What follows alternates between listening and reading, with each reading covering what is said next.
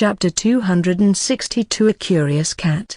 Couple of hours ago, City was on her knees, her scarlet hair tied up in a ponytail, as she meticulously collected the glowing dark violet resonance crystals. Their light barely illuminated the vast cavern around them, bouncing off the cavern walls, making shadows dance in an unsettling choreography. Meanwhile, Asher stood nearby, a rare frown etching lines onto his otherwise flawless face. He rummaged through his spatial bag, his long silver-white hair slipping over his shoulder, creating a striking contrast against his gray skin. "We're nearly out," he said softly. "Without Marina, they couldn't cook any food nor forge or concoct anything without Isola to harvest the materials for them." City straightened up, her hands holding two resonance crystals, her dark blue eyes reflecting their faint glow. "That's not surprising," she responded, her voice carrying a tinge of weariness. "It's been almost 10 days,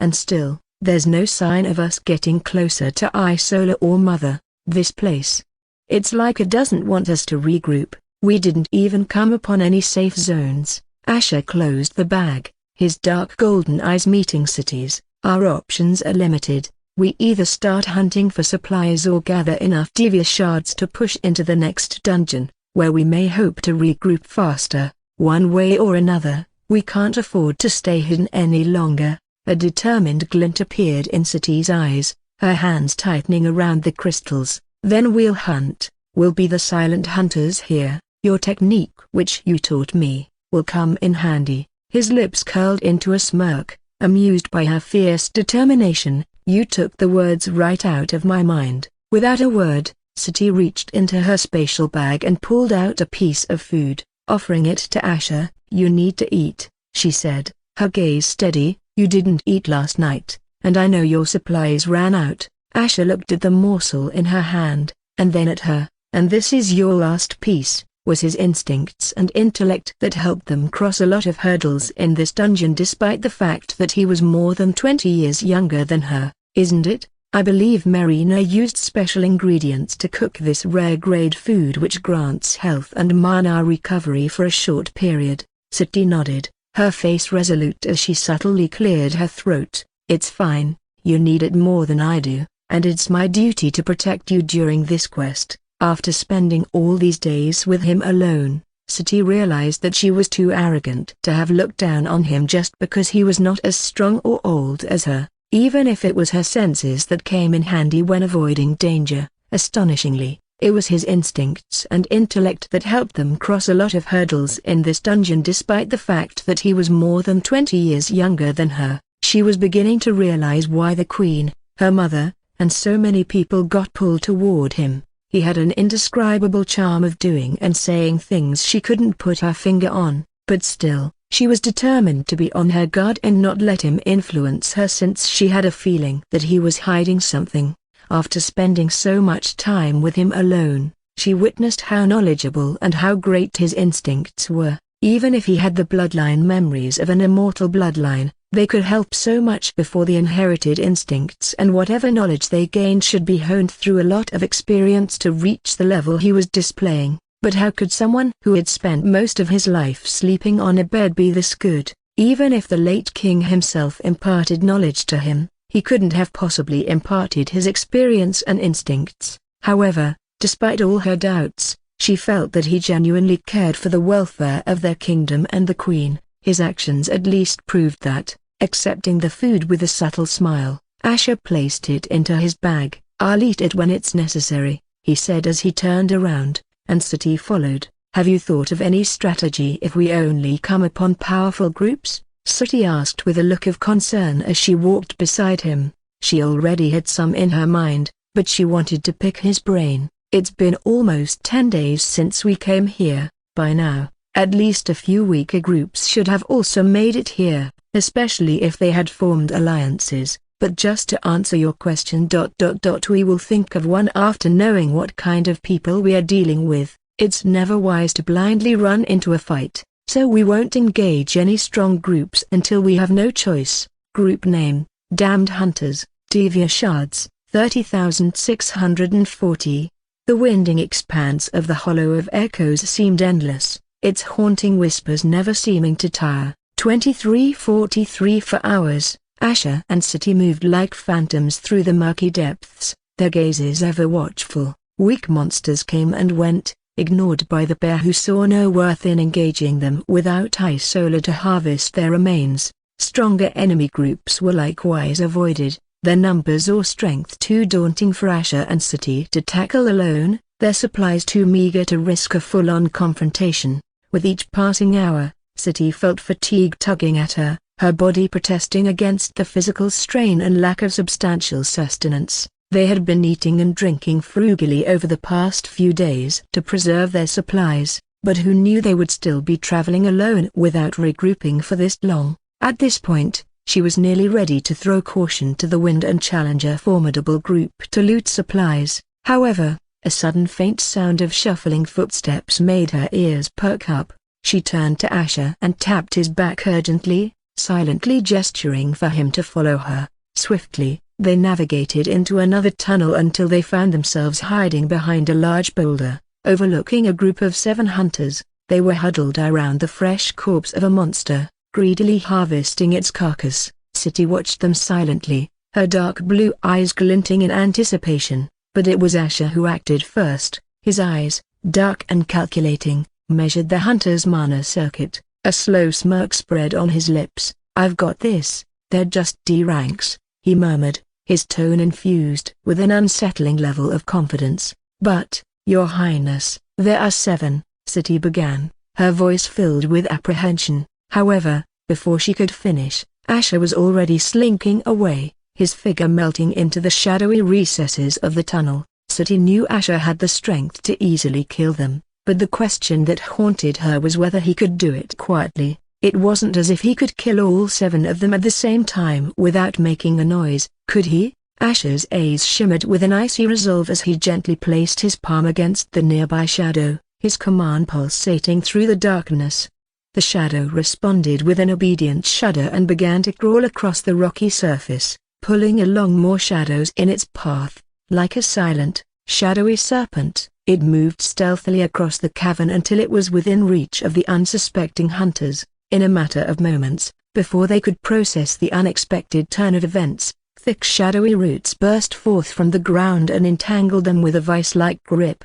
MMMMHH. Panic welled up in their hearts as they found themselves helplessly immobilized, their horrified eyes wide and unblinking. Any attempt to scream was muffled by the strangling shadows that had wrapped around their mouths too. From the corner of their eyes, they caught sight of a figure emerging from the shadows, a gray-skinned demon with eerie golden eyes. The sight of the infamous Hellbringer sent a wave of fear coursing through their bodies, chilling them to the bone. The legend of his ruthlessness and how he was undefeatable by their peers was well known among the hunters, and now, they were about to experience it firsthand. They had prayed so hard to not come upon him, and yet fate wasn't merciful. Asher pulled out his blazing ring blade, its eerie emerald flames casting dancing shadows over his stone-cold expression. With a swift toss, the ring blade flew through the air, whistling a lullaby of impending death. It gracefully slashed across the throats of the immobilized hunters in a beautiful arc,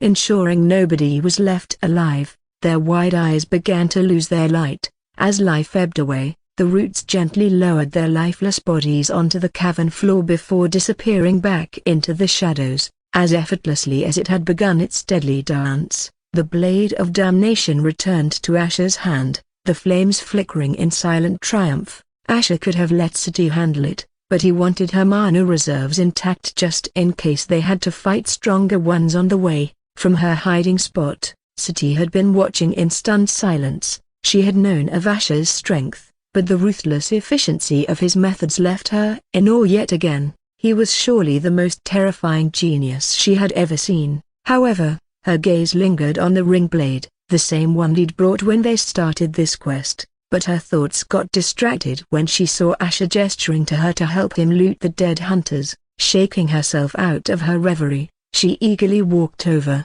her eyes brimming with hunger and greed to get anything that could help him in a situation like this. TSK, these weak ones only had common grade food and potions and not even enough to last a day more. Were they planning to just cook and concoct whenever they needed to? But I guess something is better than nothing, Asher said as he stuffed found in their bags. Sigh, what a waste. Even their shoddy armor and weapons are this close to losing their durability. Only one of them has a barely usable sword. Sigh, it will do for now. She then looked at him chewing and said, the food these hunters cook won't help us gain any mana. It is made to benefit their bodies and not ours. You should try eating the one I gave you. Sati felt he must have exhausted quite some mana to kill those 7 hunters quickly. Asher got up and said, I am eating to keep up my stamina and not feel hungry. As for my mana reserves I will survive with what I have. Asher didn't mind since he knew the only way he could gain MP was by sacrificing his own blood to the ring. Once they had finished looting the bodies, Sati turned to Asher with a scrutinizing gaze. Her eyes narrowed as she asked, Your Highness, how come your ring is still as good as new? I mean, if you haven't used it all this time, it would have crumbled by now.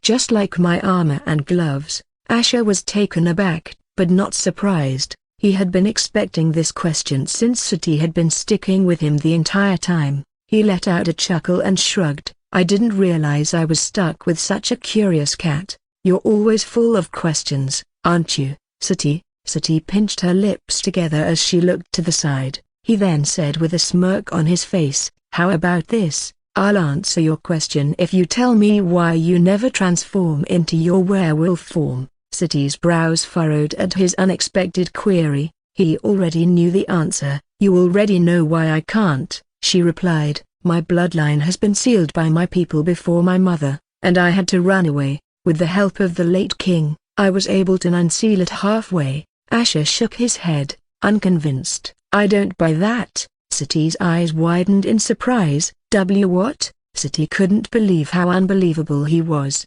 Her tone was a mix of confusion, and she said in an aggrieved tone, if you didn't want to answer my question, you could have just said so, but I am not a liar, is that so? Asher responded with narrowed eyes, but before either could continue their discussion, their expressions stiffened simultaneously. A message had intruded into their minds, stealing their attention. Warning, a bounty has been placed on Hellbringer. The two frowned upon seeing this message. Warning, a bounty has been placed on Hellbringer. All hunter and demon groups within a 100-kilometer radius are now aware of your general location within a 40 kilometers radius. The closer they get, the easier it will be to find you. This bounty hunt will last for 2 hours. You cannot enter any safe zone during the hunt. Survive this bounty hunt, and you will stand to gain 40,000 Devia shards. Die, and the one who kills you will stand to gain the same. As the gravity of their situation sunk in, Asher and Sati's expressions hardened into grim determination. The unexpected twist was like a sudden thunderclap on an already bad day. Asher clicked his tongue, his gaze sweeping over the shadowy tunnels they were ensconced in. Great, bounty hunts as well? As if things couldn't get worse, he murmured to himself. He could guess any hunter or demon group would be thirsting for those 40,000 Devia shards, which was enough to almost reach halfway to the number of shards required to advance to the next dungeon. Sati's eyes darted to Asher, her brows knitted with worry. Your Highness, she began, her voice barely a whisper in the echoing chamber. Someone must have put up 40,000 Devia shards to have you killed.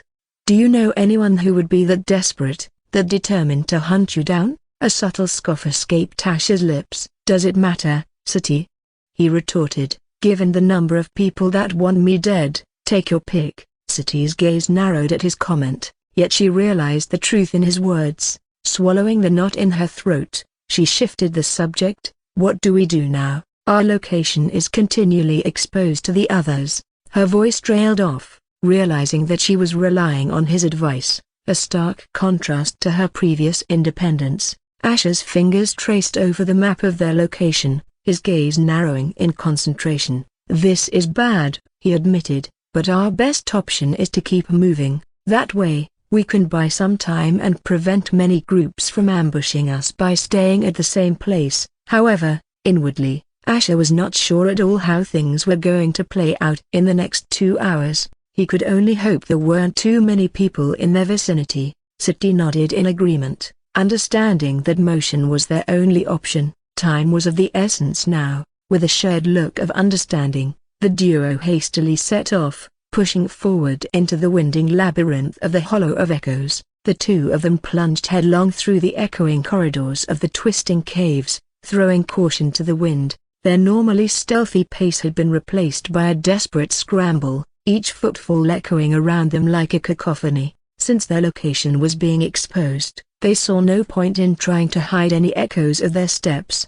Being slower would only let the others get to them faster. Suddenly, a cold, unpleasant dread hung over Asher and City as they watched a small red circle close in on their location on their map, only a couple of 100 meters away. Their eyes met, silently acknowledging the dire reality. They were being hunted. Their minds raced, trying to gauge the strength and numbers of their hunters, but the information they had was simply too vague. The impending confrontation loomed over them like a spectral specter, instilling a sense of urgency. Suddenly, another red circle materialized on their display, this one a few kilometers away, yet closing in fast. The realization hit Asher like a wave, freezing him in his tracks. He turned to City, his expression severe. "We can't keep running. We need to take out the group that's closest to us now. If we don't, we'll end up sandwiched between both groups." City's gaze hardened, her jaw setting with determination.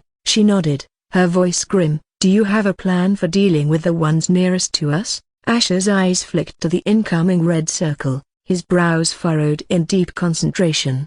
Just 100 meters away a band of 5 hunters prowled the tunnel, their footfalls echoing on the cold stone floor. Each one of them was a low-level B-rank hunter, the pulsating aura of their mana circuits painting a clear picture of their power. Their eyes shone with a mix of anticipation and excitement, a strange cocktail of emotions stirred by the idea of killing the infamous Hellbringer and earning at least 40,000 Radem shards easily. The group was a colorful mix. The leader, Garrett, was a tall, burly man with a wild mane of auburn hair, his eyes aflame with fervid excitement at the prospect of killing Hellbringer. Dressed in rugged leather armor with a great sword slung across his back, he was a menacing figure. Loren, a wiry woman with a sharp face and piercing eyes, was moving beside him. She was an archer, her quiver full of arrows that radiated a chilling cold. Her anxious gaze flickered over their surroundings as she voiced her worry.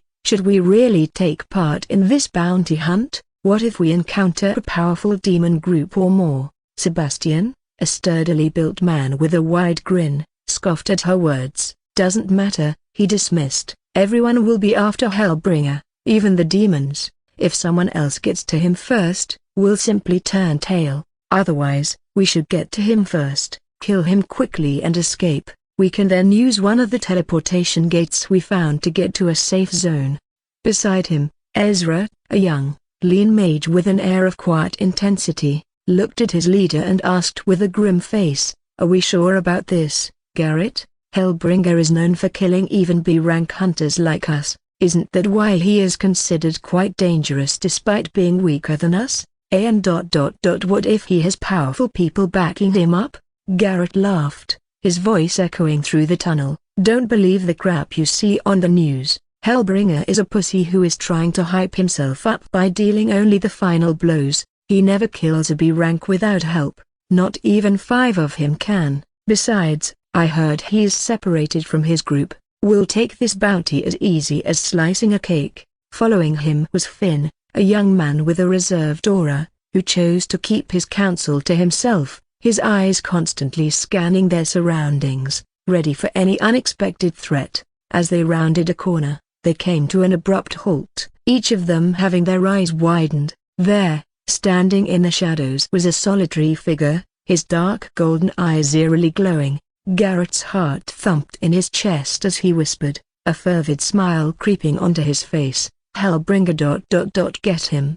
Garrett's command echoed through the tunnel as they lunged toward the solitary figure with a menacing battle cry. Seeing Hellbringer still standing without even taking his weapon out made the rest believe Garrett was right. The cacophony of their rush filled the air, a dreadful symphony that promised violence. But even as they charged, An unsettling rustle of chains echoed in the tunnel. A dark, inky mist of chains snaked out from the shadows, quickly wrapping around the limbs of the charging hunters. Their charges halted abruptly, their momentum completely stolen by the sudden bindings. What the Garrett grunted in surprise, his sword only half drawn. The chains were impossibly strong, unyielding against his struggles. At the same time, Loren, trapped mid-draw, felt a chilling fear crawl up her spine. The cold, spectral chains drained the energy around them, sapping her strength as they tightened their grip. From the shadows, a woman figure with glowing dark blue eyes emerged.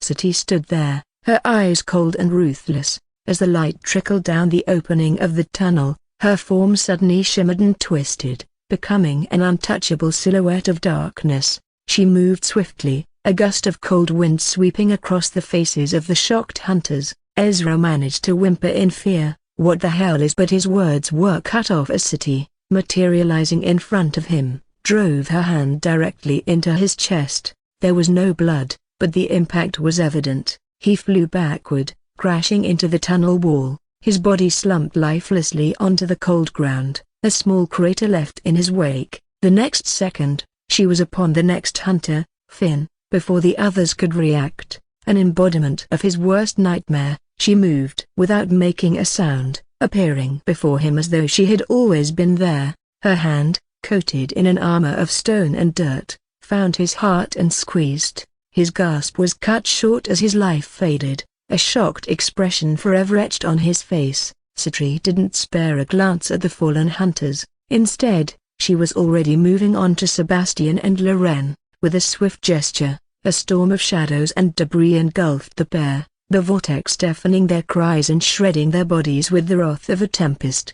Garrett could only watch in horror as his team was decimated. As the shroud of darkness dissipated, he saw her, standing in front of him. He couldn't even find the voice to say anything upon seeing her hands dripping with blood and dirt, but before he could muster his courage, he saw her simply tapping the ground with her feet. SPPSTK. Ugh! Garrett suddenly coughed out a mouthful of blood and looked down with trembling eyes to see a earthen spike that had impaled his chest. His body jerked briefly before his body dangled lifelessly on the spike. Plus 12,200 Divya shards. Asher was impressed by her abilities and the speed at which she finished off 5B rank hunters before they could even get the chance to retaliate. Surely, she was better than he thought. But there was no time to linger around as the two nodded at each other with a silent understanding and continued to run in the opposite direction to the small red circle that was only around 2 kilometers behind them. As they ran, Asher finally broke the silence. "Not bad, you did good." His tone contained a hint of appreciation. Sati briefly glanced at him and said after brief hesitation, "It wasn't all me. Your plan was the game changer, Your Highness. Using yourself as bait.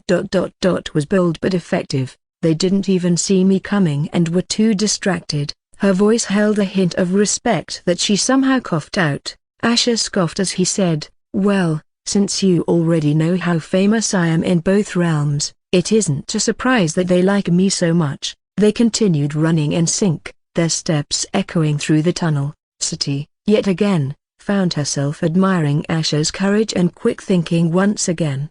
There was a spark of hope igniting in her heart. Perhaps they could make it through this. Just as this thought crossed her mind, their shared silence was broken by the abrupt notification. "Warning, cavern collapse imminent, 55 minutes. Asher clicked his tongue. "Damn it, can't the devils just cut us a break?" For more than half an hour, it was a blur of frantic running, strategic takedowns, and sudden teleportations for the duo. Group after group, demons and hunters, came at them, but they managed to hold them off with the same tried and tested strategy. Asher the distraction, Sati the executioner. Sati had great control over the darkness and the earth element, allowing her an elemental advantage in a place like this as well. It was the only thing that made the two feel fortunate for being in this dungeon during this bounty, but despite killing those who tried to hunt them, they didn't have the luxury of time to loot nor take their spatial bags since carrying extra would only slow them down.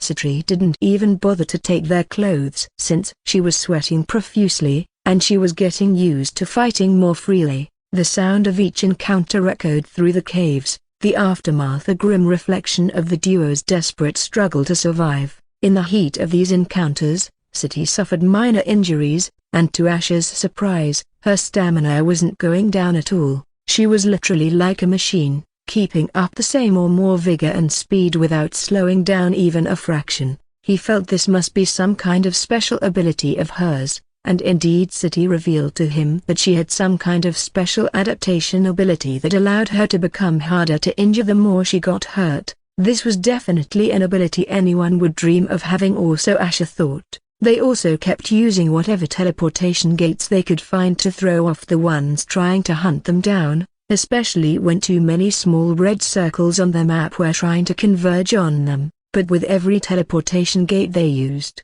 their shard reserves dwindled rapidly, and they could only teleport to places they had been to before. It was a risk, but a necessary one. The time was ticking away with no mercy, as the countdown to the cavern collapse neared its end. With only 2 minutes remaining, Asha felt it was time as they came upon another teleportation gate. I remember a spot. We have to get there to be safe from the collapse. Asha made sure to observe his surroundings all this time and keep an eye out for any shelter since he didn't know when the cavern collapse might happen again. City glanced at him, her eyes questioning as she asked while wiping off the trickle of sweat that ran down her temples. "Are you sure?"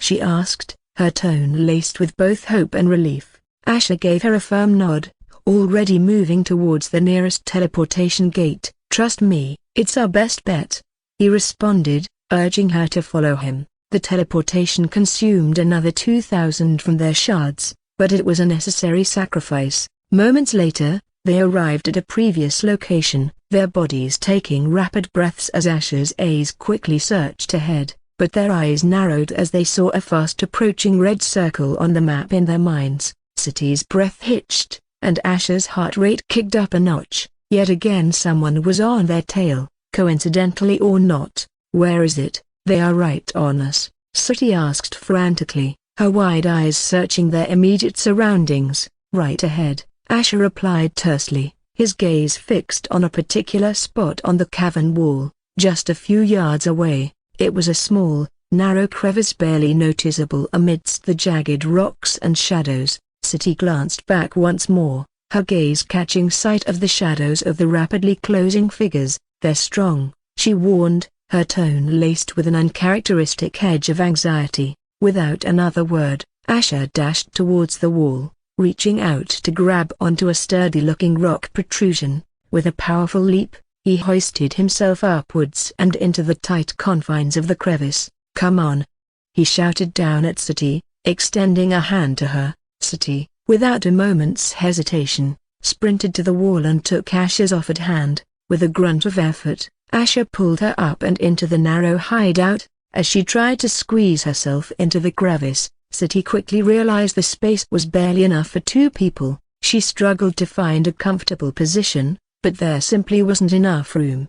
Having no choice, she finally pressed her body firmly against Asha's to fit herself into the hiding spot. It was an uncomfortable position, awkward and too intimate, but there wasn't time to be embarrassed. Right now, her mind was filled with the thoughts of surviving the cavern collapse and hoping the people behind them won't get to them. If they see them, they will be dead. Upon noticing City's worrisome expression, Asha couldn't help but let a smirk adorn his lips. "Don't worry about them," he assured her, a glint of confidence in his eyes. "They're as good as dead." With a snap of his fingers, the cavern shuddered and groaned, signaling the beginning of the cavern collapse. Massive rocks began falling from the cavern ceiling, crashing onto the ground with deafening thuds. The entire cavern was shaking, making it difficult to hold onto the crevice's rough and rocky edges. In the chaos, City's foot slipped from its precarious hold and started to swing out of the crevice, threatening to make her entire body slip down. Her breath hitched in her throat, the sudden motion sending a spike of adrenaline through her. Before she could even try to get a grip, Asha's hand shot out, quickly grabbing her muscular yet smooth thigh. His fingers dug into her soft yet firm flesh as he hauled her back into the crevice. City released the breath she'd been holding, her heart pounding wildly in her chest. The relief washing over her was cemented by the gruesome sound of crushing flesh echoed throughout the cavern, marking the death of those who were behind them. Taking a deep breath, Sati attempted to regain her composure and had her eyes flutter upon noticing her leg was still held up by Asher's firm grip. "Why, you can let go of my leg now. Thank you." But right as he did, she noticed the awkward position she found herself in. Her body was squeezing onto his, her chest pressing intimately against his. She could feel the defined contours of his muscular chest and the firmness of his abs. His close proximity was hard to ignore, his hot breath fanning against her ear, sending a shiver down her spine. She had never expected to find herself in such a compromising position, especially with him. She couldn't even say anything since there was no choice but to stay like this. As the rocks kept falling, she knew this cavern collapse would last 10 minutes, but in a situation like this, every second felt too long. And suddenly she gasped softly, feeling startled upon feeling something rigid and warm pressing against her nether regions, making her gasp softly. Feeling startled, a jolt of electricity coursed through her, the unexpected contact making her heart pound in her chest. She could barely move in the confined space, let alone look down to identify the source of the intrusion. "Why, Your Highness," she began, her voice a low whisper against his ear due to their close proximity. "Are you hiding a weapon down there?" The confusion was evident in her voice, though she was sure he didn't have any other weapon with him. The steel of a blade can't be this warm, and why was it slowly rising up, making her feel even more weird? Asher looked down at Sati, his lips curling into a mischievous grin. He chuckled, his chest vibrating against her soft chest.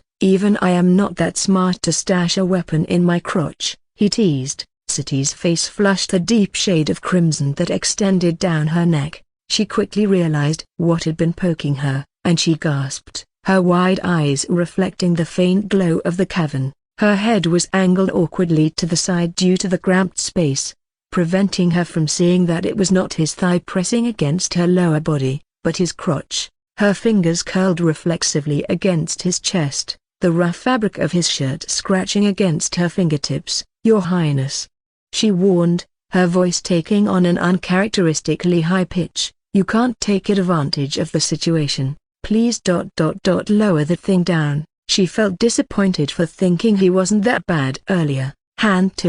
Her words were punctuated by an involuntary moan as his thing pressed even harder against her soft lower body. His muscles contracted beneath her fingers, and she could feel the heat radiating from him, setting her skin ablaze. "Your Highness," with a soft sigh, he shrugged helplessly. "I can't help it," he said with a hint of amusement in his voice. "It's your fault for making my little dragon angry." "Little dragon?" Sati thought, her disbelief quickly turning into anger. The audacity of him to name it and then blame her for his condition was ridiculous. Does he take her for a fool? But she had no idea that Asher was telling the truth. Even without him doing anything, his hungry little dragon was rising its head upon seeing the delicious prey hovering right above it. Since she only had her dark red panties had become damp with her sweat, he could feel the soft texture of her soft labia that was melting onto his warm cock. This feeling, coupled with the feeling of her soft ample breasts that were overflowing against his chest, it only stirred the thirst of his little dragon even more. Rolling her eyes, Sati huffed in annoyance and attempted to shift her body upwards, hoping to escape the discomposing pressure, but the effect was the opposite. Her movements only caused his thing to rub against her in an even more intimate manner. "Hun!" She gasped, her eyes fluttering closed as an unfamiliar warmth began to pool in her lower belly. It was like a wildfire slowly consuming her from the inside, making her squirm. "You should stop moving before you make it worse and blame me again," Asher said as he watched her struggle with an amused glint in his eyes. However, her actions were also causing him some frustration as she was making it quite hard for him to control his demonic sword. This time Sati believed him since the persistent warmth spreading between her legs only intensified with every movement, and an unfamiliar wetness followed suit. The realization made her cheeks flame even more as she immediately stopped moving. "And before you get pissed at me for poking you," Asher started, his voice a husky whisper in the loud echoing cavern. "You should know you're poking me too. It's not exactly comfortable, and honestly it's getting painful." Sati let out a confused huff. What are you talking about? I am not poking you with anything," she retorted defensively. Was he trying to shift the blame onto her? However, she couldn't help but remember some of the gossip she had overheard in the women's quarters about the peculiar pains men could experience if their thing stands up for too long. Could Asher be? His chuckle pulled her back from her thoughts. "You're poking my chest, Sati, with both of your ... Thanks to Cookus, I know someone considers me a pervert, but I never thought you were one too." He let his voice trail off, leaving her to understand his meaning, but he couldn't help but enjoy how hard those twin peaks were. Since she was sweating, the dark red fabric around her breasts got damp and thin, letting him feel it even more. She blinked in disbelief, momentarily lost while cursing Cookus for having such a big mouth. She could get punished if people knew she considered the royal consort a pervert and was aggrieved that he was calling her a pervert now. But when her thoughts finally caught up, and she understood what he was talking about, her entire body froze. She was, "It's not my fault," she exclaimed, her voice ringing in the enclosed space. I don't know what's happening. I am not the one doing it," Sati stuttered, embarrassment and confusion coiling tightly in her belly. Was she really a pervert after accusing him of being one after doing the same thing? Did she misunderstand his intentions again? Was it out of his control too? She was a seasoned warrior, trained to control her body and mind. "Know what's happening to us." Sati blinked her long lashes, the tension slightly lifting from her under extreme pressure. But this situation was entirely out of her control, out of her understanding. The close confines of their hideout left them breathless, the cool stone barely a relief against their heated bodies. She could even smell the strong scent coming off his body, and it was toying with her senses in a way she didn't want. "Relax, Sati," Asher said, his voice a soothing whisper against her ear, causing a shiver to ripple down her spine. "It's natural. I think I know what's happening to us." Sati blinked her long lashes, the tension slightly lifting from her body. "Why you do?" Her voice was hopeful and filled with confusion, desperate for any kind of explanation. Asher nodded, his chin grazing against the top of hers. "Our bodies. They're responding or calling out to each other. In the old days, it used to be called primal instincts, but these days ... it's called sexual tension." Sexual? Sati took a moment to digest his words. Sexual tension and primal instincts? She had never heard of such things, at least not in this context, nor had she ever experienced it before. That can't be ... You are just bluffing. Sati didn't want to believe her body was calling out to him. That was absurd. Asher let out a chuckle, the vibrations of it thrumming through her chest. "Ever heard of pheromones?" he asked, his eyes gleaming mischievously in the dim light. What?" Sati responded, her brows furrowing. She was well versed in the art of war, knew every weapon and combat strategy like the back of her hand, but this was foreign territory. "Pheromones," Asher repeated with a serious look. "They're sort of like vital signals in our body that people and even beasts release into the air. They can trigger specific responses in our bodies, making us feel strange and even induce changes in our body like the ones we are experiencing now." Hearing such a sophisticated explanation, Sati couldn't help but feel that he may not be bluffing after all, since nothing else could explain what was going on. She was always more focused on her training and fighting. Now that she thought about it, the signs were there, the tingling sensation, the increased heart rate, the flush on her skin. It made sense, but the realization didn't make it any less embarrassing or confusing. "Still," she asked while trying to suppress the wet heat pooling in her lower abdomen, "But why is it happening?" Asher let out a soft sigh as he said, "Because our bodies want us to contribute to the evolution of our bloodlines together." For a moment, Sati just stared at him, her mouth opening and closing like a fish out of water. She didn't get it, but slowly her eyes widened in realization. "Are you saying that I..."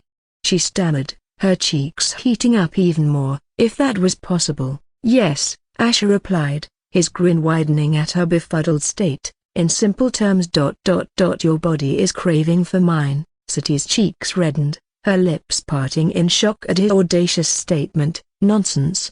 She huffed, her dark blue eyes glaring at him. The cavern, having settled from the rumble of the collapse, gave her a much-needed opportunity to extract herself from the awkward confines. She wriggled out of the narrow space, shooting him one final aggrieved glare. Once she was standing, she dusted herself off, trying hard to push away the lingering feelings of embarrassment, shame, and annoyance. She turned her eyes on him, and noticed that he hadn't bothered to fix his situation. She raised an eyebrow, aghast at his lack of modesty. And just how long do you plan to stay like that? She asked while quickly chugging down a mana potion. Asher looked down, shrugged and smirked. I think you already know the answer. Sati took a deep breath in exasperation, but before she could retort, her attention was drawn to a new change on the map in her mind. Her expression morphed from irritated to serious as a red circle emerged on the map embedded in her consciousness.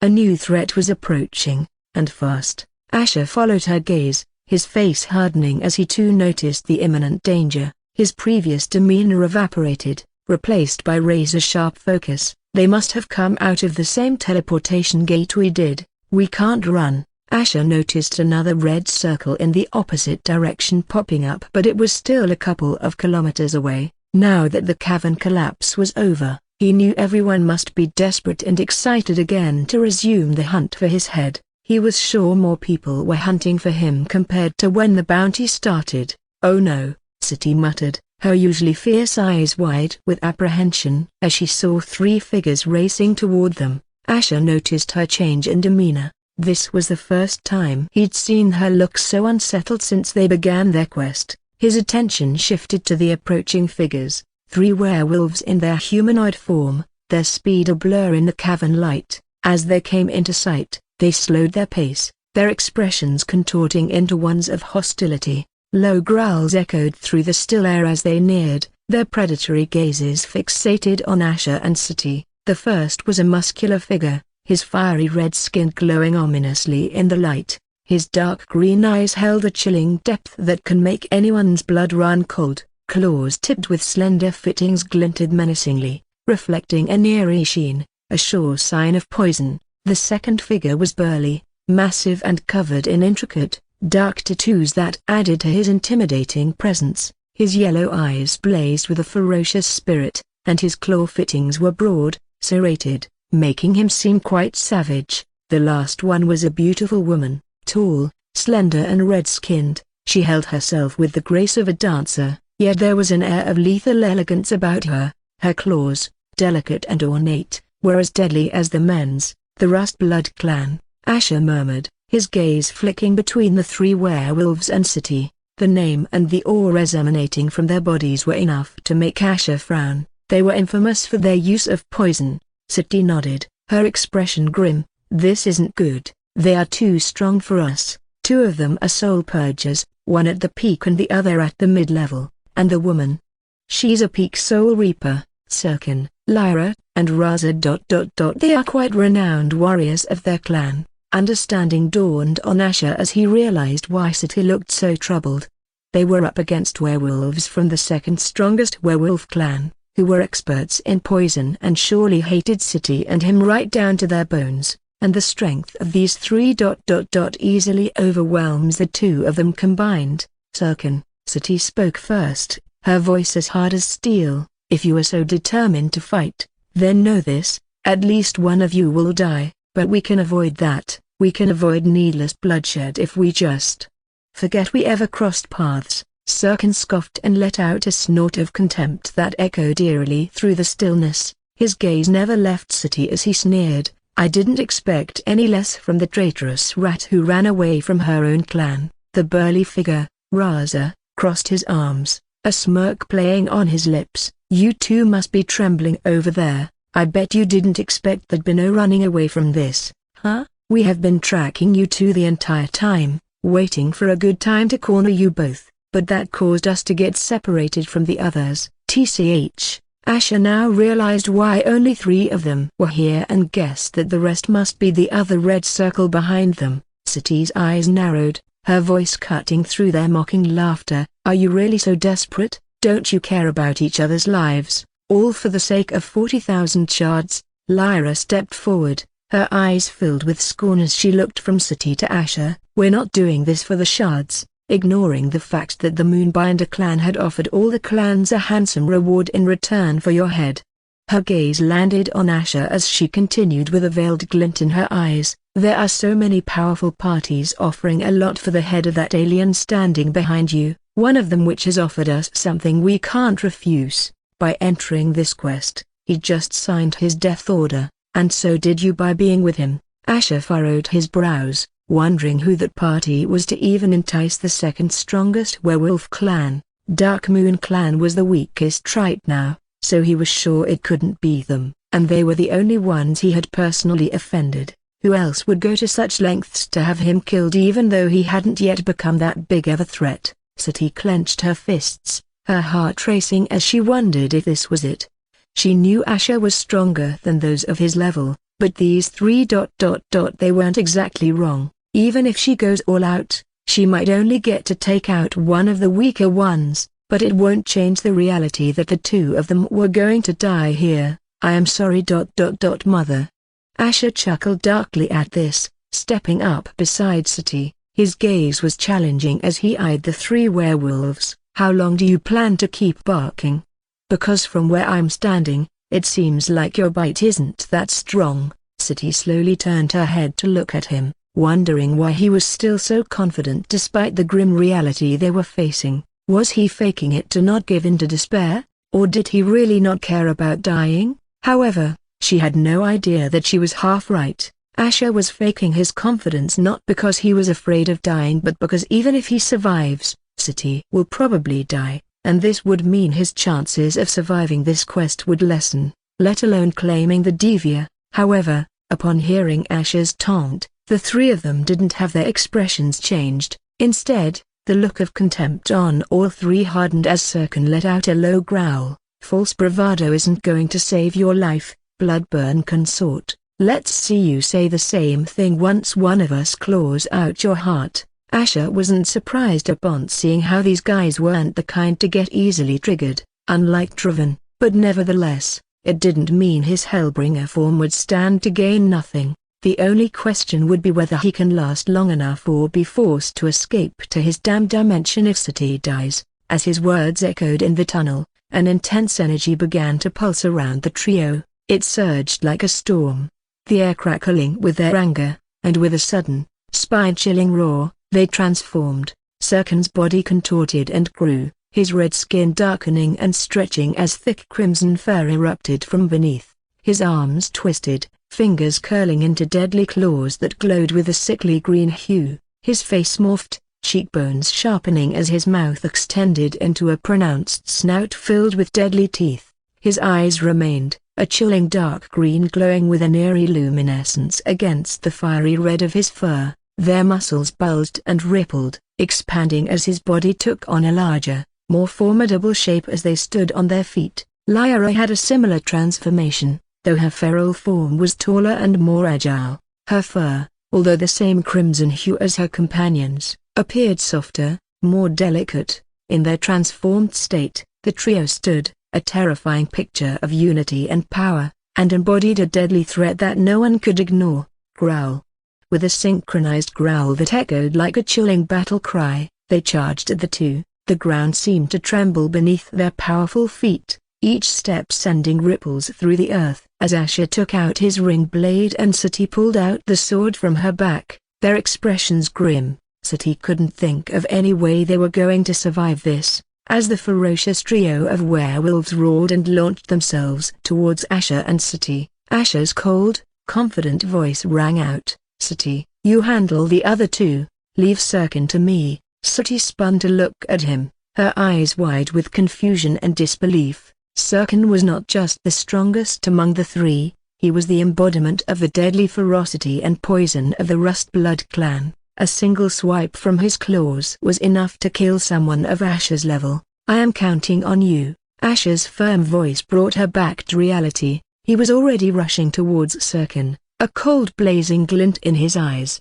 Chains of dark shadows erupted from Sati's hands, weaving a deadly web through the air as she had no choice but to deal with this as he wanted. They slithered like spectral snakes, fast and cunning, latching onto Rasa and Lyra, dragging them towards her. Their snarls filled the air as they were yanked away and redirected to face the dark embodiment of Sati's power. Meanwhile, Asher continued his death-bound rush towards Sirkin.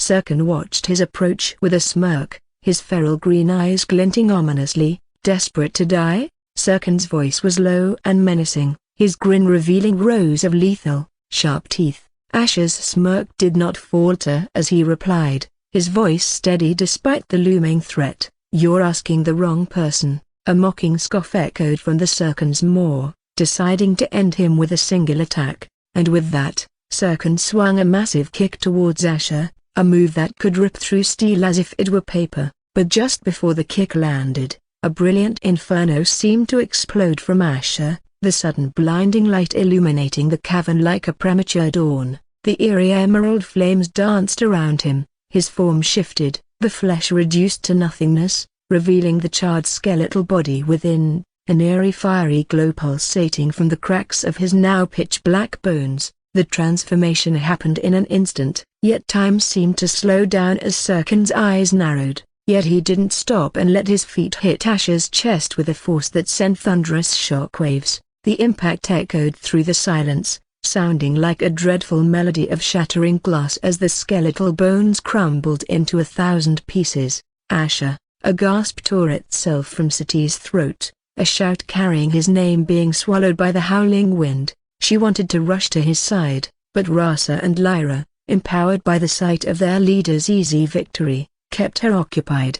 "The bloodburn consort is dead, and so will you be," Lyra said with a chilling low growl. Sirkin's grating voice echoed, his feral grin twisted in mocking disappointment. Bloodburn Kingdom really held this pathetic bag of bones in such high regard. He turned his gaze towards Sati, a wicked, salivating grin stretching across his face. "Don't kill her just yet. You two traitors deserve more than a swift death." Sati's heart hammered in her chest at his words. The implication of his statement was not lost on her. Fury flared in her chest, her wrathful gaze meeting Sirkin's. "You wretches," she roared, her voice a tempest amidst the silence of the cavern. Pure, raw power surged through her, dark and primal. The earth around her buckled and rose, morphing and solidifying into a suit of armor that clung to her like a second skin. It was dark and robust, providing a bulwark against their toxic claws. With the earth's protection at her command, she slammed her fists into the ground, sending a shockwave of tremors through the field. The ground beneath Rasa and Lyra convulsed, throwing them off their footing and sending them sprawling backwards. Sirkin's eyes widened in surprise at Sati's brute strength. He watched as Rasa and Lyra scrambled back to their feet, lunging towards Sati once again with relentless ferocity. Sati, clad in her earthen armor, stood firm, ready to take on their assault. She was cornered, but she was determined to not go down without a fight. If death was to be her fate, she'd meet it on her own terms. Her only regret was letting Asher and her queen down. Yet as Sati faced her foes and Sirkin watched the spectacle, an eerie sound from behind him caused Sirkin to stiffen, the sound of grinding, shifting bones. He turned slowly, his confident smirk morphing into an expression of disbelief. The pile of shattered, charred black bones that were once Asher began to stir. Each piece, each fragment, glowed with a renewed intensity, slowly pulling back together. It was as if an unseen force was commanding them, drawing each shard back to its rightful place. The shattered form of Asher was slowly, yet surely, reassembling itself and rising again to become whole. It was a sight both terrifying and shocking enough to make even Sirkin stare at it with his maw opened wide. How could someone who died come back to life? What kind of metamagic power would allow a living being to transform into something undead that can also resurrect? As Asher's shattered form pulled itself together, The spectacle caused all fighting to momentarily halt. It was a scene out of a nightmare, his bones reforming himself piece by piece. Sati, even amidst her struggle, couldn't help but gasp at the sight. Her heart pounded in her chest. She had seen Ash's form reduced to a pile of shards, and now, he was standing tall, the fire in his gaze not dimmed but magnified. However, she wasn't that surprised since she did witness something like this during his first trial in the Tower of Hell. The only question was how long he could last like this. Rasa and Lyra froze in their tracks, their faces mirroring the shock that rippled through the tunnel. The rumors, Lyra muttered, her eyes wide with disbelief, they were true. He really has an immortal bloodline? Since these two couldn't make sense of what was happening, they couldn't think of any other reason. Serkan shared the same stupefaction as his subordinates. Ash's skeletal form, clad in black and imbued with an eerie glow, faced him with a defiant smirk. The ridicule in Ash's gaze stoked the fury within Serkan. Rid of those two mangy mutts, leave this one to me. Your kick. Ash's voice, despite his shattered form, resonated with an undertone of scorn. It barely tickled. Before Serkan could react, Asher turned his gaze towards Sati.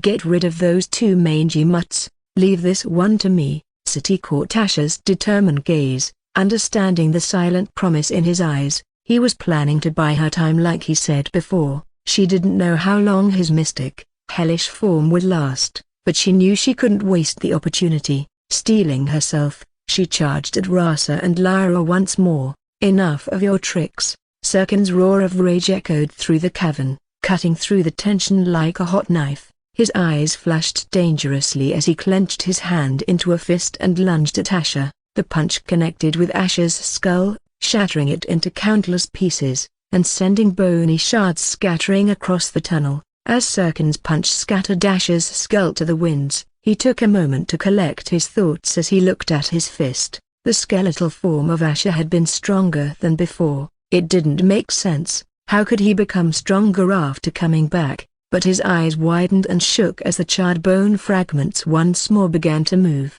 Like the workings of a macabre clock, the bones found each other, fusing back together to reconstruct the fallen warrior. The black skeletal form of Asher stood in front of a flabbergasted Serkan. Not even the most formidable beast he'd ever encountered could compare to the unease this spectacle inspired. Using such a power must come at a price. Serkan sneered and added with cold killing intent, I'll just keep smashing you until you can't rise anymore. A wicked smirk stretched across Asher's skeletal face. You can try, he taunted, and the dance of Serkan killing and Asher coming back continued. Meanwhile, Sati was locked in her own struggle against Rasa and Lyra, towering over her at 7 feet each. The werewolf swiped and lunged at her armor, trying to break down the solid wall of protection. Yet, it was as though the strikes only reinforced the earthen armor Sati wore, the stones absorbing the force and hardening further, much to their bafflement.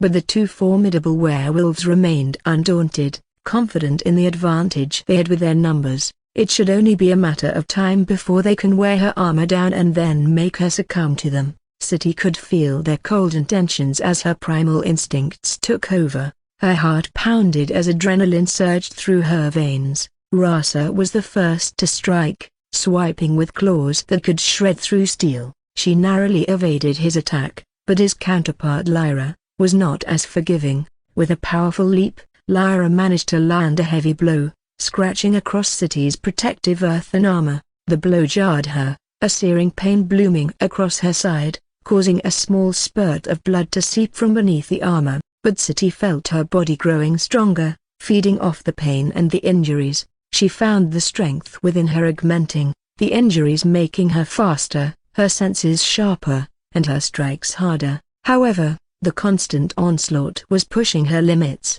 Her internal organs felt bruised, but she had no time to worry about the injuries. She was becoming more powerful, but at the same time, she could feel the fatigue creeping in and her mana dwindling. Deciding to turn the tide of the battle, she shifted into a form made of pure darkness that made both Lyra and Rasa frown as they hurried to attack her, thinking she must be more vulnerable now. But to their shock, Sati was untouchable, evading their swipes with ease. and raced around them, sowing confusion and panic. "Watch out!" Lyra cried out as Rasa looked around with a confused look. Sati moved swiftly, using the disarray to her advantage. She managed to bind both Rasa and Lyra in spectral chains of pure, inky darkness. "These puny chains won't hold us," Rasa growled as they fought against her binding, their muscles bulging in effort, and managed to snap the chains. However, their eyes filled with surprise and fear as they realized how formidable Sati truly was to put pressure on them despite her fighting alone.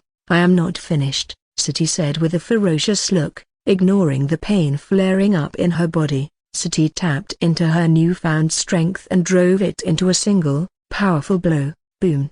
It was as though a meteor had struck the earth, the impact sending the two werewolves flying backwards. A large crater formed where she'd struck, a mirror to her raw, devastating power. She knew she was running on borrowed time. The physical strain of the fight was taking a toll on her. She could taste the metallic tang of blood in her mouth, and her vision was starting to blur around the edges. In the face of Sati's relentless assault, Rasa and Lyra could not help but recoil in fear. The strength and power she was exhibiting were far beyond anything they had anticipated. She was like an undying force, her body cloaked in an almost impenetrable suit of earthen armor, and her fists were deadly weapons. How could someone who had their bloodline sealed to a certain extent be this strong? They didn't even dare to imagine how much stronger she would be if she was able to transform. They were exhausted as all the mana and abilities they used were either dodged in time or did nothing to stop her. Their poisonous claws, which were their strongest weapon, were also ineffective because of her armor. The ground trembled as a desperate Rasa lunged at her again, his claws aiming for her throat. With a swift dodge, Sati sidestepped his attack, and swiftly, she retaliated. Her fist, solid and heavy as stone, covered in that earthen armor, connected with the side of Rasa's head. Crick!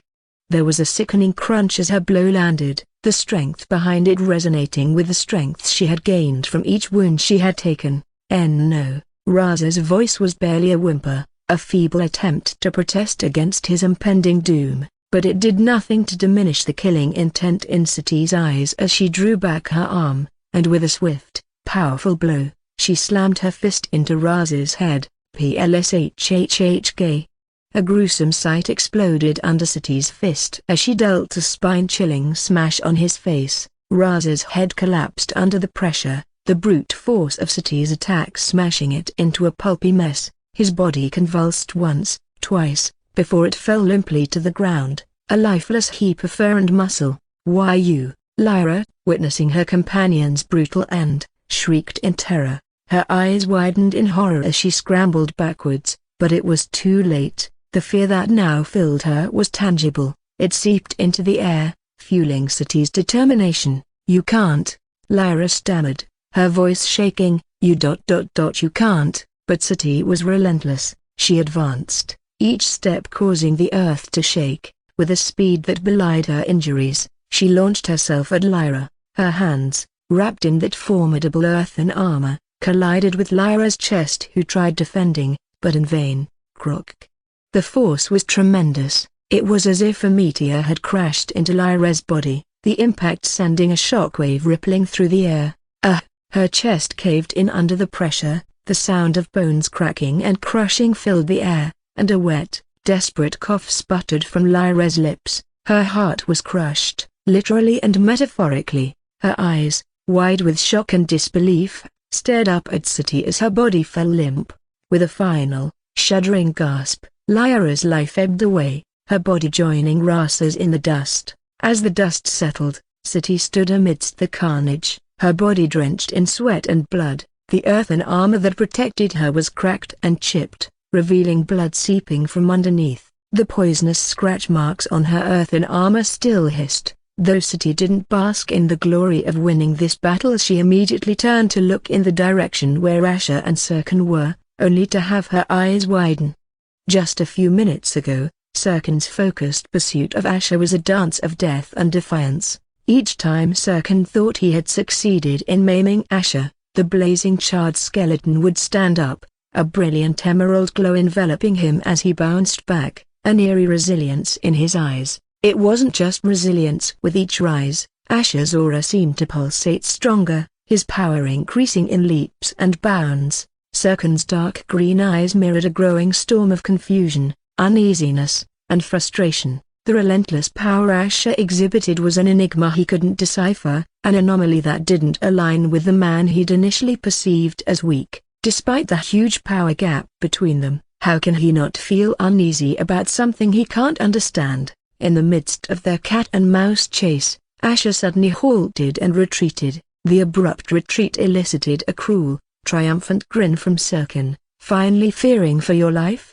he growled, his voice resonating with mockery. He guessed that whatever trick Asher was using to come back, again and again, couldn't be used again. Asher's response was a smirk, his gaze shifting to the side. "I'd be more worried about your friends if I were you." Confusion flashed across Serkan's face, prompting him to turn and scan the tunnel more than 100 meters away. His eyes widened in disbelief at the sight of Lyra and Rasa struggling against Sati, their coordinated attacking seemingly faltering under her relentless offense. This was not what he'd anticipated, and the shock of the revelation left him momentarily stunned. Serkan was on the brink of shifting his attention, ready to leap towards his comrades, when a sudden, sharp pain seared through his body. A chain of blazing emerald rings had lashed at him, their eerie glow reflecting off his crimson fur. The impact was more than physical. He felt as if a small portion of his strength had been drained,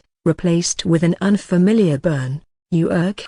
His growl of anger echoed through the field, his eyes shooting back to Asher, who was now holding a chain of ring blades, encased in the same eerie emerald flames as his skeletal body. The flames flickered like damned souls in torment, the eerie glow illuminating the tunnel with an ominous light. Stunned, and now enraged, Serkan bared his fangs at Asher. His fur bristled, singed by the unexpected attack, bruises forming beneath the crimson. He never expected a weakling like him would manage to make him feel pain. As the ember-like glow in Asher's eyes continued to mock him, a primitive instinct took hold of Serkan. He had to eliminate this unpredictable man, and he had to do it now. With a near-splitting roar, Serkan charged toward Asher. Like a lightning bolt, he lunged, disregarding the emerald chains of Asher's chain of despair that whipped at him. Each lash that hit him was like a bite of fire on his crimson fur, leaving scorch marks that glowed against the darkness. Yet, he bore it all with a slight grimace, relentless in his pursuit. In a terrifyingly swift motion, he clamped his claws around Asher's skeletal neck, a snarl etched on his beastly face. His grip tightened, and with a savage yank, he severed Asher's skull from his spine. But the moment of triumph was short-lived. The second Serkan released his grip, Asher's skull started to reform, bones knitting themselves back together at a breakneck pace. The skeletal figure straightened, an eerie laughter echoing from its hollow structure. "How pathetic," Asher taunted, his voice echoing off the cavern walls. "You can't kill someone far weaker than you." "You!" Serkan's snarl resonated through the cavern, his wrath growing with each passing moment. He had to put an end to this farce, and with this thought, he summoned a powerful gust in the shape of a giant claw, his signature ability, a venomous slash. The gust wasn't just wind, it was laced with countless imperceptible poison particles, a deadly concoction of his clan's poisonous lineage. The gale whirled around him, swirling in a fierce dance of venomous wind before he thrust it towards Asher. Asher's skeletal form was violently thrown back, the gale pushing him dozens of meters away while shattering his bones before his skeletal frame struck the cavern walls with a sickening crunch. Serkan watched Asher's bones shattering with a grim wish, hoping his poison would slowly eat away at Asher, disorienting him and gradually leeching his life away. If brute force couldn't take him down, the toxin coursing through his veins would definitely do the trick. Serkan had never come upon any beast or man with metamagic abilities to transform themselves into an undead form without really dying. So even if Asher's current form didn't seem to have any veins or blood, Serkan was banking on the fact that Asher was still a living being. The poison has to get to him somehow. But as Asher's skeletal form began to reassemble itself again from the pieces scattered across the cavern floor, Serkan felt a cold dread creeping up his spine. The realization of his miscalculation gripped him. His powerful attack had only temporarily incapacitated his foe, nothing more. He wasted his mana for nothing. There was a mocking twinkle in Asher's eyes as he rose, and the hint of derision on his skeletal face was palpable. However, before Sirkin could even register the change, the air behind him seemed to ripple, the calm before the storm. His instincts screamed danger, and he spun around just in time to shockingly see Asher's blazing chain coming right at him. With a swift reflex, Sirkin raised his forearm to deflect the strike, but the chains bit into his skin, leaving behind a series of bloody cuts. The injuries were far from severe, but the pain was unexpected, and what actually shook him was that each cut felt as though a part of his strength and defenses had been stolen, leaving him stunned. The chains suddenly dissolved, but the impact of Asher's attack remained, further fueling his rage. Incensed by this unforeseen turn of events, Sirkin summoned another attack. It was a deadly technique, and with a howl, he let the wind loose. The wind materialized into invisible blades and shot out in an instantaneous gust, moving towards Asher with a speed that left no room for escape. The winds sliced through Asher's skeletal form, breaking apart his bones and sending him spiraling backward. Asher crashed into a cavern wall, the impact causing an echo throughout the cave. In the next instant, his skeleton began to flicker, the eerie emerald flame that once roared now a mere whisper. Flesh began to reconstitute itself rapidly on his frame. As Asher reverted to his original night elf form, he was paler than before. The 50% sacrifice of his HP upon using the Chain of Despair was evident on his face, but even in his weakened state and after exhausting his entire MP, there was a distinct satisfaction in his eyes. His lips curled into a smile as he looked at Sirkin, trying to catch his breath in an exhausted state. There were bruises here and there on his beastly body, and his state was definitely a far cry from his confident, intimidating self not too long ago.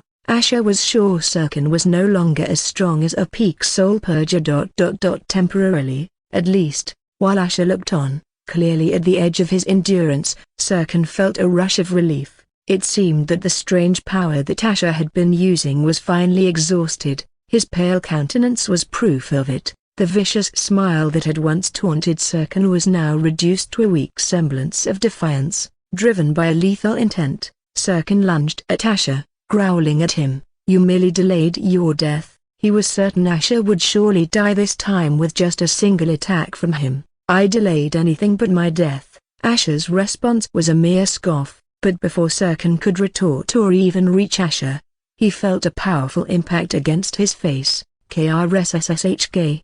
Ugh!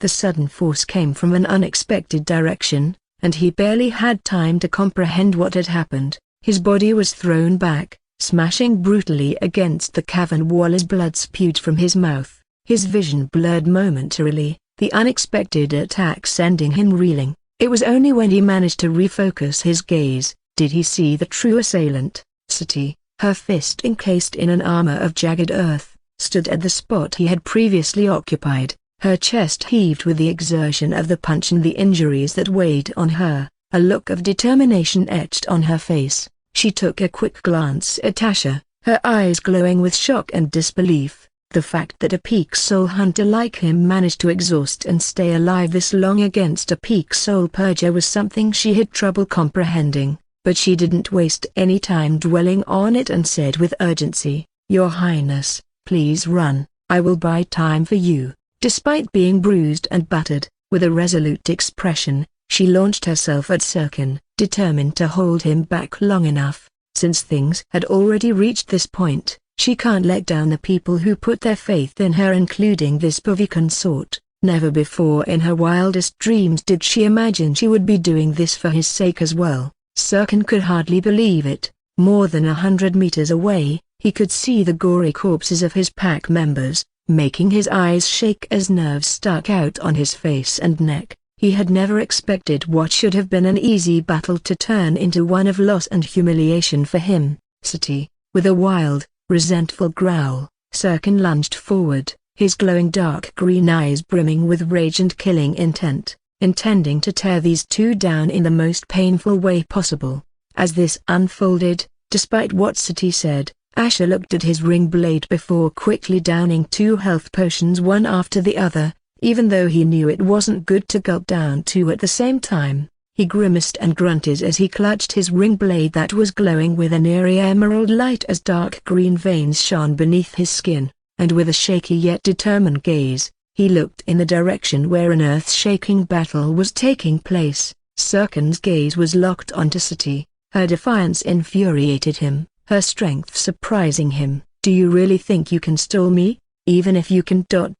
He is dead either way," he growled, his gaze darkening as he wiped the blood that was trickling down his maw. Sati didn't respond verbally. Instead, she let her actions speak for her. The ground beneath her trembled and ruptured, causing Sirkin to stagger. She used this moment to launch a flurry of darkness and earth energy towards Sirkin. The darkness swallowed the light around them, and the debris became deadly projectiles in her hands. Sirkin had no choice but to defend himself. The shadows around him thickened, acting as a shield. Simultaneously, he summoned a wind that sliced through the storm of debris like invisible blades. The gust blew away the dark cloud around him and headed straight for Sati, but she had anticipated it. Shifting into a form made of pure darkness, she became untouchable, allowing Sirkin's attack to pass harmlessly through her. However, as she reformed, she could feel her strength waning. The toll of her sustained damage was beginning to show,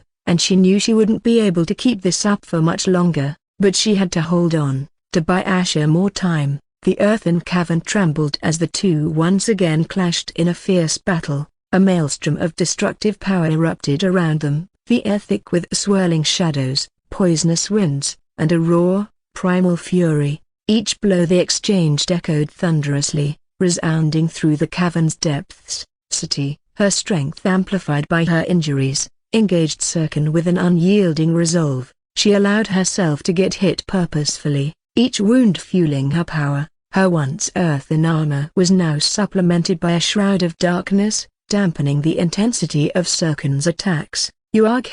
With a sudden burst of strength, she shattered one of Sirkin's arms, causing him to roar in surprise and pain. The satisfaction of landing a powerful blow on him coursed through her veins, stoking the flames of her determination, but she exhausted too much mana and stamina and was struggling to even take a breath. The sight of his mangled arm inflamed Sirkin's fury. His eyes glowed a poisonous green, mirroring his lethal intent. His free hand was sheathed in a dark green glow, the deadly poison seeping from his claws. "You will regret that," he hissed, lunging at her. Sati braced herself for his attack. She didn't have the time or enough energy to dodge before Sirkin's poisonous claws struck. Croak. His attack was ferocious and unyielding, the poison-laden claws piercing her earthen shield, tearing through her skin. "Ah!"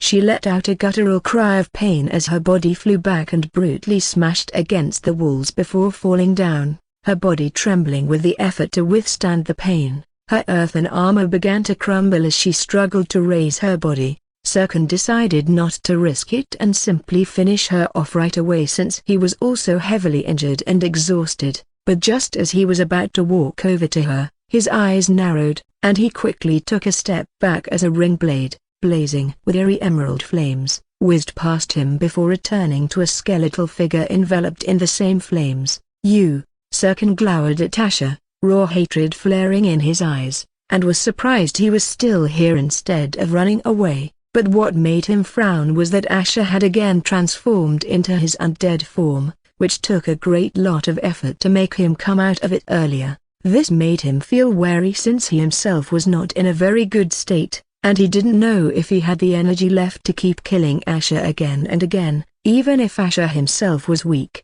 Never before had he ever had to feel wary of a mere soul hunter despite being a powerful peak soul purger. Suddenly, Asher raised his skeletal hand and snapped his fingers, an action so casual it still made Sirkin's nerves jitter. A shudder ran through the air, an unnatural ripple that made Sirkin be on his guard, but contrary to his expectations, something else was happening before him. The air twisted and shook beside Asher as 4 hellish figures manifested. Each entity was a horrific representation of a wolf, but not any ordinary beast of the wild. Its form was reminiscent of a wolf, but it was constructed from a dark green substance that was unmistakably akin to molten magma. The rocky texture of its skin glowed eerily, lava oozing out of its pores and mouth. Each one had a charred skull for a head, dark green lights flickering in the hollow eye sockets as it let out spine-chilling growls. Sirkin froze, shocked at the sight of the nightmare-inducing apparitions.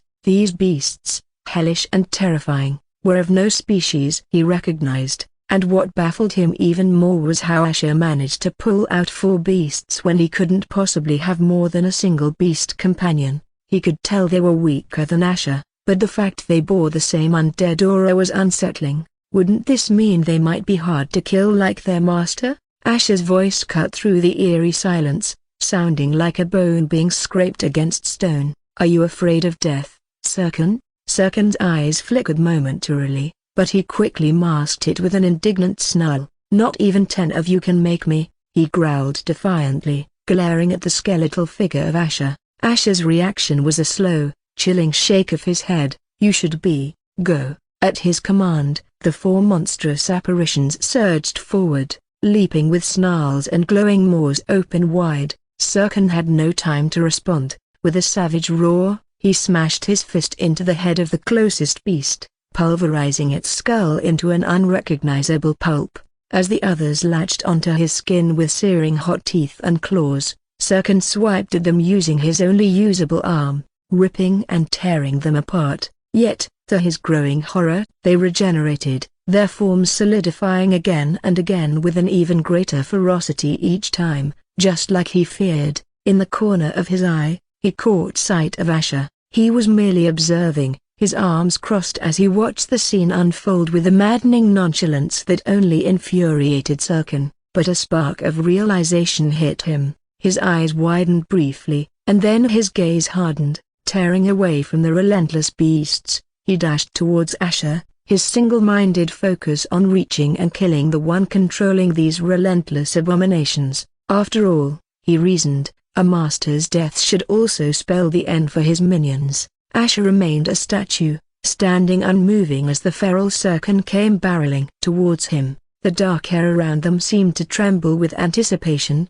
echoing with the guttural snarls of the relentless beasts that trailed behind Sirkin, gnashing their molten teeth. Sirkin let them cling onto him and bite down on his skin as a growl resounded in the eerie silence. I told you there was no point in delaying your death. Sirkin guessed that Asher's mana reserves must be so low, and just one more attack should kill him for good, and for this he didn't mind if he had to endure this stinging sensation of all 4 beasts trying to bite into his skin and distracting him. Asher merely continued to watch, his hollow eyes reflecting the desperate figure charging towards him as he let out a cold scoff. I delayed enough to cause yours. Sirkin's eyes narrowed as his words gripped his heart, but just when the distance between Sirkin and Asher had shortened to a hairbreadth, a terrifyingly strong force struck Sirkin from his blind side. Arg! With an agonizing roar, Sirkin's other arm shattered, the remnants of his bones jutting out grotesquely. Sirkin's knees buckled, and fell on his knees onto the cold, hard ground. His eyes, wide and disbelieving, could only register shock as a familiar figure towered over him, a figure he had thought was finished. Sati stood there, her body bruised and her shoulder bloodied, but her aura was fiercer than ever. Trails of crimson flowed from her lips, dripping onto Sirkin's shocked face. Her hand shot out, gripping his throat with a strength that made his remaining fur stand on end. No more.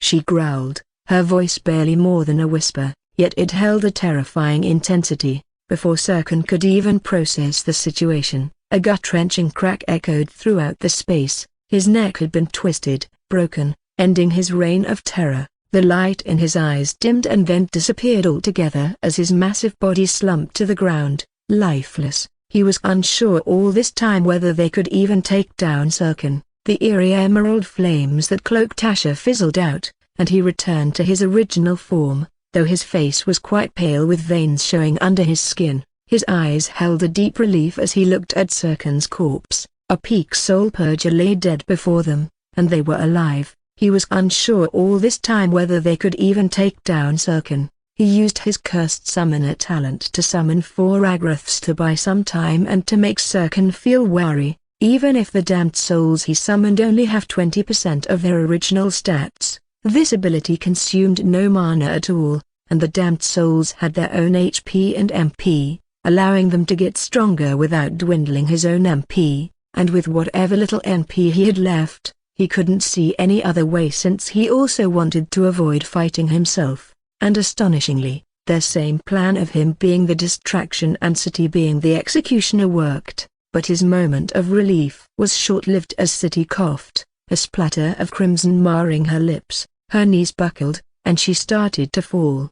But Asher was quick to react, catching her in his arms before she could hit the ground. "Easy there," he said, his voice gentle yet firm. Reaching into his pocket, he pulled out a small vial filled with a luminescent liquid, a health potion. City, in her weakened state, tried to push his hand away. "You need to run," she managed to gasp out. "The others.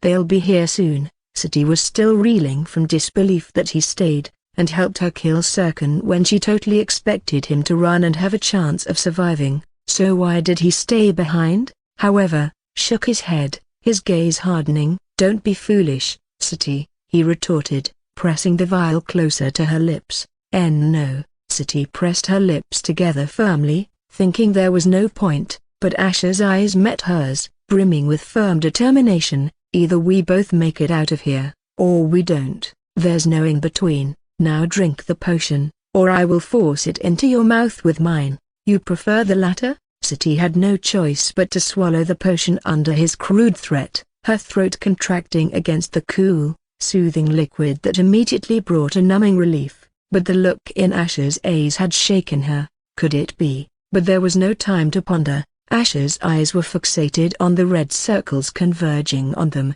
an indicator of approaching enemy forces. Without wasting a second, he dug into his spatial bag, pulling out a wrapped parcel. "Eat this," he commanded, lifting her effortlessly into his arms. "It should slow down the poison." Asher noticed the bloody claw mark with a dark green glow on her shoulder and knew she got poisoned by Sirkin. City squinted at the offered food. To her surprise, it was the same one she had given him earlier. Her heart twisted at the thought. He had kept it. Despite everything, she began to eat, knowing full well what he might say if she didn't. As she chewed, her thoughts shifted to the growing number of red circles. Despair welled up within her, dark and cold. Even if they only had 10 minutes left for the bounty to end, they wouldn't make it. They were outnumbered, outmaneuvered. By now, there must be a lot of groups who must have gathered in this vicinity. Asher, who was slowing himself down to carry her, wasn't looking good as well. His skin was sickly pale, and his eyes held a flicker of exhaustion. She felt he must be suffering the cost of using his mysterious abilities earlier. She grabbed the fabric of his shirt, her eyes pleading. "Let me go," she whispered, her voice barely audible and her eyes quivering. "You have a better chance without me. I am dead. Either way." City knew her body rendered half of the poison ineffective and, in turn, gave her the strength to finish off Sirkin. However, the rest of the poison was enough to easily start to break down her body from within. She also no longer had any mana nor the strength to fight off the remaining poison coursing through her veins. Whatever mana she gained from eating the food was immediately consumed to slow down the poison, but the poison has gotten too strong in her body by now that no matter how much mana she gains, it won't prevent the inevitable. Without an expert healer, she wouldn't stand a chance. "You're not going to die, City," Asher said, determination stealing his voice. "Solar can help you heal. We just need to hold on for a few more minutes." But his reassurances fell on deaf ears. City knew the reality of their situation. Solar and her mother were nowhere near them. Asher also knew, but he still didn't want her to give up, not until her fate was sealed for sure. Just then, shouts echoed from behind them, the noise amplifying in the silent tunnels. City's heart sank as she saw one of the red circles had already reached near them. Asher shifted his grip on her, sprinting towards the distant glimmer of the teleportation gate. "There he is, he's trying to teleport," one of the hunters shouted. his voice echoing through the tunnel. "I'll get him." Another voice joined, a sharp note of determination in his voice. A blazing arrow zipped through the air, its trajectory aimed straight for Asher. As Asher jumped into the teleportation gate, the arrow struck him in his back. He grunted in pain, falling on his knees as they teleported, appearing in another tunnel. Yet, his grip on Sati was firm, keeping her from tumbling to the ground. Your Highness." Sati's weak voice echoed in the tunnel, her eyes wide at the sight of the arrow sticking out of his back. "Fuck," Asher grunted, yanking the arrow from his back, wincing at the raw pain that followed. He got up, holding Sati firmly in his arms as he continued running. He realized that because of fighting Sirkin's group, things weren't going as he calculated. His mana reserves were running on fumes, and he had only 30% HP, which he was still sacrificing slowly to his ring. But even if he manages to escape to the damned dimension, he can't stay there forever. It was not like he could keep drinking health potions and inflict mana poisoning on himself. He will surely not survive on his own. The only way he saw was to somehow survive this bounty hunt and not let Sati die. Maybe if he manages to keep her alive long enough using whatever he can find, then there might still be a chance. He refused to give up just like that. He realized her value and he couldn't afford to lose her, or so he was feeling right now. Asher moved as fast as his legs could carry him, sweat trickling down his forehead and down his pale face. He shifted Sati's weight onto one shoulder, freeing his hand to summon his ring blade. His eyes glinted with determination as he charged through the weaker groups of hunters in his path, his blade slashing through them with an unyielding force. But each victory came at a price, every clash leaving him with more injuries as he shielded Sati with his own body. He shifted Sati back into his arms as he leapt through another teleportation gate, stumbling as they arrived in yet another tunnel. But their troubles were far from over, as a couple of red circles on the map indicated even more danger closing in on them. Only 5 minutes remained, 5 long minutes. Sati could feel her heart tightening as she took in Asher's battered form. Sickly veins pulsed on his skin, a telling sign of his fading strength. She looked at him with teary eyes, her voice weak. "Tell my mother that I am not going to tell her anything. You are going to ... So you better stay alive, or do you really want to leave your mother alone in my hands?" Asher asked with a weak smirk as he grimaced and began to run again, his ragged breaths filling the silent tunnel. His words hung in the air, echoing in Sati's mind as they ran. Her heart pounded in her chest, a complex wave of emotions overwhelming her, making her clutch tighter to his shirt. She watched him grit his teeth with every step, yet he didn't slow down, didn't falter. There was a determination in his eyes, a resolve that was staggering. Her lips quivered as her heart flooded with regret. She had spent so much time building walls against him, searching for faults, for reasons to despise him. His cockiness, his bravado, his cunningness, and crudeness, they had always overshadowed his intentions in her eyes. She had labeled him as a villain, an opportunistic manipulator.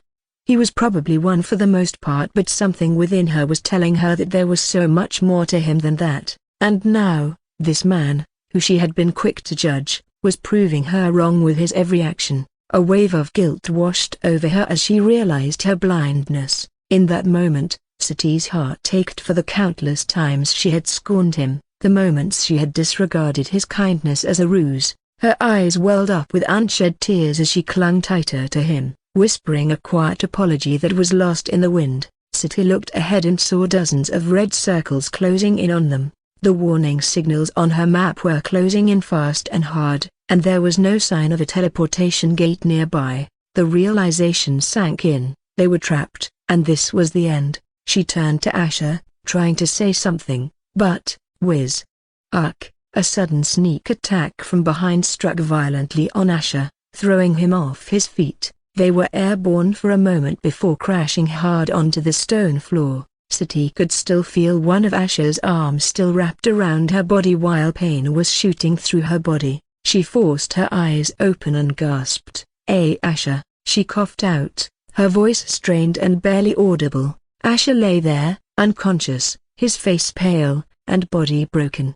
City could see his chest rising and falling unevenly, barely clinging to life. Suddenly, a horde of hunters and demons broke through the darkness, their figures highlighted by the eerie glow of the tunnel. Some of them radiated power as potent as Sirkans. Their eyes were trained on them, and their hands held weapons, gleaming menacingly in the low light. Despair washed over City as she watched the advancing horde. Her body refused to move, the poison had paralyzed her. She felt a sharp sting of helplessness, her heart thundering against her chest. Her gaze shifted back to Asher's lifeless form. His face was peaceful, so starkly contrasted to the chaos around them. Tears welled up in her eyes, reflecting the gloomy light around her. Her heart ached as she whispered, "I am sorry." Her voice was feeble and almost lost amidst the cacophony of the hunters' chatter, but it was laced with regret and despair. All she could do was watch, and wait for the inevitable.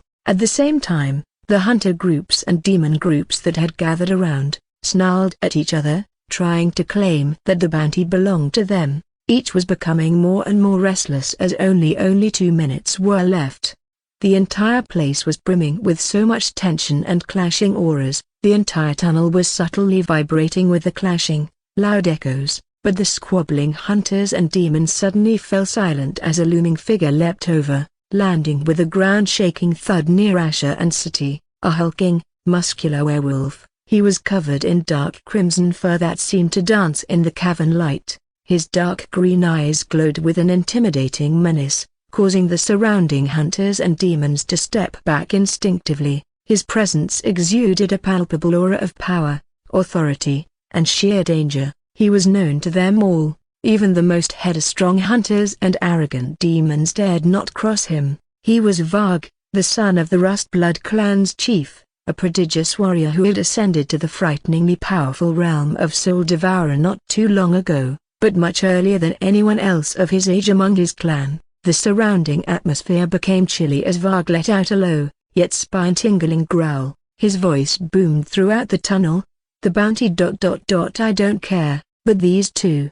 He gestured toward the prone figures of Asher and City, "Killed 3 of my pack members, and I won't let anyone else claim their blood." His statement hung heavily in the air, laden with an unspoken threat. "Any who think otherwise, step forward." As he finished, a handful of equally imposing werewolves with the same crimson fur stepped up beside him, their powerful auras seeping into the already tense environment while baring their sharp fangs. None dared to refute Varg's claim, not when he held such a fearsome reputation. Who would even dare to go up against a soul devourer who also has soul purgers beside him?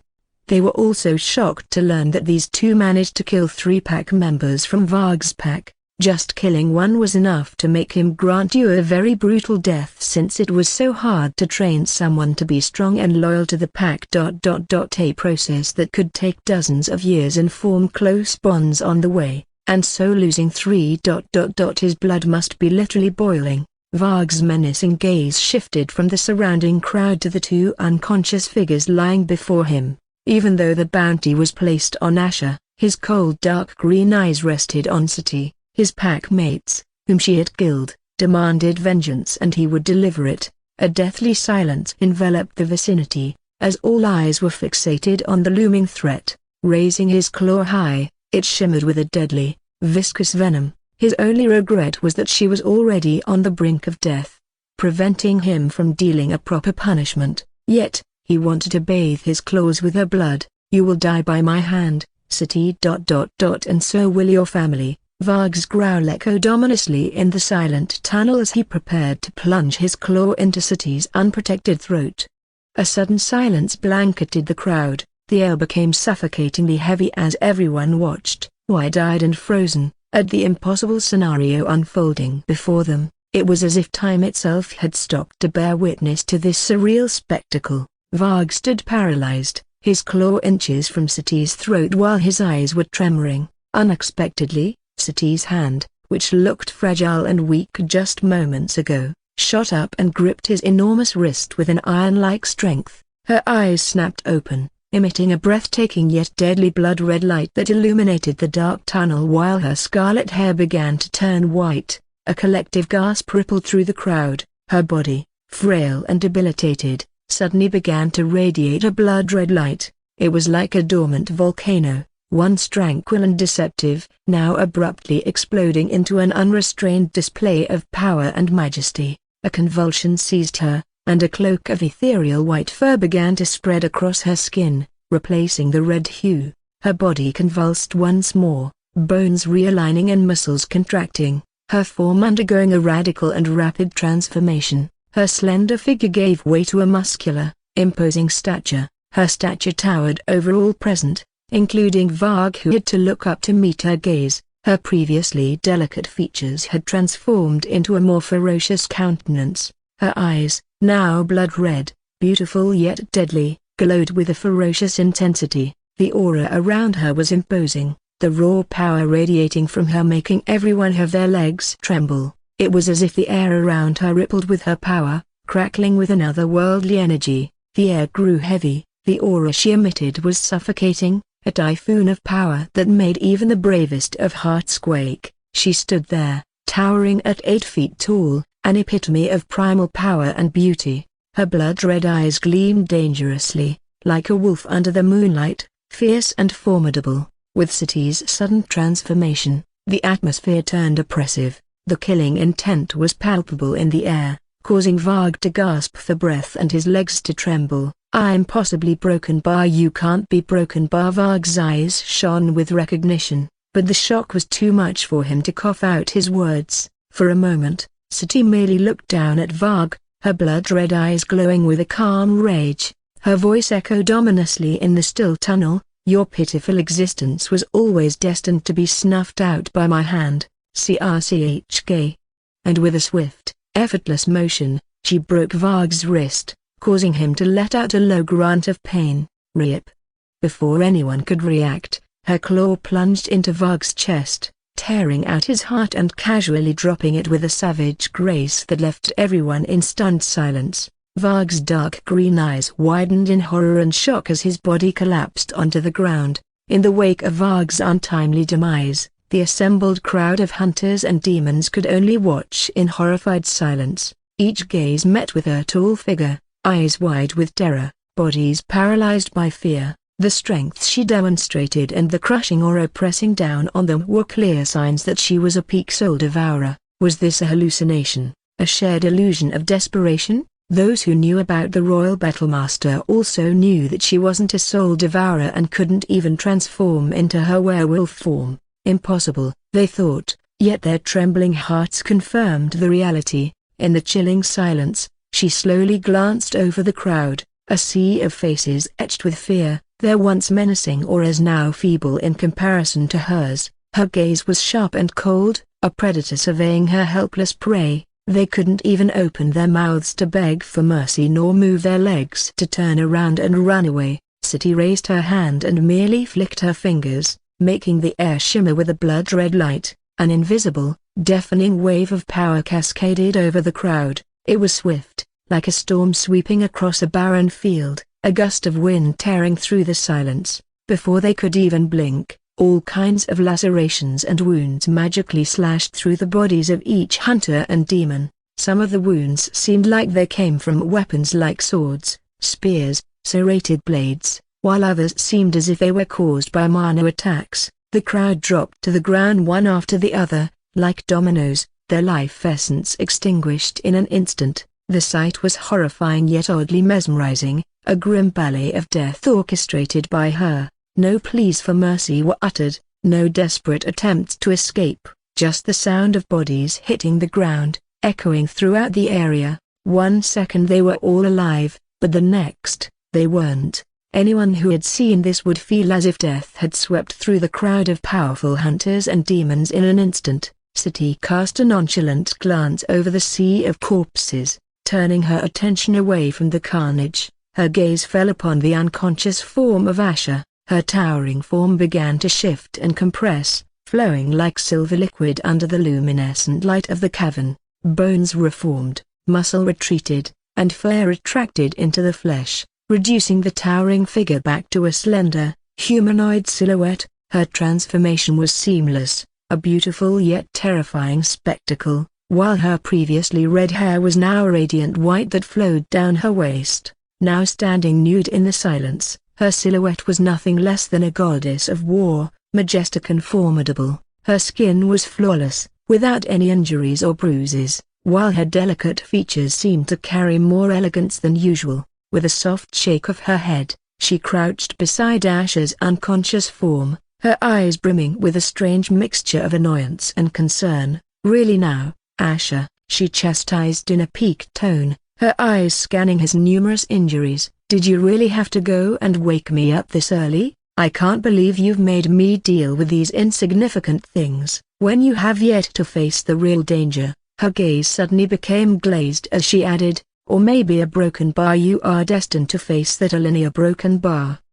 Her expression softened as she gently touched his face, her fingers brushing away a strand of hair that had fallen across his eyes. "I guess I am being a bit too harsh," she murmured, her voice barely a whisper. "This wasn't your fault after all." Her gaze fixed on his peaceful face, a sense of resolve washed over her. "You better not die on me. I can't afford to wake up again for a long time." A small, soft smile played on her lips as she continued, "I'm really looking forward to seeing you become the strongest again. It's a day I legally wait for, and the day we can finally—" Her words trailed off as she bit down on her lip. No sooner had she uttered these words than a coughing fit seized her, a splatter of crimson blood staining her lips. Her face paled as she wiped away the blood, a flicker of annoyance crossing her features. "Why does time have to be so short?" she grumbled, her voice growing fainter. At the same time, the bruises and the injury on her shoulder from earlier began to magically appear on her body.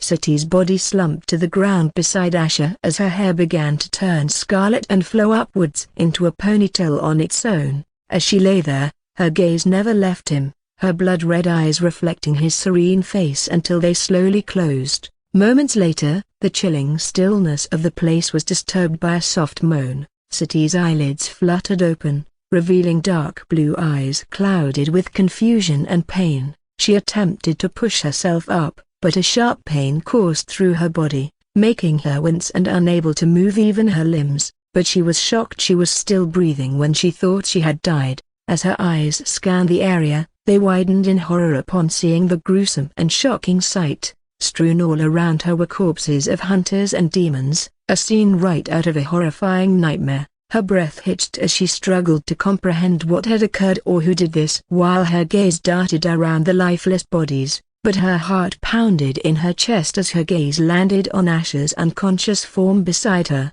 Ignoring the pain surging through her, she mustered the strength to reach out a trembling hand toward him. She had to know if he was all right. Her hand barely made contact when Asher let out a soft grunt, his eyes slowly flickering open. A relieved sigh escaped her lips as she weakly called out to him, "Your Highness." Her voice was barely audible, yet filled with palpable relief. "Are you a broken bar all right?" Asher turned towards Sati. When he noticed her calling out to him, her face white as a sheet, he was astonished she was conscious and he was still breathing after suddenly getting knocked out. However, he gathered his thoughts and moved closer, steadying her against the wall. A quick check told him her condition was weak but surprisingly stable. The sickness that had plagued her earlier seemed to have wreaked havoc inside her body but no longer seemed to be killing her. He also realized that his injuries had stabilized magically and no longer pulled him down, but his attention was immediately drawn to the surrounding scene. Dead bodies of hunters and demons lay scattered around them in a grotesque display. The extent of carnage hinted at a battle of colossal proportions, yet he observed there were no signs of struggle from these dead people, and the surroundings were intact. Usually, if someone or some people killed all these powerful people, the mana in the air would be a chaotic mix of radiant and demonic mana, yet, the air was as calm as a pool. This made him knit his brows. "Who did this?" he questioned aloud, trying to piece together the puzzle. His gaze then fell on a large mound of glimmering Divya shards lying untouched. He pushed himself off the ground and walked towards it, his eyes reflecting a tinge of incredulity. "Looks like whoever saved us was not just powerful but also benevolent enough to leave us with all these Divya shards," he mused aloud, an underlying note of suspicion in his tone. The amount of shards and the chaotic scene hinted towards a demon's involvement for sure. His MP was also miraculously full, and this mysterious savior probably even removed the poison from Sati's body, but he couldn't think of any demon who was this powerful to help them. Sati, on the other hand, had her mouth part as she looked at the sight with a trembling gaze. Asher turned around and noticed her strange look before asking with knitted brows, "Can you make any sense of this?" "Yeah, broken bar. I feel like I have seen something like this before." A broken bar, Sati mumbled with a look of confusion and uncertainty. Asher turned his gaze back to Sati, his brows furrowing deeper at her vague words. "Seen something like this before? What do you mean by?" he began, but his words abruptly trailed off as Sati winced, her fingers clutching tightly at her wounded arm. He quickly crouched beside her, his hands hovering uncertainly over her arm. "The poison might be out of your system, but the damage it's done is," he trailed off, his voice taut with seriousness. His gaze flitted towards the surrounding corpses and then back to her. "Hold on, there might be something useful among the dead, potions, healing items. We have to check," he urged, desperation creeping into his voice. Sati gave him a weak nod, her vision swimming as she slumped against the wall.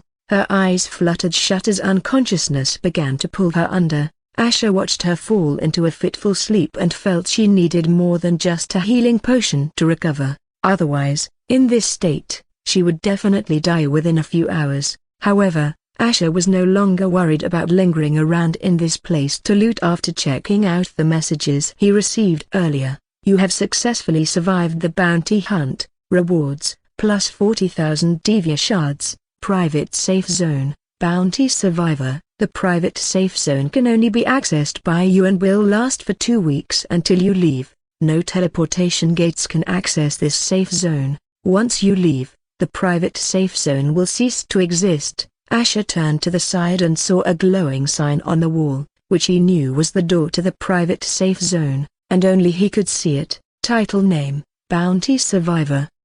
Only the worthy shall bear this title throughout the quest, allowing the bearer to carry along 25% of their total shards to the next mini-dungeon and shall receive various perks in safe zones. Divya shards, 245, 670. Asher let out a sigh of relief, feeling that getting hunted by bloodthirsty demons and hunters for 2 hours was finally worth it. He knew why the reward seemed quite generous, since the chances of surviving a bounty hunt, especially with so many shards involved, were close to zero. If it wasn't for getting saved by whoever that mysterious person or group was, he wouldn't be standing here now. He also saw a marker pop up on the map, which was only a few miles away, and knew it was the place where he and his group should forge the second Divya crystal. However, he knew Sati couldn't travel in this state, and now that they could rest in a private safe zone, he decided to wait and let the other 3 in his group regroup here. Now that they know he and Sati were in a safe place for at least 2 weeks, Asher was confident that Isola, Marina, and Kaliza would manage to reach here on their own. With all these thoughts, he continued to loot all the valuables and goods from the corpses strewn across the ground. Asher moved swiftly and efficiently, sifting through the fallen with a sharp eye, pulling out anything he deemed useful. A glint of something unusual caught his eye, and he reached out, pulling forth a rare-grade spatial bag from underneath a fallen hunter. The bag, seemingly unassuming, had a carrying capacity of 200 kilograms. A surge of relief coursed through him as he quickly stowed food, drinks, armors, weapons, and any other valuable items he could find into the bag.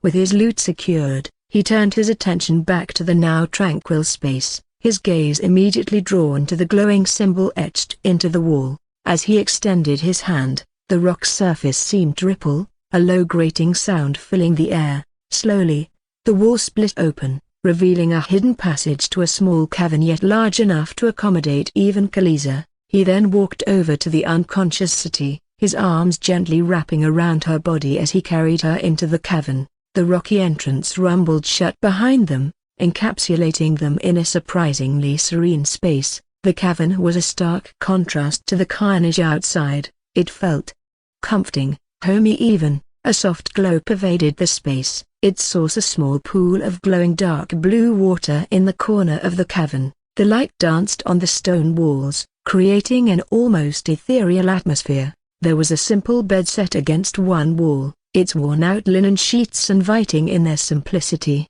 Along the opposite wall, there was an assortment of weapons and armor, sparkling under the luminescent glow. To the side of it, a wooden table held a collection of unknown items and a stack of neatly folded clothes. Along the opposite wall, there was an assortment of weapons and armor, sparkling under the luminescent glow. Asher took in the sight with a sigh of relief. This private safe zone was like a serene haven where one can rest, recuperate and restock to continue the quest. He could understand why someone who survived a bounty hunt would get rewarded with this. He then laid Sati on the bed, her body peppered with bruises, her shoulder badly injured. He furrowed his brow as he glanced around, spotting a pile of neatly folded clothes on a nearby table, but he paused and made his way towards the glowing pool, curiosity peaking as he dipped his fingers into the glowing dark blue water. An unexpected surge of energy pulsed through him, and the information about this mystical body of water unfurled within his mind.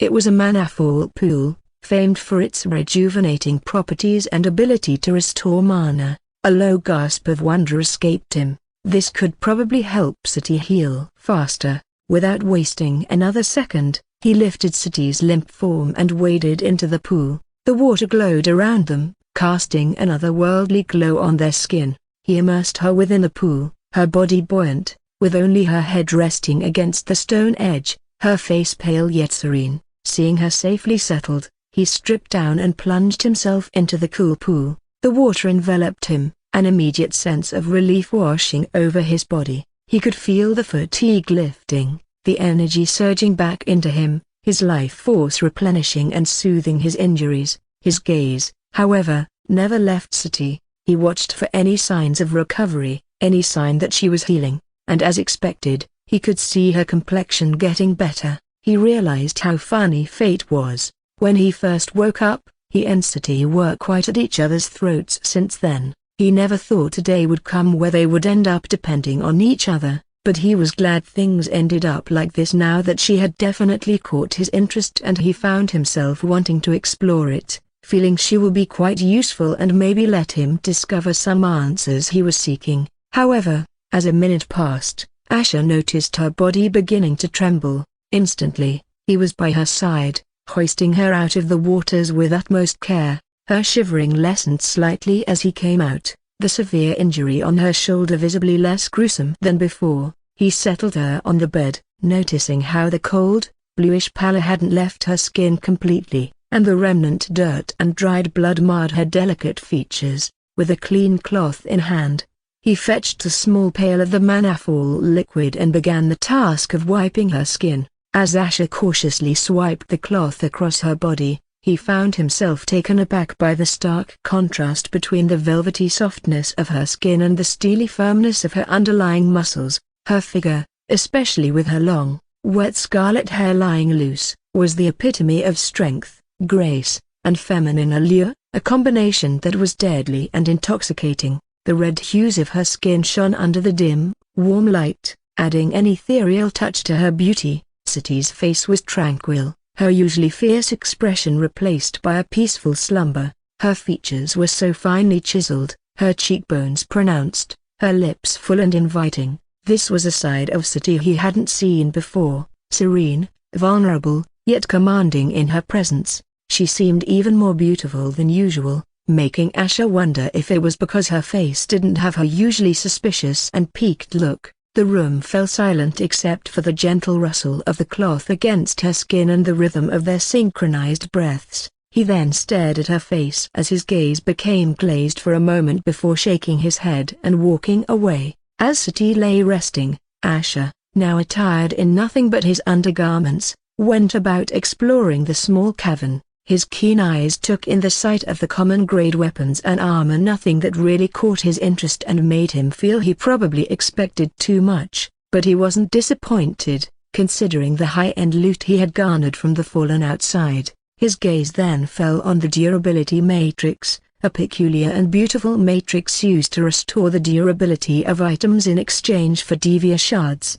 The notion intrigued him as he thought of the multiple items he had looted. This was definitely a lifesaver if he could also get access to one of them in the higher dungeons. Nearby, the cozy fireplace caught his attention. Stored nearby were packets of ready-made food and bottles of exotic drinks, enough to last 2 weeks for only a single person. But with their acquired loot, food would be the least of their worries. As Asher familiarized himself with the new surroundings, an hour slipped by unnoticed. The cavern seemed hospitable, albeit eerily quiet. Just as he was considering a rest himself, a soft moan echoed through the silence. Whirling around, Asher spotted Sati on the bed, her body twisting uncomfortably in her sleep. She was shivering uncontrollably despite being wrapped in a thick blanket. Her skin was cold to the touch, the thick blanket doing little to warm her. Her cheeks were flushed, and her lips trembling. He could see that her body had begun a powerful yet taxing process of healing,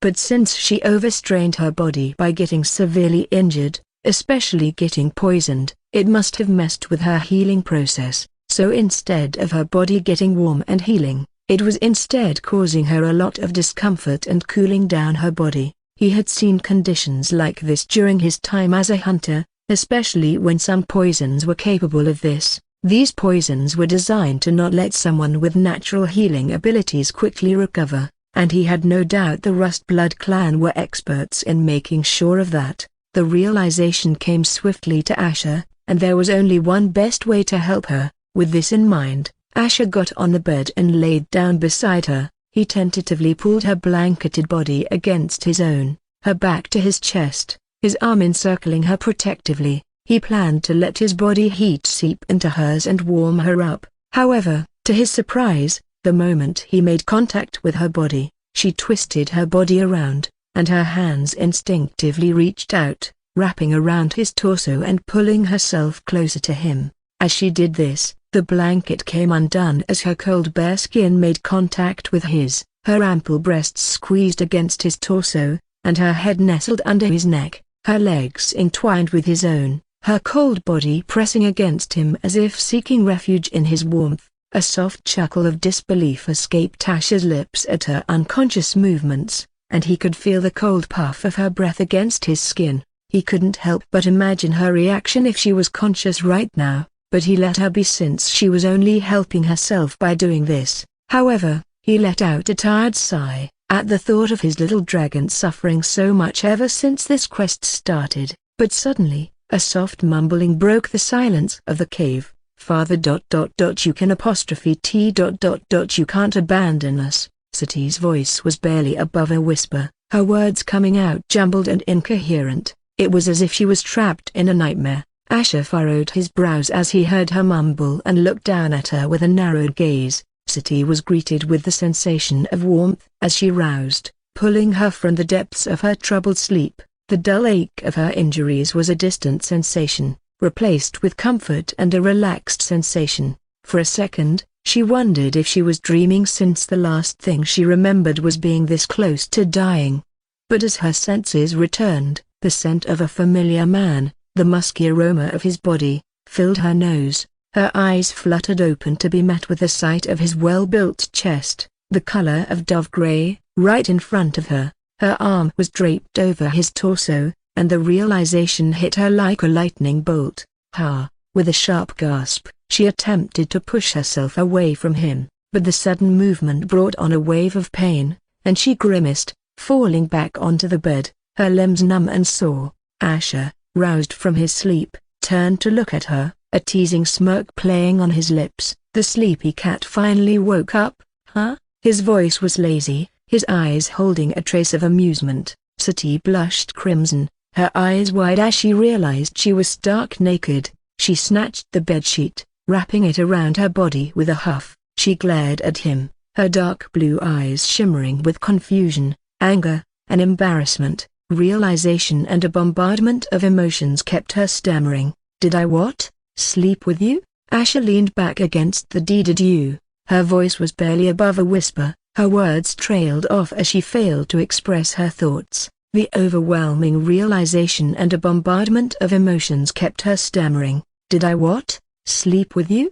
Asha leaned back against the bedpost, looking at her with a teasing grin, clearly enjoying her discomfort. "We did sleep together, yes, but nothing happened, at least not what your naughty mind might be imagining." Asha chuckled, his voice filled with amusement. Sati's eyes narrowed into slits, a hiss escaping her lips. "I wasn't imagining anything naughty, and how could you take advantage of me in such a helpless state?" Asha blinked, looking genuinely surprised. "Take advantage?" he scoffed, his laughter filling the cave. "Oh Sati, you were the one who was already naked when we got saved. Maybe the people or the one who saved us wanted your underwear?"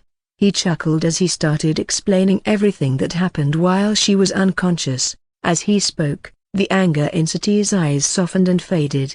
Her lips pressed together, forming a thin line as she lowered her gaze, her mind filled with mixed emotions. Why was she always misunderstanding his intentions? But why would anybody even steal her underwear after saving their lives? It just seemed weird and strange. She also had no idea she woke up like this because of her own actions. She could vaguely remember the same dream she had countless times where she was lying in the freezing ground, close to death, but this time she felt a warm and comforting energy enveloping her, and before she knew it, she was trying to embrace this energy for safety and stop hurting. But who knew she ended up hugging him while she was naked? Her cheeks turned scarlet thinking about it again. Why would she do something so embarrassing, and then to sleep like a baby in his arms? She could feel the heat spreading across her face, her cheeks probably resembling ripe tomatoes now. Still, despite not liking what happened, she knew she was still breathing only because of him.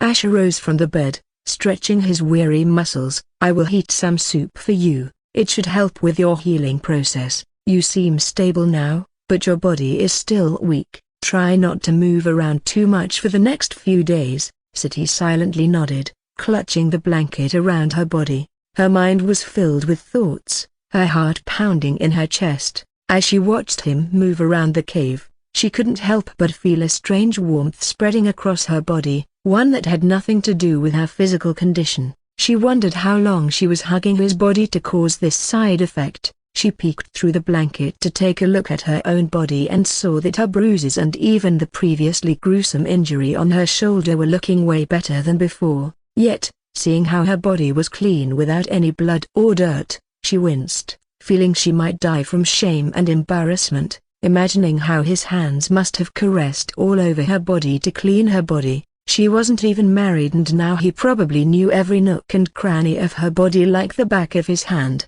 And worst of all, she couldn't even say anything, especially after knowing why he did it. However, the fact that he truly didn't do anything to her despite the helpless state she was in was enough to make her realize a lot of things about him. She then secretly tried to peek at him by turning her head subtly, but seeing Asha walk toward her with a bowl of hot soup, Sati quickly averted her gaze. He extended the bowl towards her, and with a soft nod of thanks, she tried to take it, but her hands were trembling, making it difficult to grip the bowl securely. "No."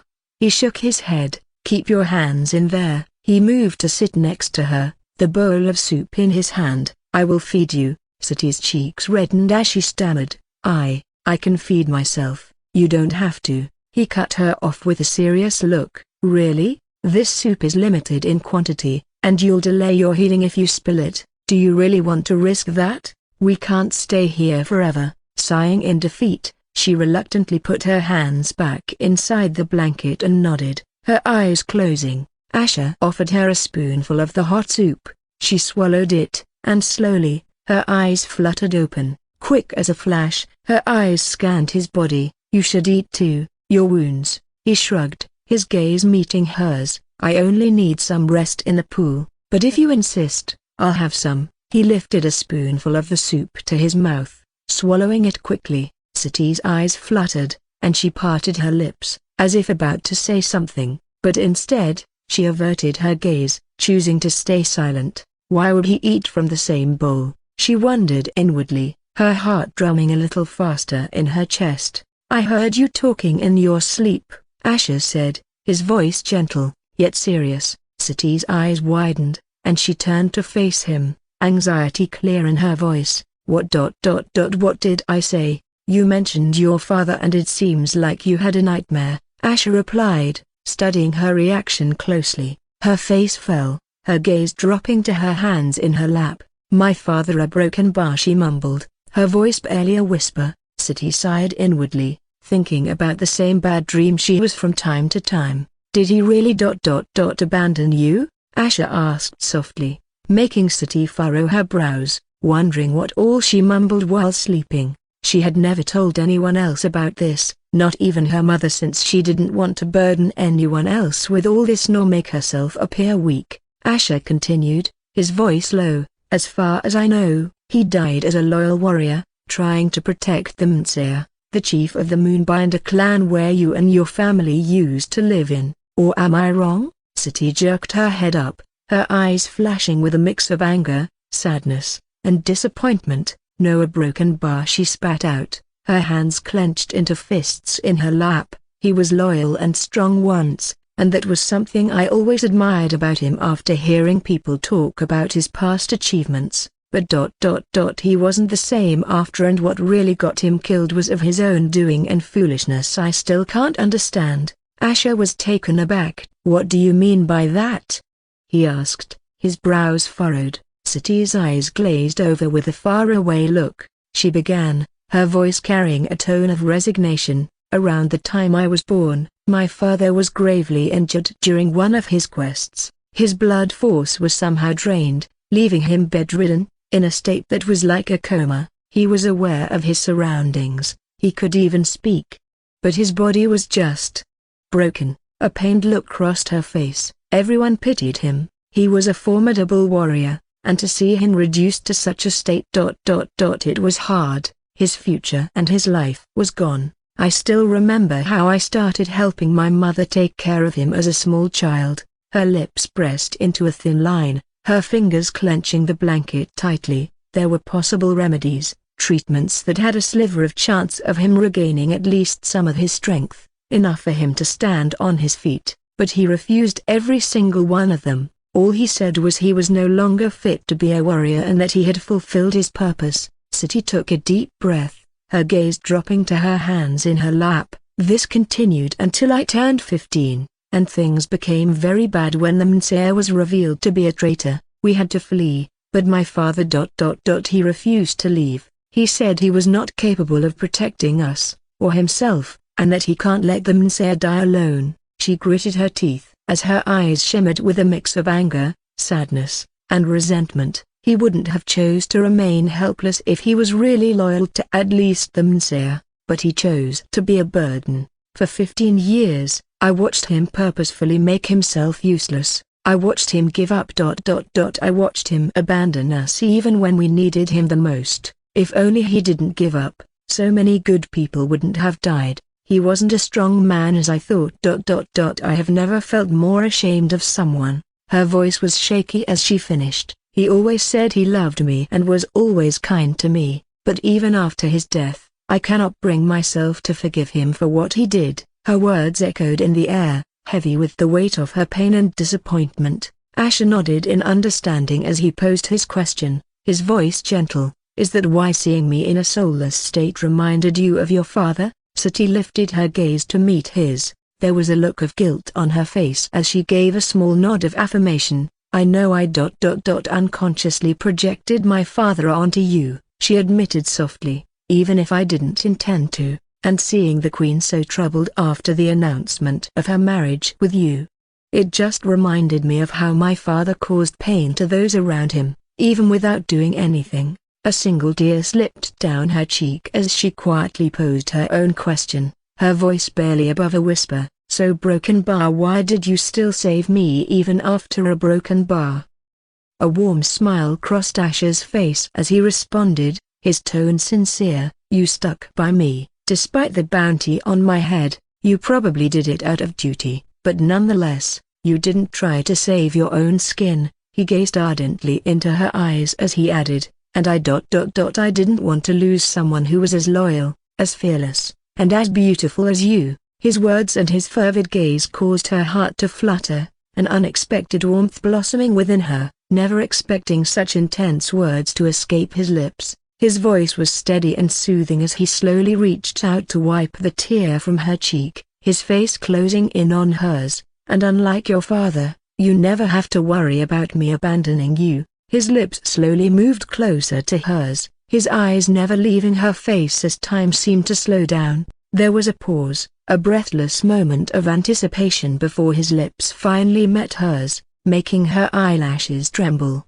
It was a soft, slow kiss, a promise sealed between them. The warmth of his lips seared into her, a balm to her long-held hurts and fears. Her thoughts froze as she got swept away by the moment, her world narrowing down to the feel of his lips on hers. His kiss was warm, tender, a silent reassurance of the words he'd just said, and before she knew it, she found herself entwined in his warmth, her lips reverberating with his, as they existed in a breathless moment, encapsulated by a sphere where time itself dared not intrude.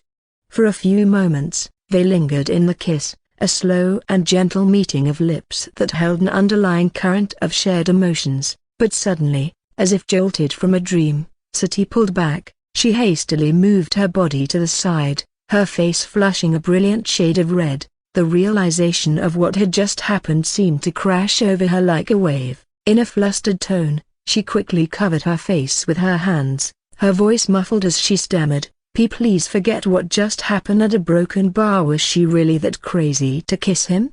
And it wasn't just a simple kiss, it was her first kiss. She never thought her first would be with Asher, of all people. Yet why?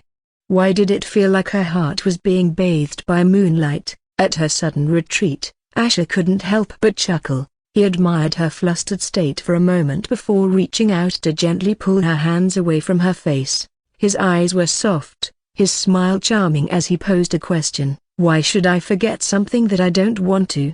he asked as his gaze bore into hers, refusing to look away as he added, "And I'm quite sure, you don't want to forget either." His words were confident, as if he could see right through her, reading the turmoil of emotions in her eyes. The statement wasn't an accusation, but rather a simple fact, that made her heart race all over again, making her wonder why she couldn't just get a hold of her feelings. "No, a broken bar you are on, a broken bar. I wasn't thinking straight." A broken bar caught in his gaze. Sati could only put together a quick retort, her mind still reeling from the unexpected turn of events. Yet despite what she said, a part of her, a significant part of her, couldn't stop thinking about the kiss. "You think so?" Asher questioned, a playful smile tugging at his lips. "But you kissed me back. You can't deny that, whether you thought about it or not. When you kiss someone, that usually means you like the person." He likes me? Or is it normal for you to go around kissing people?" Sati harumphed as she gave him an aggrieved glare. "Of course not." Sati couldn't believe how he could assume such things about her and added in the heat of the moment, "This was my first." A broken bar. She trailed off as she winced. She then quickly turned her head away, as if she could hide her flushed face from him. "Be a broken bar. I don't like you," she retorted, her voice carrying a hint of defiance. "I like someone else." Her words trailed off, the reality of them sinking in as a pang of guilt washed over her. Sylvan's face flashed in her mind, his soft smiles and his confessions of love filling her thoughts. A subtle laugh escaped Asher's lips at her proclamation. "Oh, so it's Sylvan you fancy?" he questioned, clearly amused.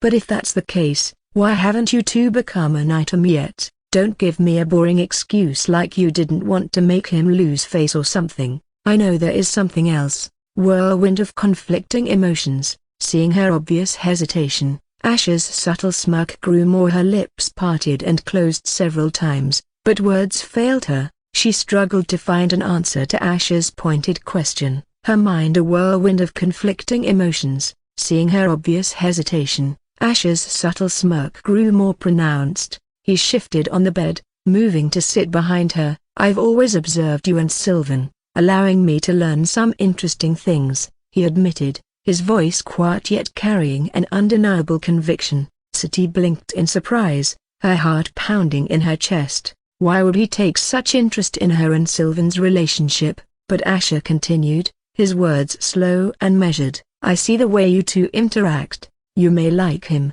yes, but not in the way he wishes. You don't see him as your man, do you?" His words were built on careful observation and insight. He had seen their interactions, and asked around about their history, since Sylvan and Citri were people of interest to him due to being part of House Drake. He made sure to know about the two as best as he could, and on the way, he learned things he didn't expect to, and from what he could tell, Citri's feelings for Sylvan were not romantic. Her inexperience in relationships, coupled with her close friendship with Sylvan, prevented her from realizing it. Nevertheless, he didn't care what she really felt about Sylvan since it wouldn't change anything. Citri's eyes rippled as she pressed her lips together, his words striking a chord in her heart. She took a deep breath as she tried to reel in her thoughts. In a voice barely above a whisper, she responded, You shouldn't go around assuming things about people like that." Her words were filled with a strange mix of uncertainty and defiance. Asher's smile didn't fade. Instead, he leaned in closer, his gaze never leaving hers. "All right, let's do a simple test then. If you pass, I promise to forget what happened." His tone was casual, yet the intensity of his gaze told her he was serious. Citri blinked, taken aback by his suggestion. A knot of anxiety twisted in her stomach as she cautiously turned to face him. "What kind of test?" she asked, her voice shaking ever so slightly. The corner of Asher's mouth twitched upwards in a smile, a glint of amusement sparkling in his eyes. "Well," he began, leaning in closer, "it's said that when you kiss someone you like, your heart beats faster. So, if we were to kiss again, and your heart didn't race, then you'd pass the test." Citri could feel her cheeks grow hot at his suggestion. Her heart thudded loudly in her chest, and she was certain he could hear it. The audacity of his proposal, the implication of it all, left her feeling flustered and completely caught off guard. "Why you?" she stammered, unsure of how to respond. How was she supposed to accept such an improper test? The mere thought of it had her heart pounding, so how could she possibly pass his so-called test? The look in his eyes told her he knew just how unfair this test was, but if she refused, she was sure he would definitely say that she was afraid of failing the test and thus proving him right.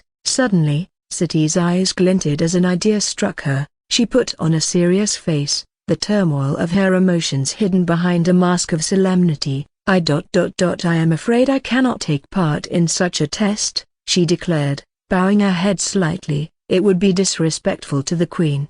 With that, she swiftly laid back down on the bed, pulling the blanket over her face in an attempt to escape the situation. At the same time, Asher's expression suddenly hardened, his gaze becoming vacant momentarily. Citri's serious expression transformed into a wince as she went under the sheet. Even as she said it, she knew it was a flimsy excuse. She was aware of the unspoken matters of the nobility, of the clandestine affairs and secret trysts that often occurred away from prying eyes, but the Queen was different, and her relationship with Asher was unique. Citri knew the Queen cared for Asher deeply, and the thought of her reaction to the unexpected kiss filled Citri with even more guilt. Yet Asher's response wasn't what she expected. Rather than protest or pry further, he simply watched her with an amused smile on his face. "You slept enough. Get up and finish your soup before it gets cold." His words were light, but his voice held an intensity that was hard to ignore.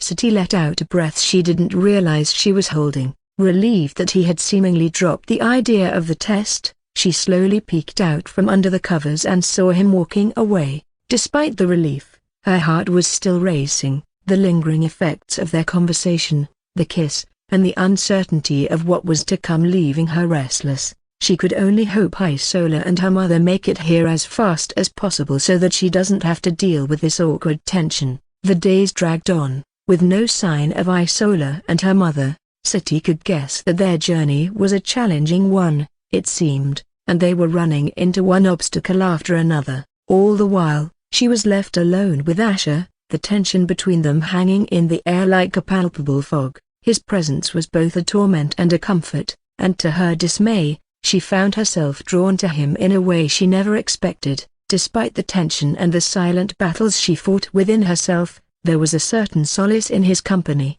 a feeling of safety she had never experienced before.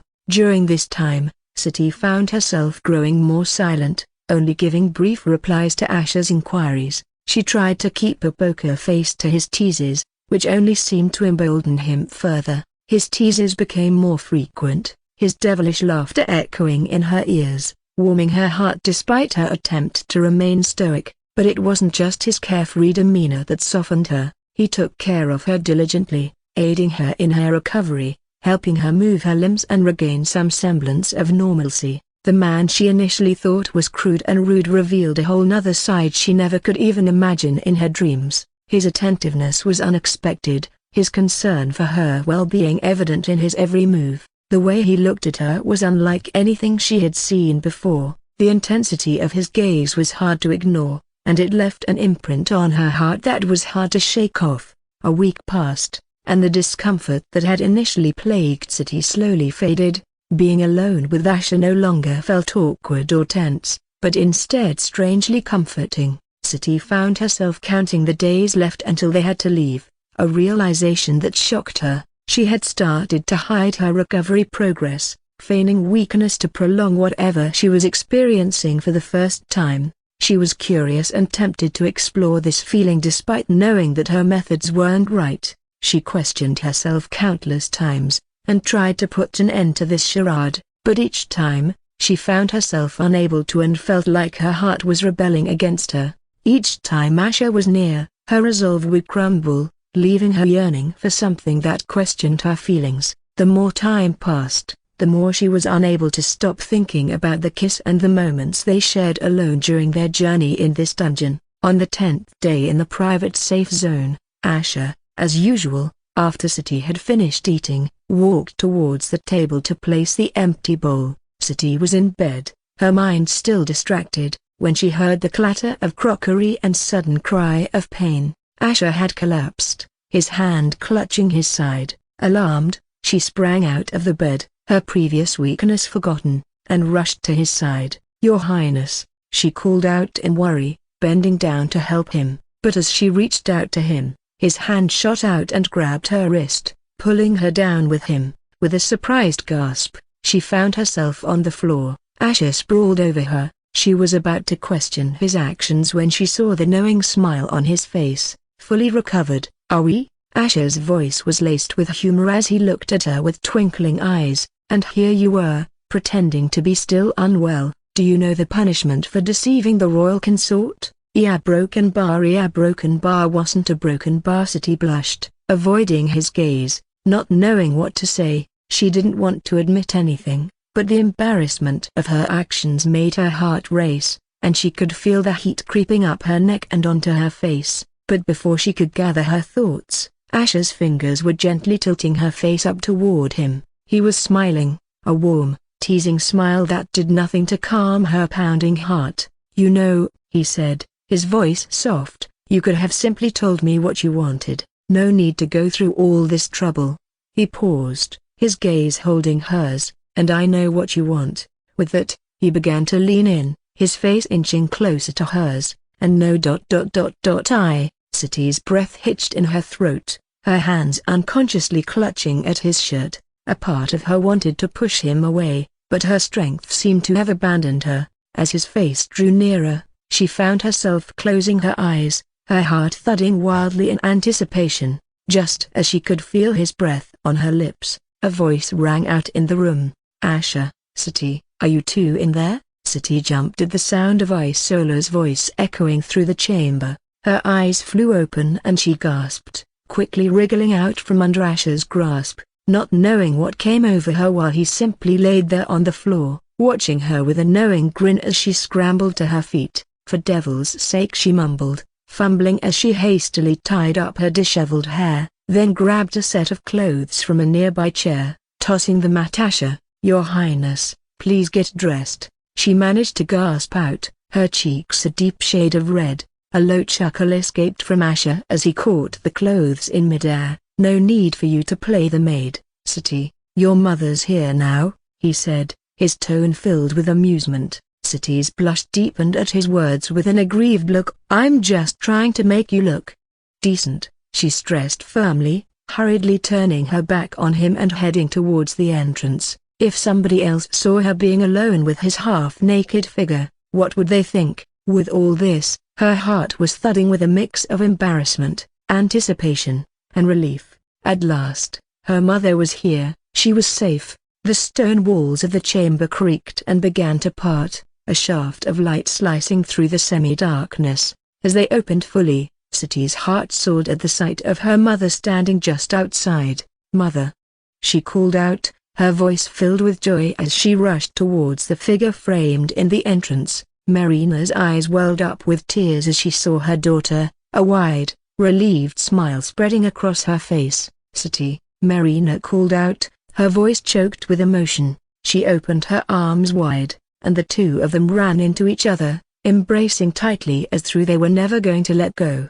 Behind them, Isola slowly entered while watching the heartfelt reunion, a soft smile playing on her lips. Only she knew how worried and sad Marina was after they got separated for weeks, and other than feeling worried, Isola didn't expect his absence to cause a sense of emptiness she couldn't explain. Maybe she had quite gotten used to his company while taking care of Kalisa together. "It's about time you guys got back." Asher's voice resonated from beside Isola, a trace of smile on his lips. Isola turned to face him, her sapphire blue eyes shimmering as they caught the faint glow from the chamber's light. A small smile graced her lips as she responded, "We are sorry we are late." Her gaze swept over Asher and then City, a sigh of relief and astonishment escaping her lips at their well-being despite the challenges they had faced. Marina's gaze turned towards Asher, her eyes glistening with a mix of relief and happiness.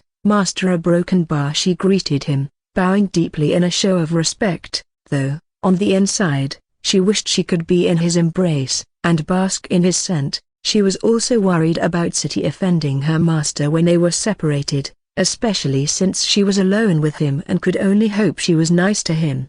Beside her, City's eyes narrowed in confusion upon spotting 5 unfamiliar faces lingering behind Isola. They seemed to be quite astonished by the existence of this private safe zone. "Isola," City began, her eyes scanning the group, "are these your friends?" The question hung in the air as City studied the 5 individuals who stood just behind Isola, 2 men and 3 women. All were Umbrolfians, their unique appearances clear from the iridescent scales shimmering on their turquoise skin, blending with it flawlessly. The women were tall and slender, their long, flowing hair varying shades of deep sea blues and greens. Their eyes were large and round, as clear and deep as the ocean depths, filled with wary looks and nervous anticipation. Their lithe bodies were clothed in traditional Umbrolfian attire, accentuating their feminine grace. The men, on the other hand, were taller, with one of them being sturdy and broad while the other was lean and muscular. Their eyes were sharp and keen, constantly darting around as they assessed their surroundings with evident wariness. The set of their jaws showed the seriousness and concern they held for the situation, and feeling City's gaze, all 5 of them unconsciously looked towards their princess with concerned looks, wondering if their presence was going to be troublesome for her despite her telling them to not worry earlier. Even though they were more familiar with the royal consort, he wasn't the only one from the Bloodburn Kingdom. The Battlemaster's stern, scrutinizing gaze was still on them.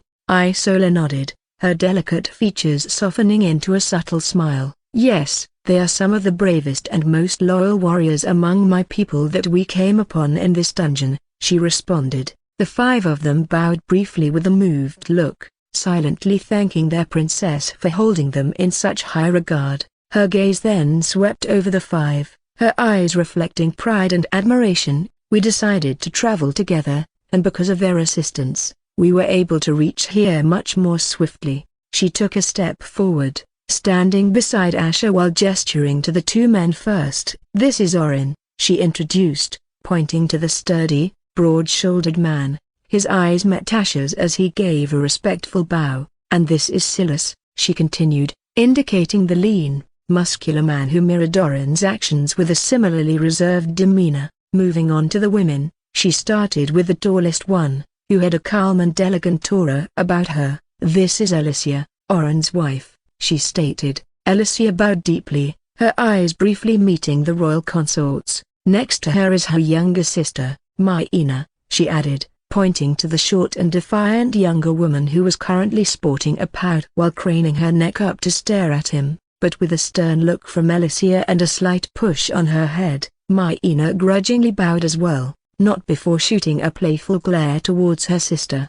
"And a broken bar," Isola said, turning her attention to the woman standing beside Myena. "This is Lyra, Silas' wife and a formidable warrior in her own right." With a graceful dip of her head, Lyra acknowledged the introductions, casting a supportive glance at Silas as she did. Asher pulled Isola to the side, his brows furrowed as he watched the group of Umbrolfians, uncertainty coloring his normally assured gaze. Before he could voice his concern, Isola's soft voice echoed inside his mind, a reassuring murmur amidst his doubt. "Asher," she began, her voice resonating with conviction, "they can be trusted, I give you my word." She paused for a moment before continuing. "Oren and Silas are mid-level soul purgers, their wives Alicia and Lyra are low-level soul purgers. Myena, despite her young age, is a mid-level soul reaper. Letting them join can only be good for all of us. We definitely need an alliance to make our journey ahead easier." Sati wasn't wrong to advise that earlier. After a moment of silence, he turned to look towards the 5 Umbrolfians. "All right," he said, his voice firm and steady, "I guess you all can tag along." From the side, Sati watched as the scene unfolded, her brows knitted together as she had a slightly baffled look. Marina noticed her daughter staring at her master in a strange way. When she advised him to form alliances when the quest began, he flat out refused her by saying he won't trust anyone he didn't know. But when Isola brought along unfamiliar people, he didn't even question her. It was peculiar and out of character for Asher. Was there something she was missing? Or when did Asher start trusting Isola that much? With closer observation, she noticed the way he talked and looked at Isola, and for some reason, she didn't know why it was prickling her. Marina noticed her daughter staring at her master in a strange way. She knew Sati didn't like her master, but this time, the look in her eyes seemed different than usual. There wasn't a hint of the previous hostility she always had in her gaze. "And where is my big girl?" Asher asked, an eager glint in his eyes. He never thought he would miss Khalisa's playful antics so much, and her presence always seemed to bring a sense of comfort to him.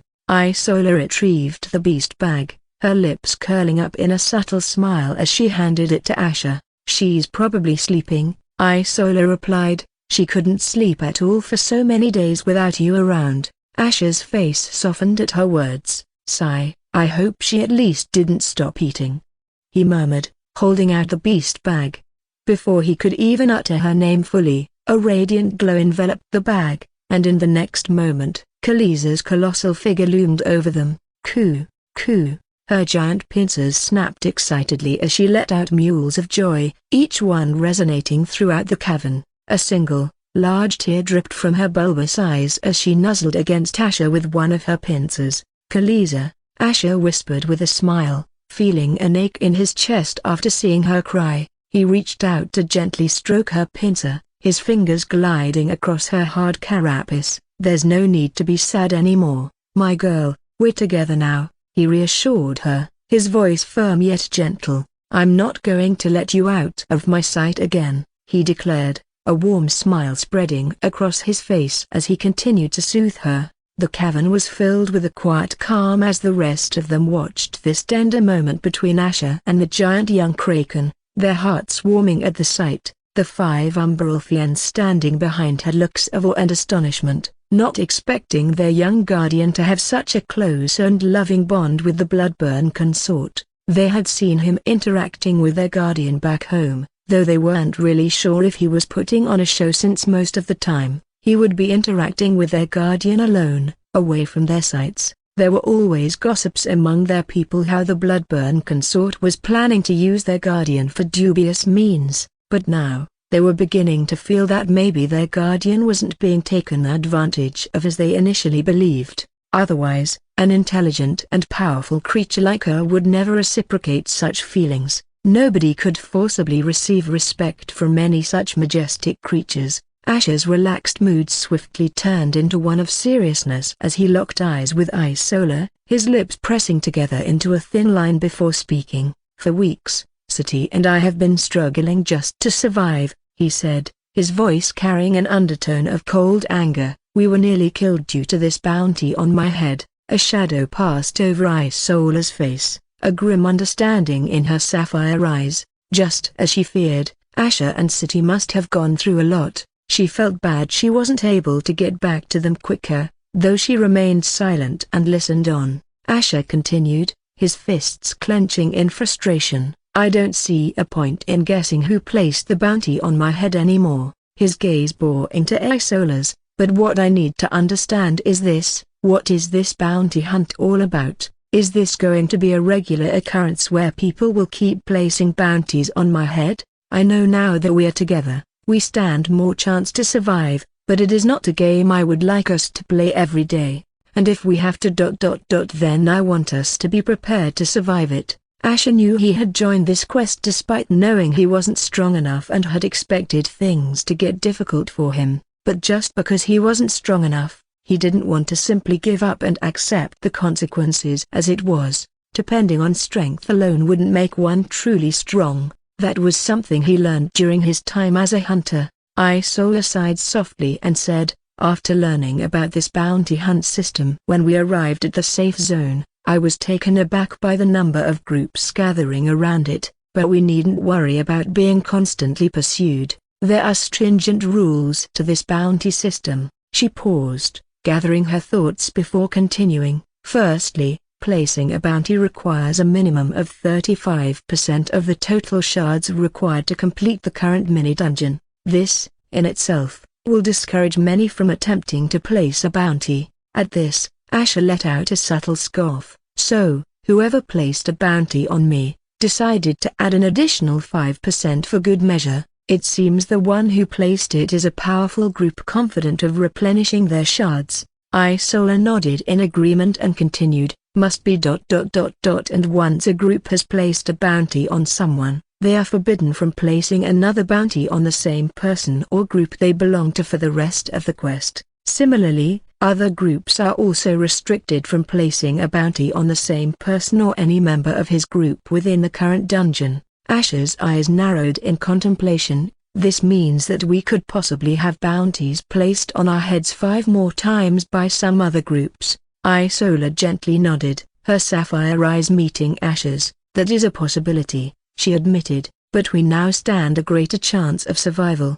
Not only are we together, but I have also procured some items that could aid us during a bounty hunt, most of which were available in safe zones. After knowing you and City were in trouble, we decided to make sure we won't be left unprepared again." Asher's brows furrowed in confusion. "What kind of items are you referring to?" "Well," Isola began, her voice steady and resolute, "first, we got a shelter matrix. I realized it could prove beneficial in a situation such as a bounty hunt. If we are in the shelter that we've constructed using the matrix, our exact location won't be revealed regardless of how close our enemies are. Instead, they will only receive a general location based on the quality of the shelter matrix. The one I have now is barely bigger than a house, but I think that a higher grade shelter matrix would probably provide even more benefits and be bigger as well." Asher, who had previously thought the shelter matrix wasn't of much importance,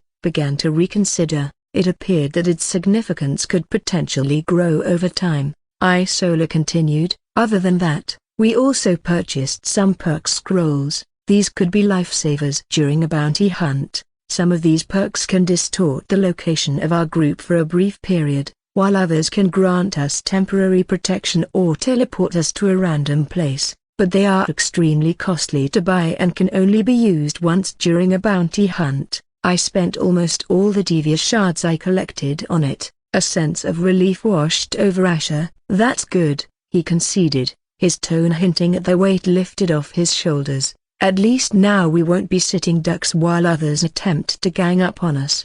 Isola then shifted her gaze from Asher to City and back again, her eyes clouded with worry and curiosity. "How did the two of you manage to survive on your own?" she asked, her voice low but clear. I remember you saying it was a close call. Did someone else help? Isola knew Asher and City were capable enough to have some chance of surviving on their own, but a bounty hunt. Isola couldn't think of a possibility where they could hold off so many hunters and demons for that long without any items to aid them. Asher nodded, his eyes flickering with recollections of the past days. In a way.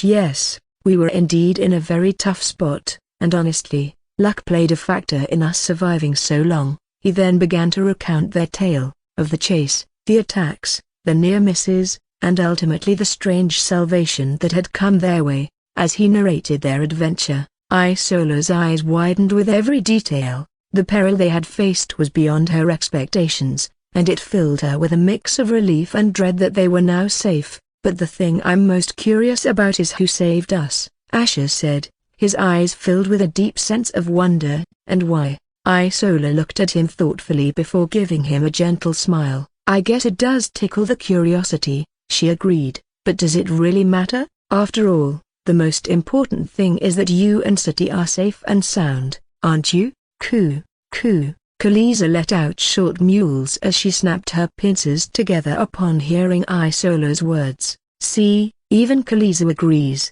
Isola said with a warm smile. Asher nodded, a subtle smile dancing on his lips. Yeah, heartbroken bar, you are right. Not too far away, the 5 Umbrelfians, especially the 3 women, were engaged in an intense conversation. Look, Maina, you've got to understand, Lyra was saying, her voice stern as she pointed a finger at the youngest among them, that we are in no position to offend the Bloodburn consort. But why should we bow down to the man who caused us to lose the war and even helped his queen kill our mother guardian? Maina huffed, puffing out her cheeks in defiance as she turned to look at Alicia. And, big sis, did you already forget how our father was killed by their people? Alicia sighed, her heart aching for the younger one. She gently reached out, running her hand through Maina's hair as her eyes flashed with pain. Yes, they did, she admitted softly. But that's the price of war, Maina. We lost the war, and now we have to deal with the consequences. It's a harsh reality, but it is what it is. That is why it's important we try to not destroy whatever we have now. Lara nodded in agreement, her gaze serious as she looked at Maina. Our current situation is humiliating and painful, but we're still breathing because the Bloodburn consort had the grace to persuade his queen to show us mercy. Without that, we wouldn't even be here. He also made sure his people wouldn't try to cause us any trouble despite everything. As the conversation grew more solemn, Silas decided it was time to chime in. A slight smile danced on his lips as he turned his gaze to Maina. Forget everything else for a moment, Maina. Look at our princess and the Bloodburn consort. With a huff, Maina turned her head, glancing at the 2 figures standing a little distance away. They were engaged in quiet conversation, their smiles gentle and understanding. Do you see that? Silas continued, his voice soft but resolute. Despite our feelings towards the Bloodburn kingdom, our princess respects the Bloodburn consort, and he returns that respect. They share a bond, an understanding, especially with caring for our young guardian together. He paused for a moment, allowing his words to sink in. We should respect that, Maina, for the sake of our princess. At least be nice to the Bloodburn consort,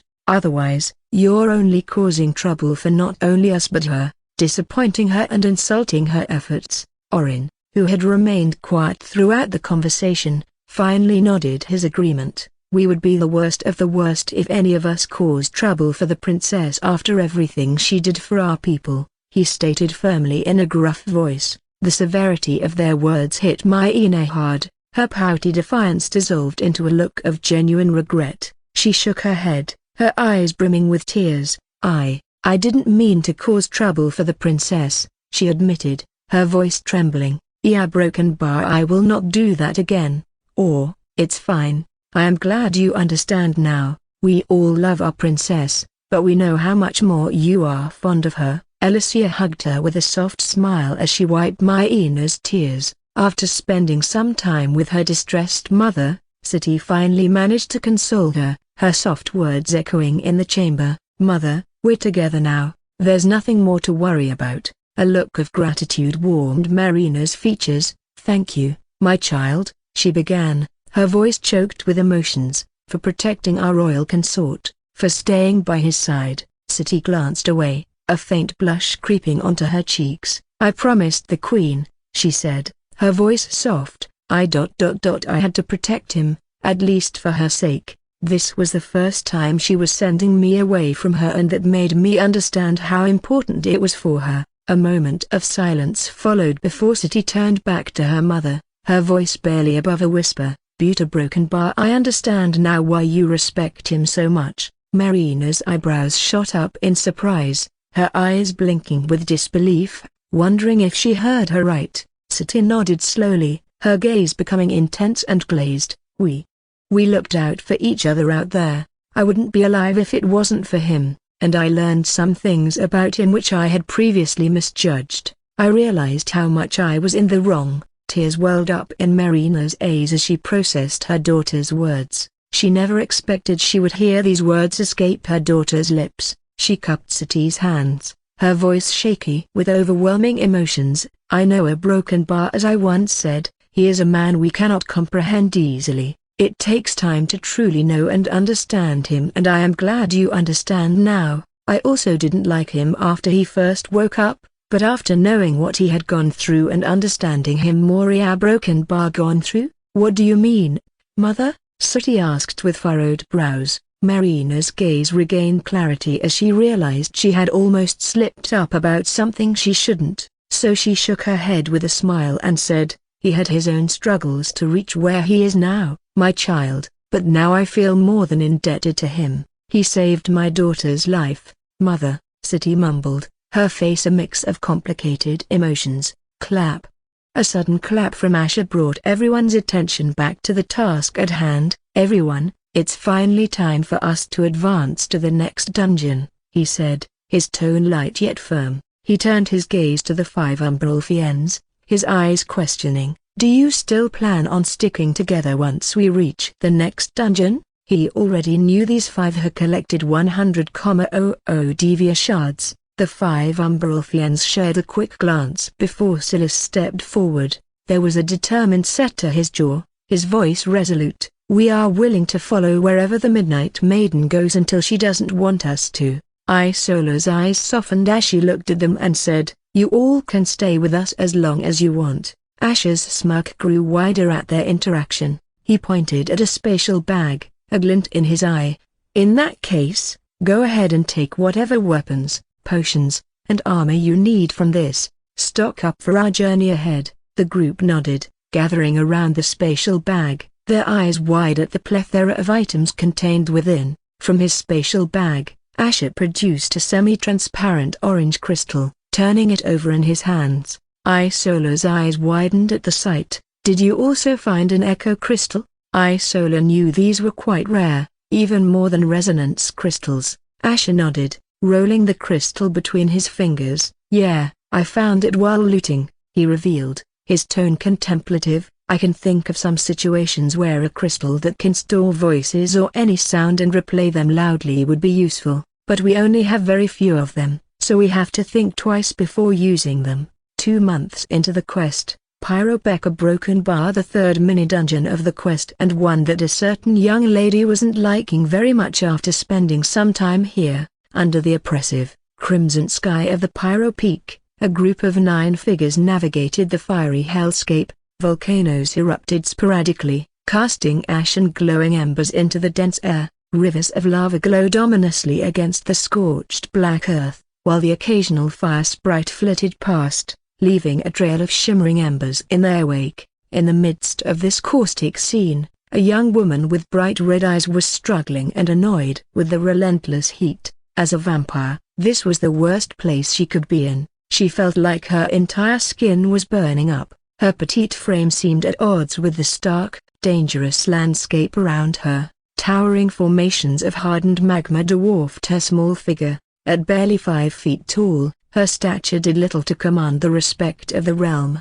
yet her appearance was anything but ordinary. Long, voluminous ruby hair cascaded down to her ankles, styled into elaborate pigtails adorned with ornate ornaments. Her clothes were a vibrant mix of colors that contrasted with the molten hues of the landscape, yet their flashy design matched the wild spirit of the pyropeak. With her usually bright smile now replaced with a scowl of annoyance, she balled her small hands into fists at her sides. "This heat is intolerable. Sylvia doesn't like it," she cried, her voice a melodious sound that belied the raw power she possessed. At her cry of discomfort, the 4 demons of noble houses who served as her vassals, immediately looked concerned, their eyes scanning the treacherous terrain for some respite from the relentless heat. Despite her whims, their loyalty to her was unwavering, and they didn't mind doing most of the work, collecting the devious shards for her, as some of them were also stronger than her, though none of their bloodlines were as powerful as hers.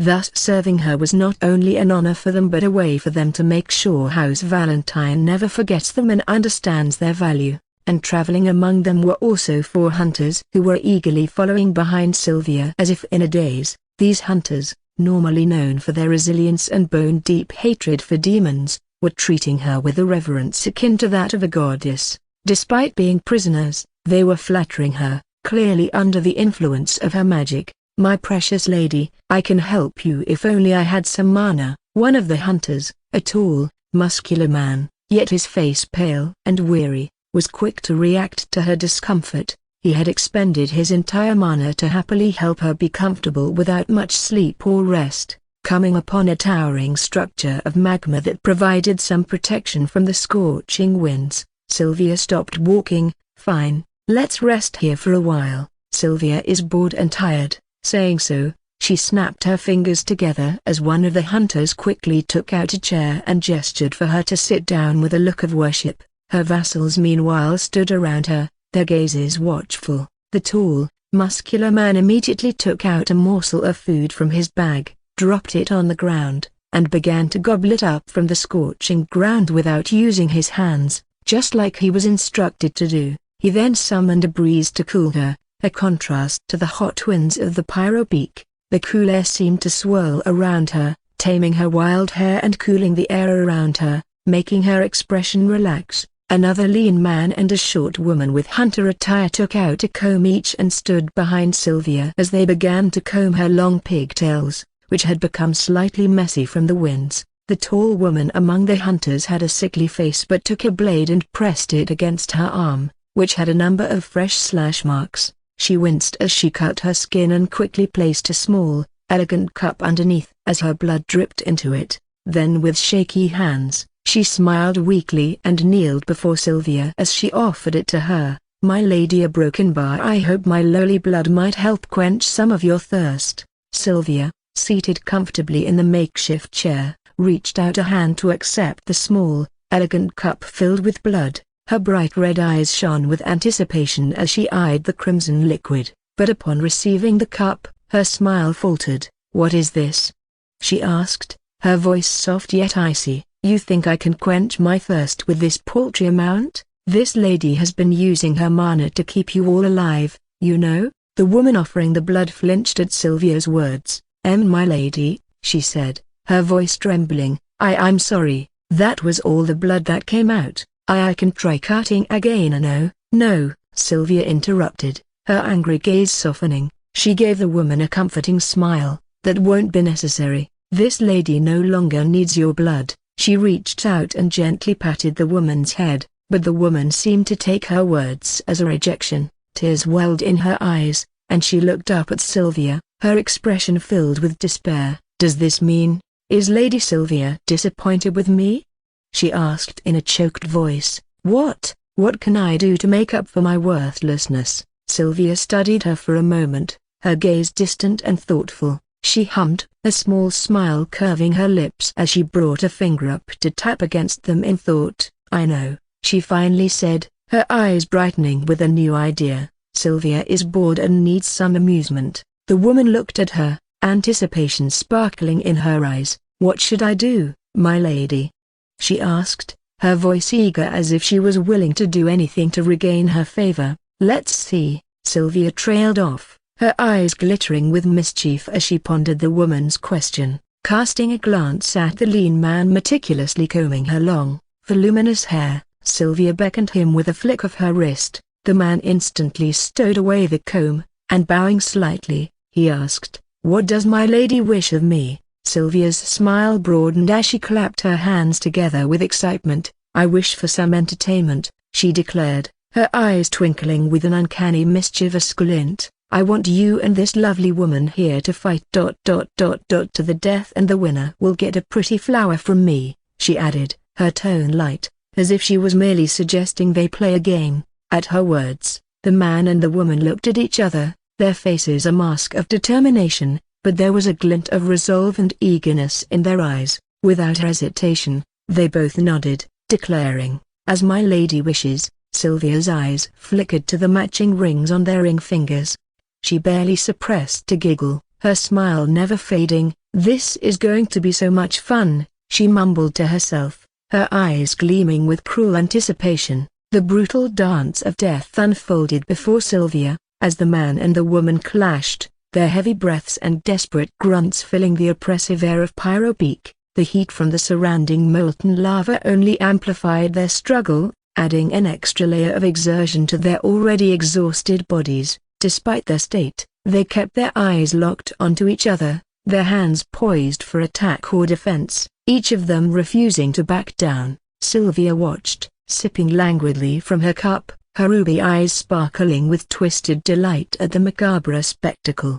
The metallic taste of blood on her tongue only enhanced the enjoyment she derived from their desperate fight. With each passing moment, the pair grew more and more fatigued, their movements slowing and their attacks weakening quickly due to their already pitiful condition of their bodies. Their bodies were already beyond their limits, yet they kept on fighting, driven by the hope of earning their lady's favor. Inevitably, the woman stumbled and fell to the ground, her strength finally leaving her. The man, taking advantage of her vulnerable state, swiftly clambered atop her, his hands moved to her neck, ready to squeeze the life out of her. However, as he looked down into her half-lidded lifeless eyes, tears seeping out of them, his own gaze began to waver. A moment of clarity seemed to cut through the illusion that held him captive. His eyes widened, filling with a potent mix of shock, sadness, and pain as he saw the woman underneath him.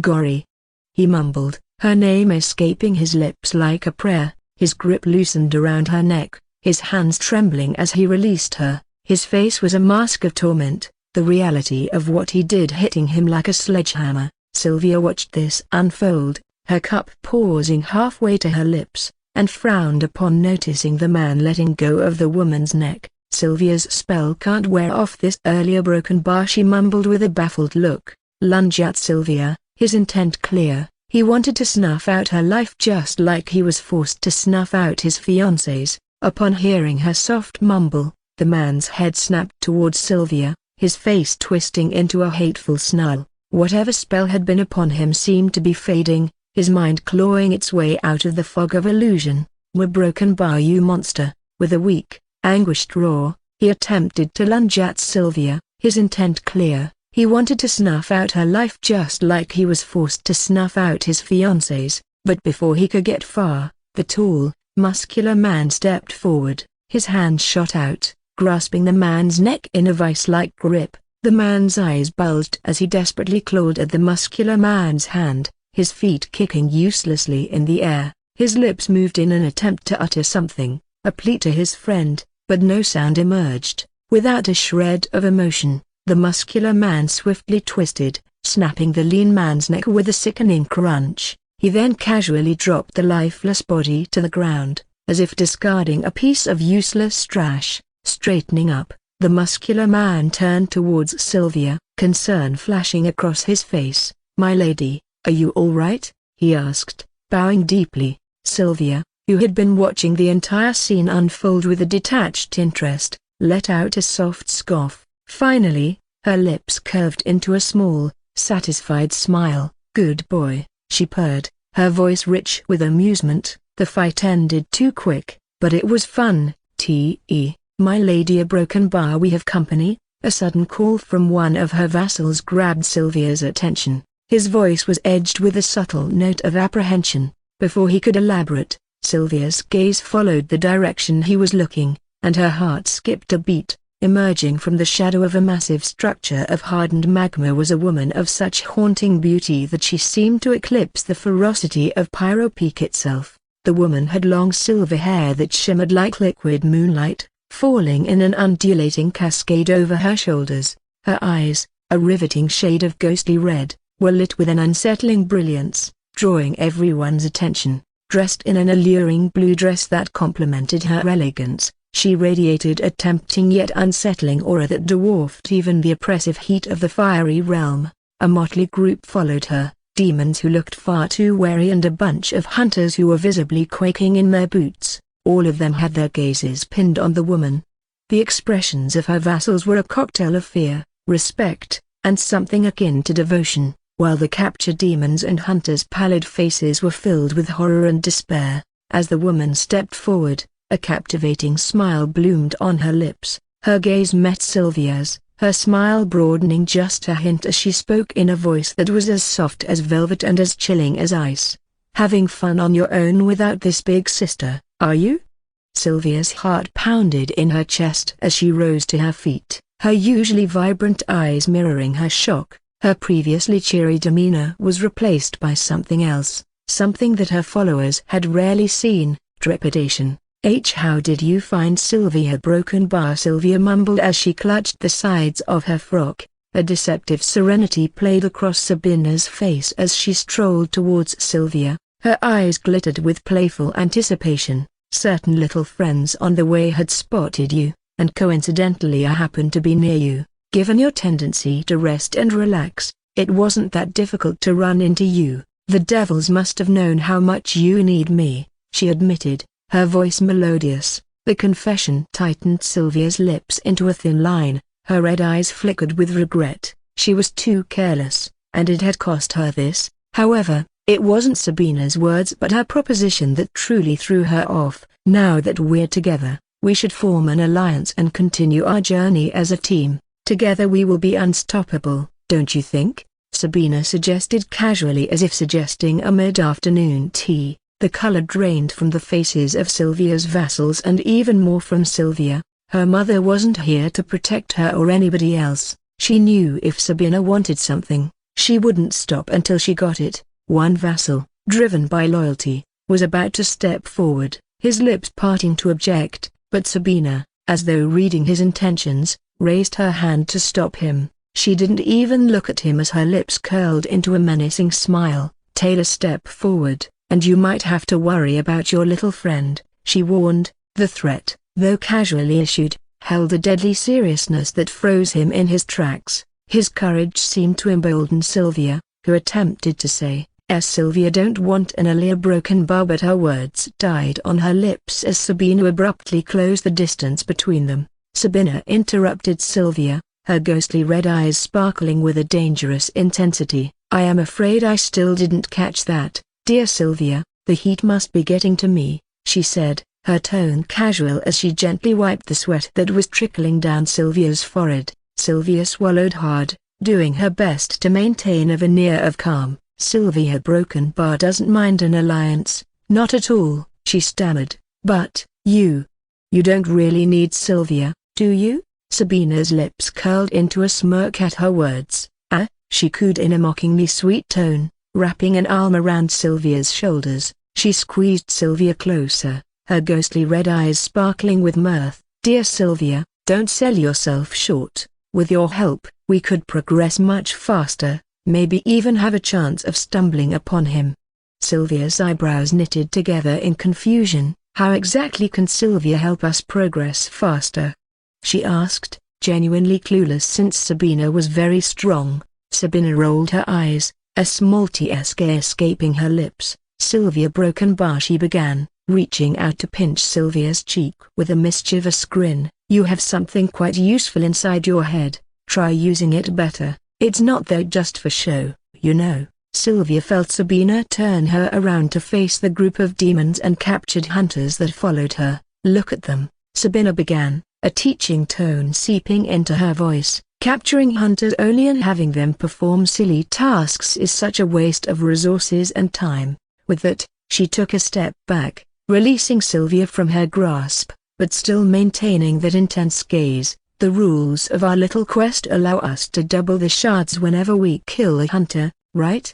she continued, a sly grin pulling at the corners of her mouth. "All we have to do is capture a weak group of people we don't like from our realm, give them the devious shards we've collected, and then—" Sabina's words hung in the air for a moment, adding to the suspense before she finally revealed her strategy. "We simply throw them in front of a bunch of hunters. Once the hunters have taken the bait, we swoop in and kill them, taking back the devious shards, which now would be in multiples of what we originally had." As Sabina's plan unfolded, Sylvia's eyebrows shot up in surprise. It was simple, yet so brilliant. The thought had never crossed her mind, and it left her feeling slightly foolish. If she had used this kind of method, then she could have gotten out of this hellish mini-dungeon and advanced to the next faster. But this made her wonder why Sabina was still in this dungeon if she was employing this strategy. Sylvia voiced her confusion aloud. "If you already have such an effective plan, why do you need Sylvia?" Sabina sighed, her eyes twinkling with a mixture of frustration and excitement. "In theory, the plan sounds great," she began, her tone almost defeated, "but when put into practice, it presents a plethora of challenges." She then added, "The most troubling one is the shards." She paused, making sure she had Sylvia's full attention before continuing. "The shards can't be transferred or taken forcibly. I wasted a lot of time experimenting with my theory by torturing, scaring them to death. But none of it worked even if they said they wanted to." Her voice became softer, the memory of the failed attempts clearly not sitting well with her. "I thought it would be as simple as coercing them into giving them up, but it turns out, they have to willingly part with the shards." Sabina's gaze found Sylvia's again, a spark of hope dancing in her red eyes. "The mind is a tricky thing that has a will of its own," she stated, her voice carrying a tinge of admiration, "and since you are so experienced playing with them, your expertise is going to make my theory come to fruition." Sylvia never expected Sabina would need her help like this. However, her face paled as she thought about something. Her mind raced, her eyes shifting uneasily before finally, she stuttered out a question. "And what about after? What happens to this alliance if we reach the final mini-dungeon and collect all the shards we need?" Sabina's smile broadened as she slowly raised her hand and began to stroke Sylvia's hair, her touch gentle yet sending shivers down Sylvia's spine. "Well, at that point, dear Sylvia," she murmured, her voice soft yet chilling, "I may no longer require a little alliance." Her gaze remained steady on Sylvia's as she said with a smile, "You'll be free to do as you wish." Then her tone took a subtle darker turn as she whispered a seemingly innocent statement into Sylvia's ear, "Just make sure you don't get in my way. I wouldn't want any harm to come to such a cute and lovely young lady like you." Sabina planted a soft kiss on Sylvia's cheek as she turned around with a smile, causing Sylvia's nerves to shiver. Her lips trembled as they pressed into a thin line, her face displaying a mixture of indignation and fear. She knew all too well that crossing paths with Sabina once the alliance was no longer needed was equivalent to walking into a death trap. The mere thought of what Sabina might do to her was enough to make her breath hitch, and 1,000 horrifying possibilities flooded her mind. Why did her luck have to be so rotten? However, her mind suddenly clung onto a previous thread of conversation, and quickly moved to catch up with Sabina. "Sylvia also wants to know a broken bar. Who is this he you are so eager to find?" she asked, her eyes wide with curiosity. Sabina's eyes gleamed with an intoxicating desire as she slowly drew in a breath, a seductive smile curling at the corner of her lips. Placing her forefinger in her mouth, she sucked on it gently before responding, "Why, who else could it be but our tall and charming royal consort?" Sabina's words were like a soft purr, and her eyes sparkled with anticipation. "It feels like it's been years since I last saw him. I can't wait to concoct another lovely potion with him." At the mention of Asher, a surge of resentment filled Sylvia's heart. Her thoughts raced back to the time when he had openly turned mana, and the memory of it still set her blood boiling. Her down and rebuked her, insulting her by calling her a small girl. That insult had been a slap to her pride, the sting of which she still couldn't forget. No one had ever dared to belittle her in such a manner, and the memory of it still set her blood boiling. If not for her mother reprimanding her to not talk to him again, she wouldn't have sat still like this. But in this quest, her mother wasn't here, nor was his protector here too. With an almost desperate gleam in her eyes, Sylvia turned to Sabina, a request burning on her tongue. "After you are done with him," she blurted out, the words spilling forth in a rush, Can Sylvia have a turn to play with him?" Her face was lit up with spiteful eagerness. Sabina's laughter, light and carefree, filled the air around them. However, her words were anything but, "in your dreams," she said, her voice taking on a chilly tone. A smug grin spread across her face as she continued, "He is mine, and will be mine in a broken bar soon." With that, Sabina turned on her heel, her silver hair swaying behind her as she strode off, leaving a stunned Sylvia in her wake. Sylvia stood rooted to the spot, her gaze fixed on Sabina's retreating figure, her hands tugged at her pigtails, her knuckles turning white from the pressure. A bitter taste filled her mouth, as a mix of anger, humiliation, and resentment swirled within her. Sylvia won't let this go. In the heart of an area in the Pyro Peak mini-dungeon, a group of 15 individuals stood in a large open space, hemmed in by towering structures made entirely of magma. The glowing molten rock cast an eerie red light on their exhausted figures, causing their shadows to flicker and dance on the uneven ground. From afar, the rumble of active volcanoes created a constant background noise, occasionally punctuated by the explosive sound of an eruption. The leader of the group was a tall and statuesque woman with long blue hair that shone in the reddish light. Her bright blue eyes surveyed the area with an intensity to make sure this was the right place to set up a shelter. "We're setting up the shelter matrix here," Rachel announced, her voice cutting through the rumbling sounds of the volcanoes.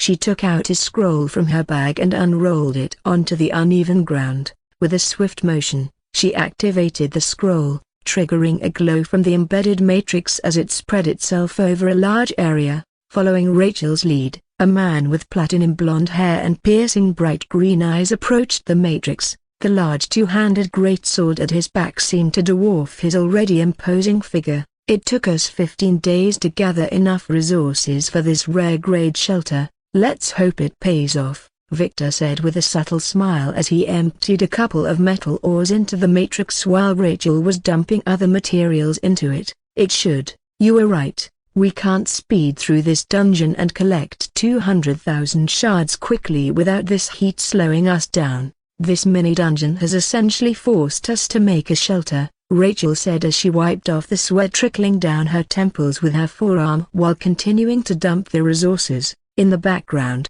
a woman with chocolate brown eyes and with hair that was a cascade of chestnut strands, neatly tied in a high ponytail, also joined in. Amelia held a stack of logs in her arms, which she added to the matrix under Rachel's approving nod. "Amelia, that's enough for now. The matrix only needs 400 logs," Rachel called out as Amelia continued to add more logs. Not far from the group, 2 young women stood together, their hands clutching their own bundles of resources. Imako, with her sharp features and bob haircut, kept her eyes fixed on the matrix, while Yue, with her long black hair and gentle demeanor, watched the matrix with a curious and observant expression. "Imako, Yue, come," Rachel beckoned. The 2 young women approached and added their own resources to the matrix, Imako with a hard set to her jaw, Yue with a soft smile. Meanwhile, the rest of the hunters followed suit, emptying their spatial bags filled with various resources into the matrix.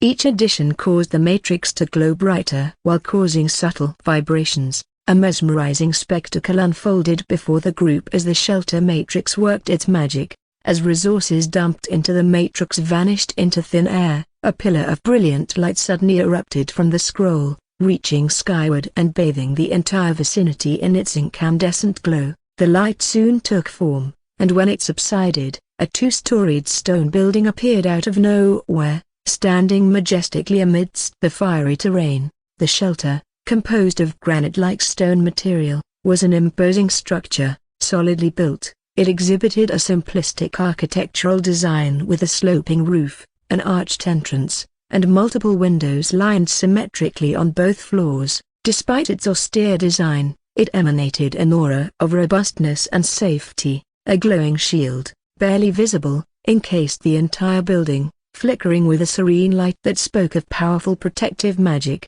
All around, the hunters could only stare at the sight, or reflected in their eyes at the surreal spectacle of a building manifesting from nothing. "This shelter," Rachel began, breaking the silence as she gestured towards the structure, "can withstand even the attacks of 50 B-rank hunters for a good while." Her voice echoed with a hint of pride as she admired the product of their collective effort. Amelia, standing beside her, let out a soft scoff. "Only fools would dare to attack us, especially when we hold such a large advantage by staying inside the shelter. They would be like sitting ducks outside," she confidently said, her eyes flashing defiantly. Victor, who was observing the shelter from a distance, merely shrugged in response. "That might be true, Amelia, but it's not like we're going to hole up inside this shelter the entire time. The real battle will be out there," he countered, gesturing towards the threatening volcanic landscape surrounding them. Amelia rolled her eyes silently upon hearing his smartass response. Rachel pursed her lips as she mulled over Victor's words. Turning her gaze from the structure, she watched as the rest of the hunters began to enter the shelter with expressions of relief and curiosity. A look of doubt flickered her face as she asked, "Do you think we should form an alliance with more people to get through this mini-dungeon quicker? Already more than 2 months have passed, and by now, we know that the higher dungeons will take more time to advance. Our shelter could easily accommodate at least 5 more," she proposed, her voice ringing with determination and a hint of eagerness at the prospect of expanding their group and advancing faster. Amelia shook her head, her ponytail swinging. "That may not be good, Rachel," she firmly responded, locking eyes with her. "We shouldn't form any more alliances. The more people we have, the longer it would take for us to accumulate shards, especially considering we are all from different groups in the end." Rachel still looked hesitant as Amelia added, "Besides, managing a large group can be difficult. As it stands, the hunters we have with us now are talented B and A rank hunters. I see no need to add more into the mix. There might also be arguments and troubles regarding sharing of resources and other possible conflicts if we have too many people." Victor, who had been silently listening, interjected with a shake of his head. "I don't think managing a larger group would be a problem," he began, his green eyes gleaming with resolve. "As long as they know who's running the show, things should run smoothly. Besides," he added, his gaze moving to meet Rachel's, "I'm confident we can still collect a lot of shards. Some mini-quests, for instance, often require a lot of manpower, as we know. Having more people could be advantageous." Amelia's brows furrowed, ready to counter Victor's argument when something else stole her attention. Victor's relaxed demeanor suddenly changed. His ears perked up, his eyes narrowing dangerously. He swiftly turned his gaze towards one of the towering magma structures. With a loud, commanding voice that echoed throughout the fiery field, Victor called out, "There is no point in hiding from us. Come out while I am still patient." The quiet tension following his statement hung in the air like an oppressive veil. The other hunters shared confused glances as they looked in the same direction as Victor. From behind the towering magma structure, a group slowly emerged. At their lead was a towering, muscular figure, scars etching stories of battle onto his skin. His square jaw, obscured by a thick beard, was set in a grin as his icy blue eyes fixed on Victor. A gruesome necklace made from the fingers of demons hung around his neck, making Imako and Yua wince in disgust, and even Amelia frowned upon seeing them. Rachel furrowed her brows as she and Amelia easily recognized who they were. They were called the Demon Rippers, because of their various tendencies and actions. Some say they were demons in human skin but with allegiance to their own kind, and despite how menacing they were, they had a large number of people around the world impressed by their existence and the terror they brought to demons. Rumors say they and their people controlled a large part of the black markets, selling all kinds of questionable items, though none of these were able to be proved. The other hunters who had entered the shelter also came out and held their breaths, with some of them having apprehensive looks. The man in front of them was someone who had quite an infamous reputation among the demons and even in their own world. Axton Marlowe, or the Butcher, a broken bar, the alias he or people gave him. They also recognized the others behind him.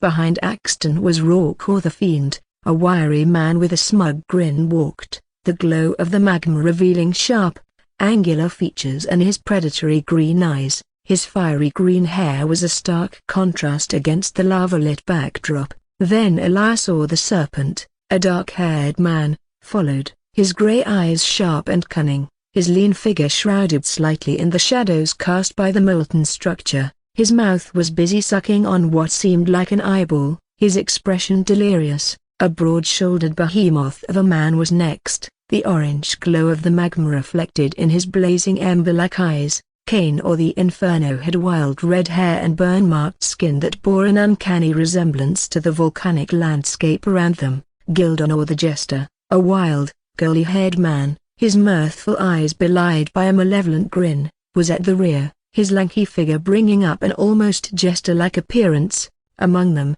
Gildon and Cain were dragging two naked demon women with dark orange skin behind them on a leash, their vacant expressions almost lifeless, their bodies riddled with barely healed cuts, and their eyes gouged out, leaving behind only bloody holes. They followed him on all fours, their pitiful existence making the gruesome scene even more chilling. Axton raised his scarred hands in a friendly gesture, his icy eyes fixed on Victor. "Sir Victor," he began in a voice smooth as oiled silk, his smile never faltering, "apologies if it seemed like that, but we had no intention of sneaking around. We were merely trying to approach your distinguished group for a potential Broken Bar alliance. I am sure even though your team is capable enough to survive this entire quest, our special set of skills and abilities might make things easier for your team."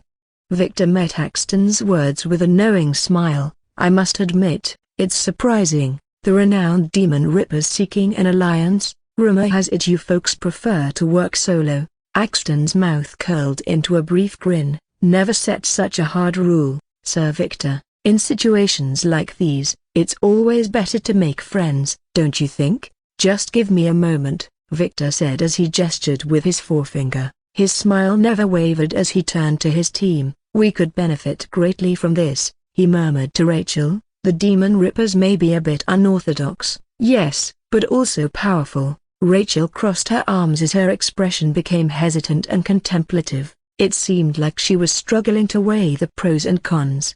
Amelia was quick to voice her dissent, her eyes briefly shooting daggers at the group of men. "We shouldn't align ourselves with these savages. They are as disgusting and monstrous as the demons they hunt." Victor's smile faltered, a slight frown etching its way onto his face that had only lingered for a brief second. His hand then found Amelia's shoulder, the slight tightening of his grip making her wince. "Amelia," he said, his voice gentle, "we can't judge a book by its cover. Their methods may be questionable, but we can't ignore their contributions to humanity. They've punished countless demons, and our world is a lot safer because of them as well." Amelia's eyes trembled as she curled her lips as if wanting to say something, while Yuya and Amiko glanced at each other with a silent understanding.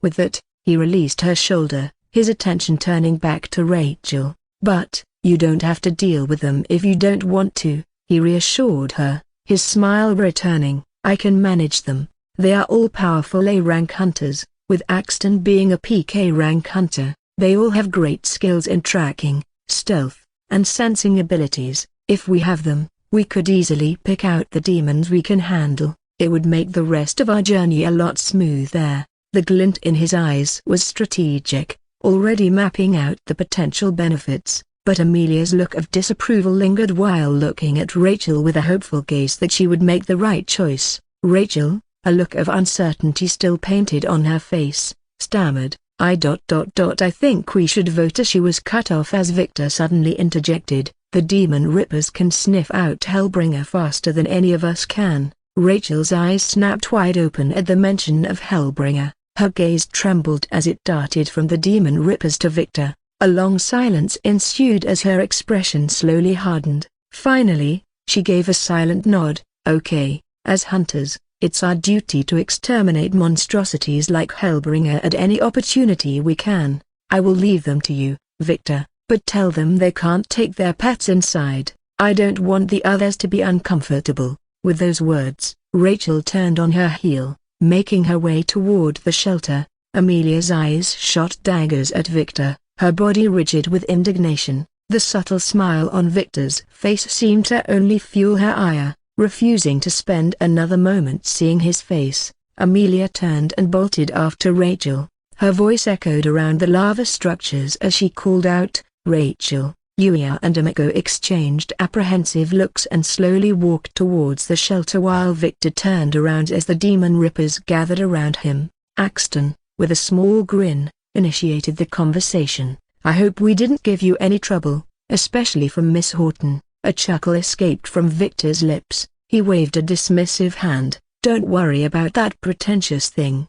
I am going easy on her just because she is my fiancé's childhood friend." Axton let out a subtle laugh, the malicious glint in his eyes reflecting his amusement. "As expected from us, Sir Victor, we already know you are more than capable enough to handle bitches like them without even lifting a finger." Victor nodded, his lips curving into a smile. "And I take it your Marlowe family is doing well in the Middle East after shifting there?" "Of course," Axton replied, his smile never leaving his face. "My people will be pleased to know you asked about them, and we are honored that you are giving us another opportunity to work with you. It seems like the president's daughter is hell-bent on finding this Hellbringer. I am surprised and ashamed at the incapability of our juniors to kill him despite the bounty hunt. They have surely been living an easier life than ours." Gildon clicked his tongue, frustration visible in his playful eyes. "I could have skinned him alive easily if only we were close to Hellbringer during the bounty hunt." Elias, always the calm one, flashed a quick, silver smile and chimed in, "We needn't get restless. There's plenty of time ahead, and by then, we'll surely get to Hellbringer. If he manages to stay alive till then, why don't we just place another bounty and make it easy to hunt that demon rat? The demonesses in his group can make fine pets for us," Kane suggested with a sinister glint in his eyes while caressing the hair of his pet, who began to tremble upon feeling his hand. Victor, wearing a casual air about him, lifted his hand. "There's no need to try hard, nor does Rachel want others to find him, which could happen if we place a bounty. Other than that a broken bar, we shouldn't forget the real prize of this quest." Axton, relishing in the shared understanding, nodded with a menacing grin. "Of course. We understand that only Sir Victor deserves it. We are going to have a great time together, and perhaps we can find some fine demon pussy and meat for Sir Victor on the way. I'm sure it can satisfy you even more after surviving on the tasteless food of these dungeons and the beauties you may not have had an opportunity to taste." Victor's eyes flickered with a frenzied look, his lips parting as his tongue slowly caressed his upper teeth before he inhaled deeply, his expression returning to normal. He nodded appreciatively. "I might take you up on that offer. But I'm sure you know we have to be discreet. Rachel isn't used to such things. You all have to be on your best behavior whenever she's around us." With a smug smirk stretching across his face, Rourke nodded in agreement. "Don't you worry, Sir Victor, we'll be good boys for your sake." The others nodded with a grisly laugh as Victor slowly nodded with a subtle smile. In the cool confines of the shelter, Rachel stood alone in the room, her gaze focused out the window, her expression glazed. The soft sound of a door opening behind her broke her reverie as Amelia walked in, the door clicking shut behind her with an echoing finality. In a hushed tone, Amelia spoke, the trepidation evident in her voice. "Rachel, why didn't you put up a vote like always, about the alliance with those perverts? You know they might cause trouble among the others as well." Rachel took a deep, calming breath, her eyes never leaving the reddish hue of the magma structures outside the window. Crossing her arms in front of her, she confessed in a voice barely more than a whisper, I also didn't want to, Amelia, but Hellbringer, I can't hold back when it comes to him, even if it means I have to make decisions that might not sit well with me." Amelia's lips pressed together, her brows knitting in worry as she slowly approached Rachel. She reached out, placing her hand gently on Rachel's arm. Her voice softened, filled with concern. "Rachel, can you tell me what really happened with Hellbringer? I can't help but feel that there's something more. You've looked so troubled ever since he disrupted your life." Rachel's lips quivered, her fists clenching involuntarily. Internally, a battle raged. She could never let anyone, not even her best friend, know the truth. Nobody would see her the same way if they knew, and the repercussions could be too dire, no matter how small the chance. Yet, Amelia's questioning gaze bore into her, seeking answers she was loath to share, choosing to paint a version of the truth. Rachel slowly turned toward Amelia, her eyes shimmering with unshed tears. Her voice broke slightly as she began to speak. "Hellbringer, he made me feel so powerless, Amelia. He toyed with me. Gave me false hope that I could save my friends, and then he just snatched it all away. I felt as though I had lost my dignity, my very identity as a hunter." The admission hung in the room, a raw, piercing reflection of her turmoil. Amelia's eyes softened, the pained expression on her face mirroring Rachel's turmoil. She reached out, gently squeezing Rachel's hands. "Oh, Rachel, I had no idea he was that evil. I understand why you hate him so much now. I'm so sorry you had to go through all that alone." Rachel's features softened at her friend's sympathy, her eyes becoming glazed as they were lost in certain memories of the past. After a few heart-wrenching moments of silence, she managed to say in a shaky voice, I don't know if I should say this, but the museum visit.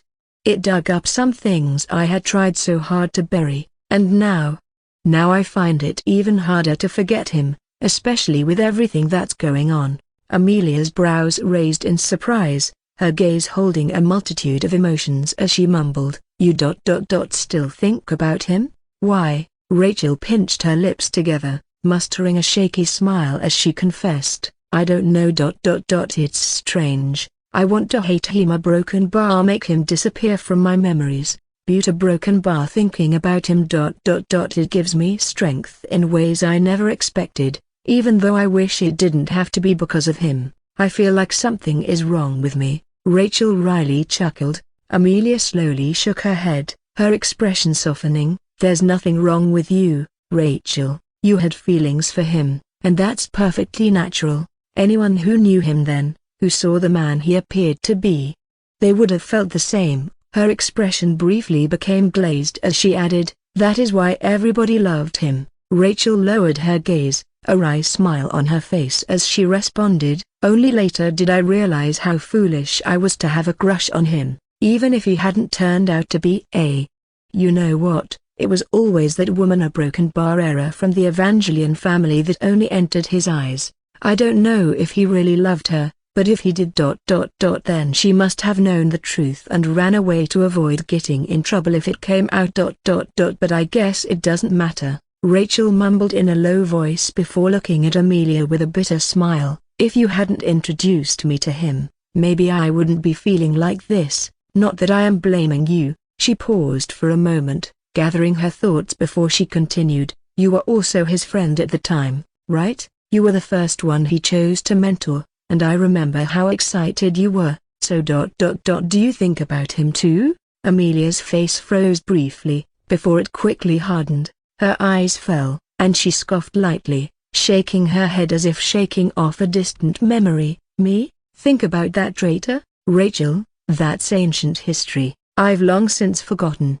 about him. Just like you, I looked up to him once, but that's the past." As she said this, her fingers slowly curled up, meeting Rachel's gaze. She continued, her voice firm, "So we shouldn't let old ghosts distract us. The past is the past, and it's better left there. Right now, we have a monster to hunt, a mission to complete. Let's focus on dealing with Hellbringer and put everything else aside." The room fell silent again as Rachel nodded, feeling that they should focus on what was important now. 3 months into the quest, bathed in the ethereal glow of the lava rivers that streamed down the fiery Pyro Peak. Asher's group and the 5 umbral fiends tread cautiously, their every step leaving an imprint in the soft, ashen soil.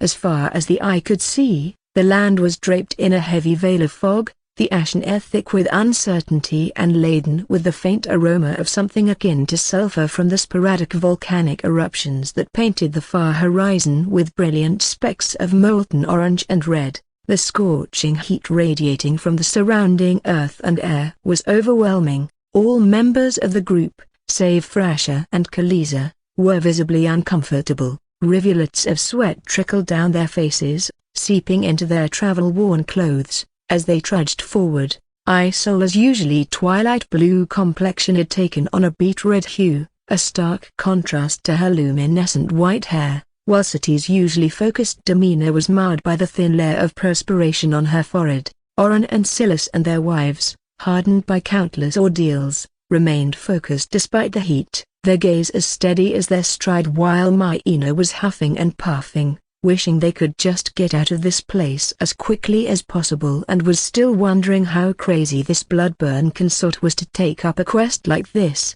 If not for their princess, they wouldn't be here. Despite the discomfort, each pair of eyes remained alert, sweeping across the seemingly endless expanse of ash and smoke, their senses heightened by the potential danger lurking in the shadows. The eerie silence, interrupted only by the distant rumble of volcanic eruptions, seemed to amplify their heartbeat, a stark reminder of the uncertainty that lay ahead. Their journey continued in silence, each member in tune with the thoughts of the others through Isola's mental link. Suddenly, Seti's voice echoed in their minds, breaking the stillness. "Are we sure we're in the right place?" Asher, his hand securely gripping his blade of damnation, nodded slowly in response. His gaze was distant, locked onto something unseen. "I can feel it," he said, his voice calm yet laced with an undercurrent of anticipation. "It might already know we are here. We have to be in the right place." Not too long ago, mini-quest available, Phoenix's Descent. Pyra, a phoenix who was once a glorious symbol of rebirth and the cycle of life, is now but a fallen star, an ember of its former self banished to Pyro Peak to endure the eternal torment of being consumed by its own flames. This being is living its final life, a life consumed by the very flames that once granted it rebirth. Currently in a deep slumber, Pyra is desperately holding on to the remnants of its existence, a feeble attempt to prevent the inevitable. However, once it wakes up, Pyra will initiate its last stand, burning up its own life force in a desperate last attempt to wreak chaos and death. Its power grows the more it burns its life force. The closer it is to death, the more formidable it becomes, a blinding beacon of destruction and rebirth in its own flame. Defeat this malignant creature once and for all, and you shall receive the best rewards Pyro Peak has to offer. Rewards: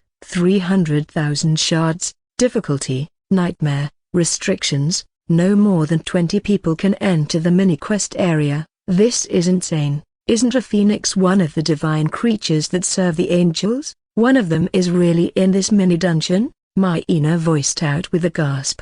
It can't be Broken Bar even if it's not the real one. It's impossible to survive this quest. A Broken Bar City voiced out with furrowed brows. I think this impossible quest is just to tempt us. With 300,000 shards, it is more than enough to advance to the next dungeon quickly, and the rewards must be at least legendary grade. But seeing how difficult it is, who in their right mind would participate in it? We don't have the strength or numbers, and even then it wouldn't be easy at all, Silas asked with a shake of his head. Isola and Marina looked at Asher, who was standing silently with a contemplative look, and just as they expected, he curved his lips and said, "Let's give it a try. I feel like we are the only ones who might stand some chance of completing this." The quest also says this phoenix is not really its original self but a fraction of what it was. This only means it isn't hopeless. Alicia, Lyra, and the other umbral fiends, along with Seti, had their eyes widened. They had looks of disbelief, wondering if they heard him right. However, City remembered how he even survived against a soul purger on his own for a while and felt that only someone like him had the qualifications to take risks like this. Still can a soul purger be compared to a phoenix, even if it is in a weakened state? And to the disbelief of the Umbrolfians, their princess nodded and said, if you are confident we have a good chance, then we can give it a try. Isola then looked at Myena and the others with a concerned look, as if guessing what she wanted to say. Oren suddenly stepped forward with a solemn look and deeply bowed. We will be pleased to tag along and be of any assistance. Myena pursed her lips, but since she can't bear the thought of abandoning their princess, she also bowed along with her sisters.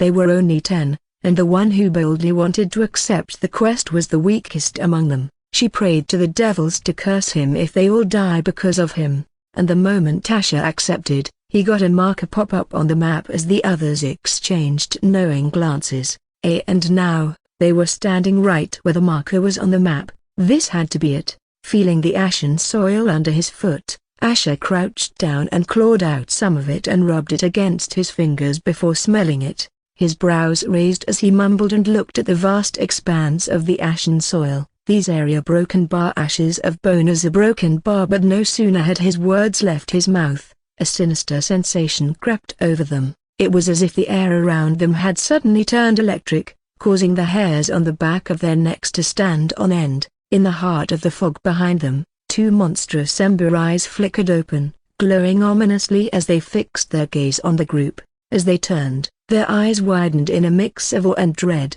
What met their gaze was a sight nobody else had lived to recount. Towering over them, shrouded in the ashen fog and standing amidst the molten rivers of lava, was the silhouette of the legendary creature they had been tasked to defeat. Scree-ee-ee. A screech ripped through the still air, resounding through the desolate landscape, a sound as chilling as it was majestic. The sheer force of it shook the earth beneath their feet, a tangible reminder of the monstrous strength they faced. The silhouette moved, and with a powerful flap of its massive wings, the fog that had concealed its figure dissipated, revealing its true form. Pyra, the blazing calamity. A broken bar. Asher could see the name of this giant creature. It was a sight to behold. Standing at an awe-inspiring 30 meters, its body glowed with an ethereal fire that seemed to dance and writhe across its feathers, each one a delicate balance of ashen gray and flaming orange, mimicking the fiery landscape that surrounded them. Its eyes, aglow with an ember-like luminescence, bore into them with an unblinking gaze, the pupils dark abysses that seemed ancient yet they seemed so baleful and filled with a simmering rage that was unlike what he had heard about the mythical phoenixes.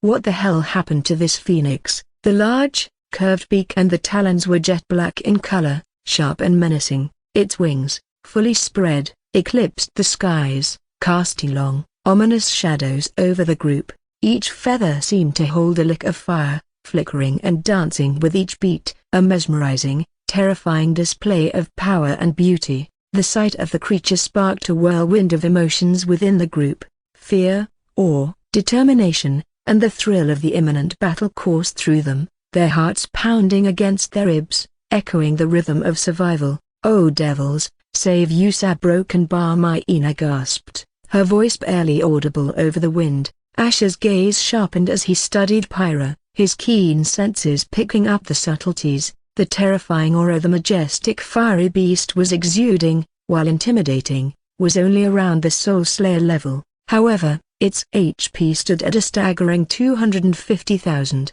It was definitely a boss-level creature with the highest health Asher had ever seen in his life. He couldn't even begin to imagine how powerful its original self might have been. As he watched, the number started to decrease, but with each drop, the creature's strength increased. It was a dangerous, volatile situation, a ticking time bomb. You will that know the plan. A broken bar. Buy me time while making it burn its own health, as much as possibly. Broken bar. Asher voiced out. A ripple of concern went through the 5 Umbrolfians, especially Myena, wondering why the Bloodburn consort gets to sit back and relax while they might very well be running to their death. Why would their princess really put up with this without any question? We have no time to waste standing around. The more we give it time, the harder it will be to chip off its health, City said with a fierce look as the others nodded, their faces set with a firm determination. Sweating, they spread out in formation, each one pulling out their weapons of choice.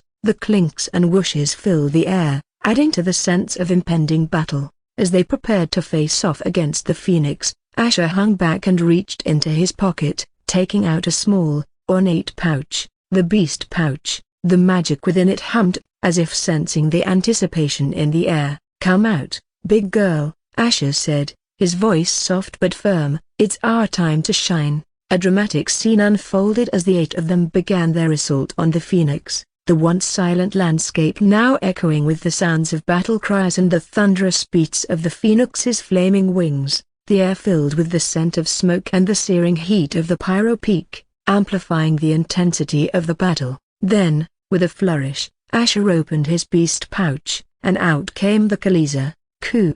With a 30-meter-long body, Khaleesi stood tall, her body as formidable and awe-inspiring as the surrounding volcanoes. The black carapace of the giant young beast gleamed under the fiery glow of the phoenix, and her murky, bulbous green eyes were alight with ferocity and the thrill of an imminent fight.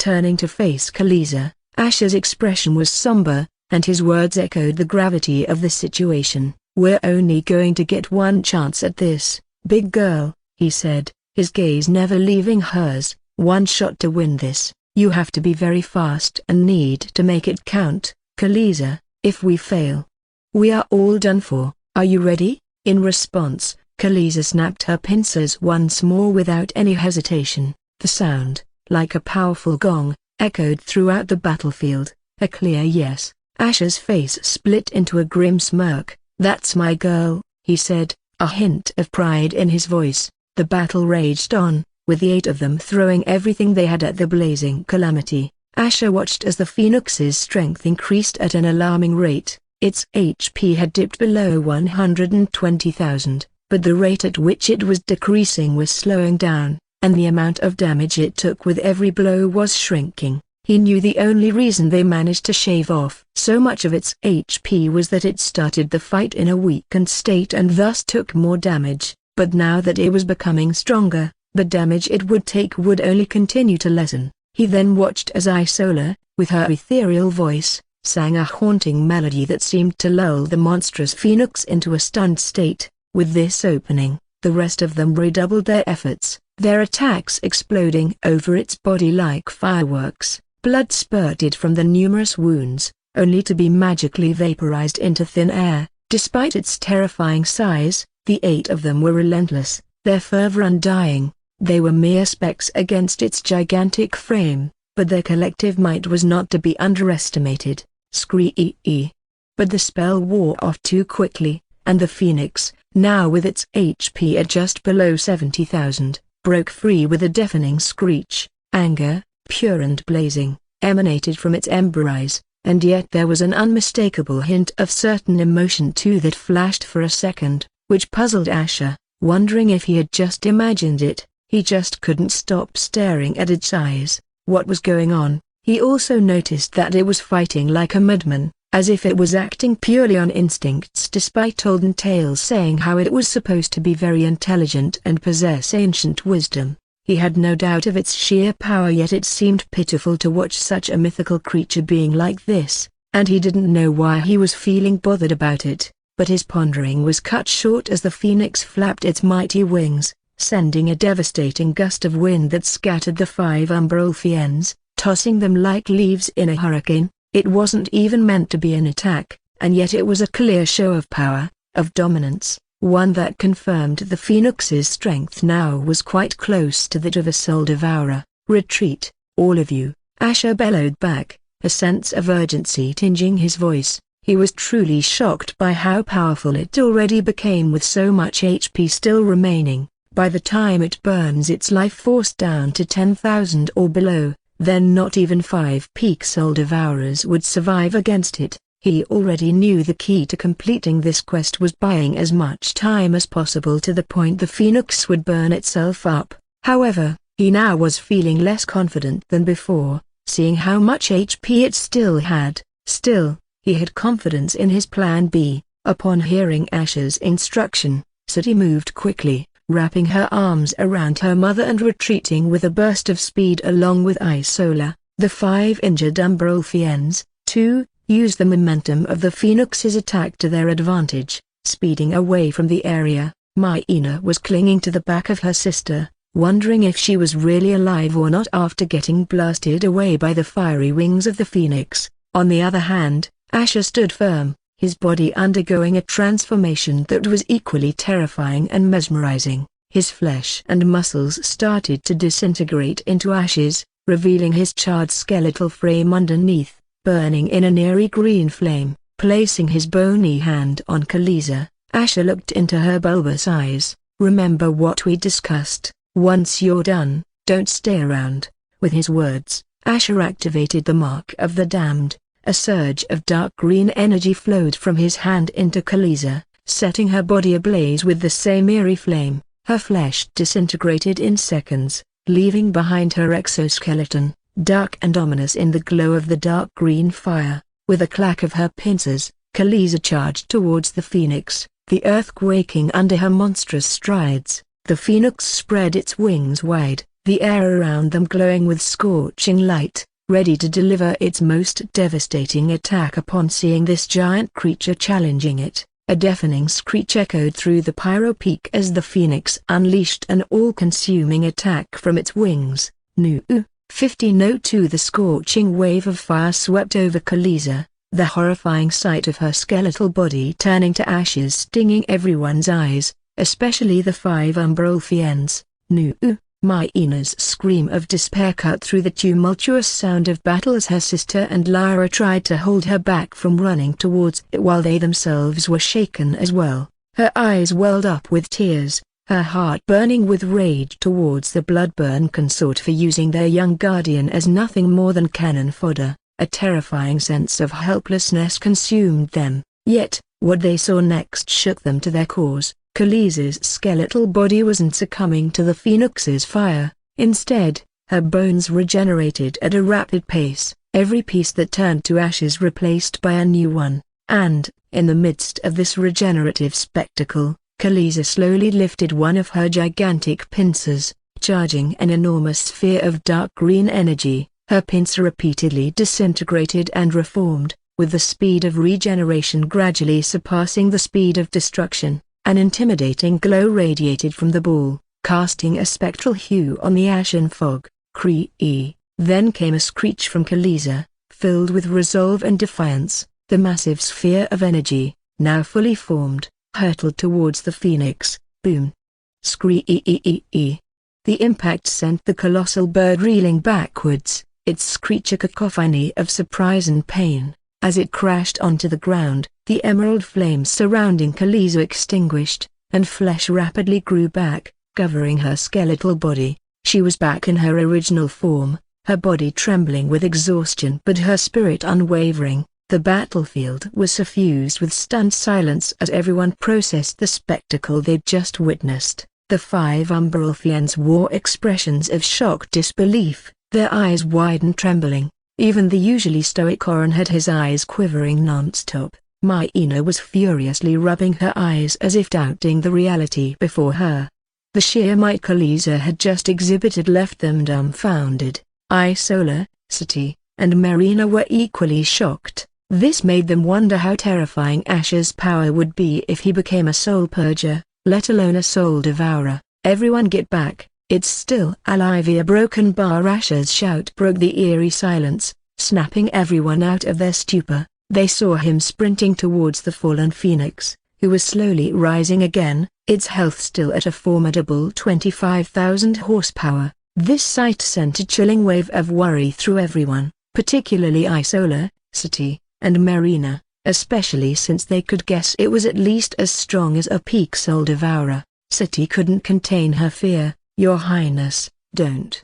she shouted, her voice echoing around them. She didn't want him to gamble his life like this. To her, it seemed wiser to abandon the quest and retreat while they still could, or they might very well end up like the ashes scattered over the ground. But Marina held her back, her voice steady. "Trust him, Sati, we need to have faith in him." "But, Mother," At the same time, Isola stopped a tired Khaleesi from following Asher. "You're too exhausted," she said, her voice laced with concern. "We have to retreat." "He will be fine, Khaleesi. You can't help like this anyway." Isola wasn't sure of her words, but she couldn't let Khaleesi put herself in danger as well. Cool broken bar. Khaleesi let out a slow, sad mew as she stared ahead, not wanting to leave him alone. Isola's lips pressed together in a thin line, worry creasing her brow. She was well aware of Asher's limitations in his current form. The phoenix would take some time to burn out the rest of its health, and the odds were not in Asher's favor. In fact, based on watching Asher's combat so far, he definitely wouldn't outlast the phoenix, especially since his attacks wouldn't even hurt it now that it had become this powerful. But instead of succumbing to her worry, she decided to follow Asher's instructions, leading the group, especially a reluctant Khaleesi, further away from the phoenix. Their eyes, however, remained glued on Asher, their hearts pounding with anticipation and fear. The massive form of the phoenix towered over Asher like an immovable monument. He was just a flickering ember before the roaring blaze, yet his determination was unyielding, standing firm in the wake of the imminent danger. His confidence stemmed from the plan he had thought of already: teleport behind the colossal beast, out of sight from the others, and then teleport to his damned dimension to wait until this creature burned itself up, and then all he had to do was reappear at the dying embers of its life force and reap the rewards. He readied himself, his body tensing as he prepared to execute the first step of his plan. But then, something unexpected happened. Just as it regained balance, the phoenix's fiery eyes bore into his as its body and gaze suddenly froze. Its luminous, ember eyes flickered with an unknown emotion as it locked gazes with him. Asher felt a nod pull, as though he was sinking into those flaming depths. The sound of the rumbling volcanoes growing dimmer, and the world round him started to blur, slowly fading away. What just happened? Engulfed in confusion, Asher found himself amidst an ethereal realm that lay beyond mortal comprehension. Boundless expanses of shifting clouds stretched into infinity, their colors an ever-changing mosaic of pastel hues dancing against the backdrop of this mystical place. His feet stood upon a seemingly invisible surface, shimmering with starlight and resonating an unearthly hum that echoed through his being. A strange melody suddenly stirred the quiet tranquility of this place. The melody swam through the air, a mournful lullaby that filled the place with echoes of certain emotions. The haunting tune enveloped Asher, resonating within his very core, stirring up a storm of emotions he could neither comprehend nor control. A profound sadness washed over him, an inexplicable sorrow that wasn't his yet felt undeniably familiar. He turned towards the melody, his eyes widening in shock as he took in the sight before him. A graceful woman with long black hair, clothed in a white dress as pure as the surrounding clouds, sat with her eyes closed and played a sitar. Her appearance looked otherworldly beautiful and youthful, yet her complexion was pallid and sickly, holding a serenity that contrasted starkly with the turbulent tune she played. But what struck Asher the most was the blazing fire that danced along the strings of the sitar, crackling and hissing with each note she plucked. Every melody she weaved seemed to strike her body, causing fiery cracks to spread across her skin, yet she did not flinch. Instead, the serene expression never left her face. Even as the flames licked her skin, something within him stirred, a concern suddenly sprouting and tugging at his heartstrings. "Hey!" he called out, his voice echoing in the vast expanse, but she paid him no heed, continuing her sorrowful melody as the flames danced along her skin. A knot tightened in Asher's chest, and he didn't understand why, but he found himself running towards her, the words escaping his lips before he could process them. "Stop, you are hurting yourself," he cried out, his plea slicing through the melody, but the woman remained unperturbed, playing the sitar with a quiet acceptance of the pain. As he drew closer, he could feel the scorching heat radiating off her, the flames flickering and casting a spectral glow on her calm face. He realized that this woman couldn't probably hear him and seemed to be in some kind of a trance. He thought urgently, seeing no other choice. Asher stretched his hand toward her, but an unexpected force field, A sphere of ethereal energy suddenly manifested around her. Ugh! The moment his hand made contact with the sphere, a searing pain rushed up his arm, making him grimace as he recoiled. His hand looked untouched, but the pain echoed in his soul, shaking him to the core. "What the broken bar?" he muttered under his breath, shaking his hand as if trying to fling off the phantom pain. Though there were no injuries on his hands at all, his gaze then fell upon the woman, watching as her skin slowly crumbled into embers, each note from her sitar marking another crack, another flame. Determination sparked in his eyes, and he attempted to transform into his Hellbringer form, but nothing happened, and looking at his naked ring finger, the shocking realization that he didn't have his ring on him made his heart sink. However, at this moment, he felt like he didn't have the luxury to think why. Steeling himself, he gritted his teeth and plunged his hand back toward the wrist, attempting to breach the ethereal sphere once more. "Ugh, a broken bar, fuck a broken bar." His grunt of pain morphed into a howl, echoing across the endless expanse, as pain surged from his hand up to his arm, then radiating through his entire body. His veins bulged, standing out against his skin, his nerves screaming in agony as if being set ablaze. It felt like a million shockwaves were exploding within his body, threatening to make his mind and body crumble down. In a final burst of desperation, he managed to grip her wrist and pull her away from the sitar, the ethereal barrier around her shattering as he fell back on the ground with a pained groan. But his eyes were half closed, his body trembling as the pain persisted, his mind and body teetering on the brink of collapse. Lying on the ground, body trembling from the unrelenting agony, Asher barely noticed the warmth of a gentle touch on his back, as if a soothing balm was being applied to his invisible injuries. The excruciating pain started to ebb away, replaced by a comforting warmth. A broken bar. His body slackened as he let out a long, strained sigh of relief. His eyes flicked open, and he sat up to find the woman sitting nearby, her form adorned with fiery cracks that had ceased spreading. Her face was pale, yet it held a serene grace and strength. Her gaze locked onto his, eyes of ethereal winter gray staring into his soul, exuding unspoken wisdom and countless trials. It was as if she could see everything about him, every secret, every fear, every scar. His heart pounded in his chest, a torrent of emotions cascading through him that he couldn't comprehend. As Asher gazed into her mesmerizing winter gray eyes, the serene landscape around him shifted. The ethereal clouds and infinite expanse of tranquil sky vanished, replaced by a blinding radiance. "The broken bar," a cold, gruff voice echoed around him, its resonance chilling to the bone. "This abomination will be punished by the hand of the heavens. They will suffer until the end, and let their suffering be a reminder to those who dare to sully the divine order. Their fate has been determined, and anyone who interferes will be banished from the heavens and have their soul tormented forever."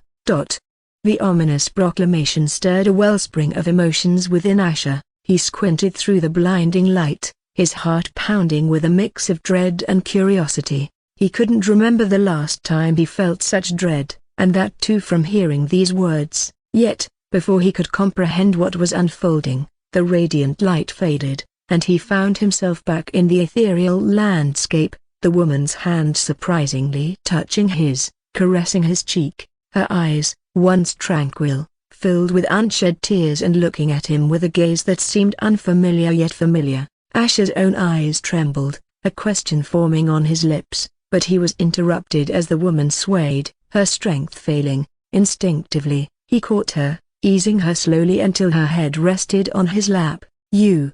Who are you?" he managed to stutter, his voice choked with emotion. His hands hovered over her body, uncertain, while his mind swirled with a myriad of questions. The woman's voice was frail, almost a whisper against the vast expanse of the ethereal plane. I don't remember, I don't know who you are. But you feel warm." As she said this, her eyes still never left his. Bafflement flickered across Asher's face. He shook his head, confusion contorting his features. "The angels. Did they put you here?" he asked, his voice unsteady. "What was the vision I just saw?" However, the woman merely smiled at him. It was a gentle, serene smile that seemed to radiate a warmth that contradicted her crumbling form. "I wish I could make your pain go away," she murmured, her voice barely a breath. A strange sensation seized Asher. It was as if she understood, truly understood, the torment he had undergone in his lives. The realization made him freeze, his mind reeling from the implications. Her hand, shaky but determined, reached for his. She grasped it gently, her touch feather-light. "Thank you for freeing me. For letting me find peace. At last." Her voice drifted off as the fiery cracks on her body widened and deepened. Her form started to crumble, breaking down into beautiful, glowing embers. Asher's eyes widened, no voice coming out of his throat. He could only stare as they floated in the air, dancing around like a swarm of fireflies, illuminating the to. This was when he suffered betrayal at the hands of someone he loved. 9:55 Yet, he couldn't comprehend why he was feeling this intense grief over the death of a woman. The ethereal landscape with their warm, comforting light. As the embers gradually faded, only a single, glowing phoenix feather remained, suspended in midair. Asher reached out and gently caught it, his movements as delicate as if he were holding something precious. A tear slipped down his cheek, catching the ethereal light, and fell onto his hand. A sudden touch of wetness on his face made him blink in confusion and shock. He raised his hand, touching the spot where the tear had trickled down, and stared at the moisture on his fingertips. It felt foreign, alien to him. This unexpected wave of sorrow and anguish that washed over him was unfamiliar and overwhelming. It was a devastation, an emptiness that gnawed at him. The last time he felt anything remotely close to this was when he suffered betrayal at the hands of someone he loved. Yet, he couldn't comprehend why he was feeling this intense grief over the death of a woman he barely knew. His heart ached with a sorrow he couldn't place, and his mind was filled with questions he had no answers to. His gaze returned to the glowing feather in his hand, the only remaining trace of the mysterious woman. He found himself lost in its warm, comforting light. Just then, his surroundings began to dissolve, the ethereal landscape gradually replaced by the scorched lands of Pyro Peak. He was standing alone amidst the destruction, the phoenix feather still clutched in his hand while Pyro, the blazing calamity, was nowhere to be seen. He didn't even seem to notice his surroundings change as his eyes were still fixed on the glowing feather, but his eyes regained clarity as he realized this feather was not ordinary and was about to check it out when, "Asher, are you all right? What was that about?" The concern etched on Isola, City and Marina's faces was palpable, their eyes glancing nervously at Asher. The 5 Umbrolfians, however, seemed surprised and curious. They all had thought he was done for, but contrary to their expectations, the Phoenix and the Bloodburn consort didn't even fight, and the quest ended before they even realized it. Silas, Oren and their wives could only exchange confused looks while Marina pouted, brimming with dying curiosity, wondering what kind of trick the Bloodburn consort pulled. Asher came back from his reverie as he ran a hand through his hair. "Yeah, I'm fine." His voice was distant, mind still preoccupied with his interactions with that woman. The memory of the woman's gentle smile, her gratitude, and her final moments seemed to reverberate in his mind while his chest ached. Isola didn't look entirely convinced, her eyes still filled with doubt.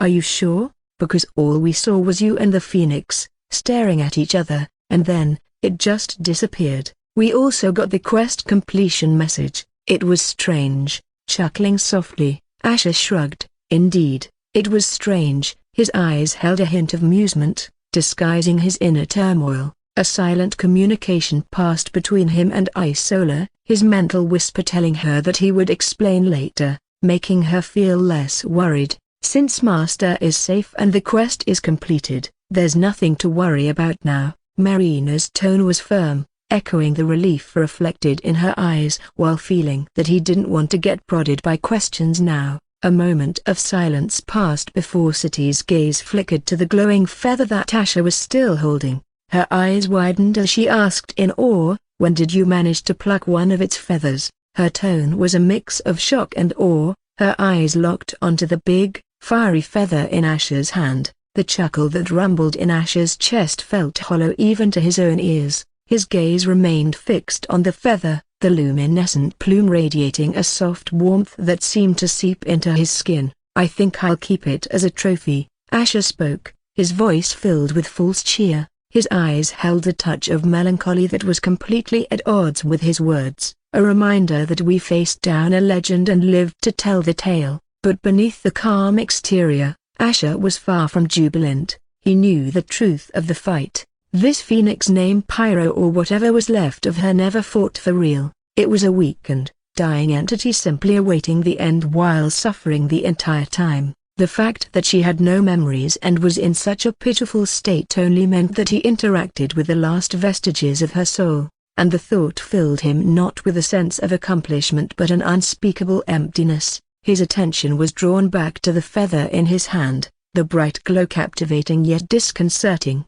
Only he knew this feather was far from being a trophy as he once again took a look at its details. Item name, grade, immortal. This feather contains 2 final drops of whatever is left of my blood force, and I had nothing else but this to repay you for what you did. Despite your demonic heritage, I felt that you could harness the power in each drop, albeit temporarily. Use them wisely, and only in dire need, as the backlash will leave you weakened and vulnerable. If we had met under different stars, perhaps our story could have been different. May this gift be a beacon in your darkest hour." As Asher delicately tucked the immortal grade feather away, his mind whirled with thoughts and speculation. This was a treasure beyond anything he had encountered before, a gift bestowed by a dying phoenix with her last breath. It was a power he could call upon when needed, but the warning was clear: it came with a heavy price, and such a precious treasure surely can't be made known to others. Meanwhile, the 5 Umberolfians were holding various items in their hands, their eyes twinkling with delight. "Oh my devils, a broken bar! We got precious treasures just like what we were promised," Myena said with a delighted look as she showed it to their princess. Isola stepped forward to inspect the objects. Her eyes lit up as she inspected each one, her fingers tracing over the intricate details. "These are indeed precious," she said, her gaze appreciating the items. "This is a lava pearl," she pointed towards a small, glowing orb held by Myena. "It's a rare gem formed within the bodies of magma creatures, quite resilient and an excellent conduit for enchantments." She then moved towards Orin, who was holding a large, black crystal that pulsed with a steady inner light. "This is Inflame Heart Crystal. It contains the very essence of this realm and can significantly enhance any fire-based spell," she explained as she looked at Asher and added, "Maybe you or Khaleesi can use this at the right time and gain 50% more damage but can only last for a single attack." "That sounds really powerful," Asher agreed with a nod. Lastly, she gestured to a small bag of glowing capsules in Alicia's hands, "And these are pyrospore capsules, harvested from this place. They explode upon impact and could be useful for diversions or even throw at our enemies." The group nodded in understanding, their faces brightening as they fully realized the value of the items they held. "Now we can finally leave this place before we die from the heat," City said with a relieved sigh, and the thought that they still could retain 25% of the total shards they had now was icing on the cake. The marker came up, and everyone knew where to go to forge the 3rd Divya crystal. The first Divya crystal was dark green in color, and the second was dark blue in color. This made Asher already realize that they needed 7 different Divya crystals to forge the Divya, and as they walked, a discussion was going on between the 5 Umberolfians walking behind Asher and the others. "Didn't I tell you, Myena Broken Bar, our princess has her own reasons to trust the Bloodburn consort. She must have a good idea of what he is capable of, more than any of us does," Alicia said in a low voice to Myena as she pouted before wincing and saying with a red face, I know a broken bar, but does this mean a broken bar our princess is really close to him?" Myena lowered her voice as much as she could as she asked the last question. Orin and his wife, Lyra, exchanged serious glances before Scylla slightly smiled and patted Myena's head. "You shouldn't overthink anything, Myena." Myena pursed her lips, though she still had a skeptical look as she briefly glanced at his back. The next day, Asher and the rest had advanced and were now in the fourth mini-dungeon, Tidal Tempest. The Tidal Tempest's scenery was dramatically contrasting with Pyro Peak's harsh and desolate landscape. As Asher and the rest stepped into the new realm, they were met with an overwhelming, breathtaking view of pristine nature in its untamed glory. The sky was a vibrant tableau of cerulean blues and greens, speckled with cotton candy clouds, reflecting onto the vast expanse of the water body beneath. The sun was a warm, golden disk in the sky, its rays casting a shimmering glow on the surface of the water. As the day wore on, the sky would shift into an impressive array of colors, from pinkish hues to deep purples, a spectacle of a lifetime. The terrain was an amalgamation of rocky cliffs, sandy beaches, dense jungles, and water bodies that shimmered under the tropical sun. The cliffs, worn smooth by the relentless force of water, were imposing, jutting out into the vast water body. They also came upon mysterious whirlpools that dotted the landscape, acting as dangerous teleportation points and unpredictable traps. It didn't take too long for them to realize what the real danger of this place was. Powerful tides would rise from nowhere and wreak chaos at random times, destroying everything in their way. At high tide, the world transforms into a sprawling archipelago, with only the tops of the highest trees and cliffs visible above the water. Even those landscapes that remained dry would be shaped by the force of water, ray caves carved by relentless waves, sweeping dunes shaped by tidal currents, and lofty cliffs worn by ceaseless spray. Some lands would get submerged while places that were submerged would rise up, and it kept changing based on the mood of the tides. And this made one thing obvious: they can't survive for too long without building a shelter, since it protects them against the tides. And all they had to do was maintain the shelter long enough until they were ready to leave. And so, in the midst of an alluring and wild landscape, the group set up their shelter, an elaborate structure made of strong, durable wood and enhanced with magical enchantments for protection, setting up a perimeter around the shelter to make sure they won't be caught by surprise by any 11-13. Nestled between the thick jungle and the huge waterfall, their rare-grade shelter was a sight to behold. And no sooner they had set up the shelter, Khaleesi had excitedly jumped out of her beast bag and ran towards the waterfall to play along with Isola and Myena, while Alicia and Lyra watched on with smiles and enjoyed immersing themselves in the stream. As for Marina, she was busy setting up things inside the shelter, while Sati, Silas, and Oren were setting up a perimeter around the shelter to make sure they won't be caught by surprise by any intruders. Meanwhile, Asher reclined against the sturdy trunk of a tree, his eyes drawn to the jubilant scene by the waterfall while eating some food. Khaleesi, seemingly intimidating with its powerful pincers and monstrous size, was now a sight of pure delight as she played along with Isola and Myena. Isola was a vision of ethereal beauty amidst the spray of the waterfall. Her midnight blue skin was bejeweled with water droplets, the tiny prisms of light sparkling like stars against the twilight of her complexion. The luminous white locks of her hair cascaded down her back, shimmering with the ethereal glow as they clung to the wetness of her skin. The gentle mist from the waterfall gave her a hazy, almost otherworldly aura. Her sapphire blue eyes sparkled with happiness as she interacted with Khaleesi and the three Umbral women, the natural charm of her demonic elegance more alluring than ever. The two fins on either side of her head moved rhythmically with her expressions, adding to her unique beauty. Asher didn't know why, but he found a certain comfort in simply watching her, a stark contrast to the chaotic 3 months he had spent during the entire quest. But he still couldn't shake off the woman's face in his mind and the lingering emptiness of her disappearing into nothingness.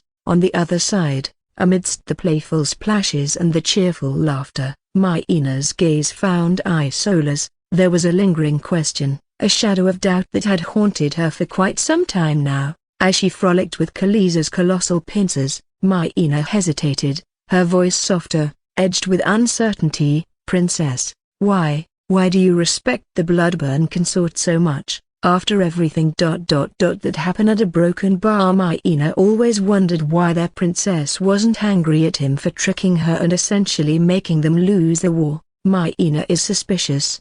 Isola paused in her play, the gravity of the question evident in the slight furrow of her brow. Nearby, Elzia and Lyra exchanged glances. The atmosphere shifted palpably, the weight of years of history and grievances pressing down upon them. Myena, Lyra's tone was sharp, a clear reprimand. You must watch your words before the princess. Elzia's face echoed the sentiment, but before they could berate Myena further, Isola held up a hand, effectively silencing them. It's all right, she began, her gaze thoughtful. For a brief moment, her eyes flitted to where Asher stood before turning to look back at Myena, harboring anger and resentment towards him for trying to protect his kingdom serves no purpose. Isola began, her voice measured. Yes, there was a time when the Bloodburn Kingdom deserved our wrath and hate, but the Bloodburn Kingdom of today is not the one of our past. Their queen is just and fair. Unlike the barbaric Ravager, in the eyes of the people of the present Bloodburn Kingdom, we are the villains for starting a war they believed they had no reason to suffer for. Myena gulped, absorbing the words, her expression mixed with confusion and realization. Isola continued, we cannot change the past, Myena. We cannot turn back time and punish the Ravager, but we can shape our future. If we continue to be prisoners of our past, we will never be free. Our focus should be on building a better world, a better future, one where our people don't live in fear, but in hope. We have suffered enough for thousands of years. Why should we make ourselves suffer more at the cost of our happiness and lives? Elzia's eyes flickered as she blinked away tears. Lyra's expression softened, admiration shining in her eyes. The two exchanged glances, an unspoken understanding passing between them. Their princess was truly far-sighted, as expected from her. Myena, a hint of crimson painting her cheeks from embarrassment, pursed her lips. The weight of her own short-sightedness bore down on her, a heavy stone in her chest. I'm sorry, she murmured, her voice shaking slightly, but with a sincerity that could not be mistaken. I shouldn't have doubted you. If you're happy, princess. That means we all are. I promise I won't let doubt cloud my judgment again, nor will I ever let you down. Isola's expression softened even more, a tender look in her sapphire eyes. Myena, she began, reaching out to gently hold the other's face. I know people consider me as the chosen one, but that doesn't mean I am infallible. Not every choice I make will be the right one. It's only natural to have doubts. We've always looked out for each other. We are more than subjects and royalty, we are family. Even if we are far from the forbidden waters, that bond won't change. Myena's eyes shimmered with unshed tears, the depth of her emotions evident. A hesitant smile tugged at her lips. Can I hug you?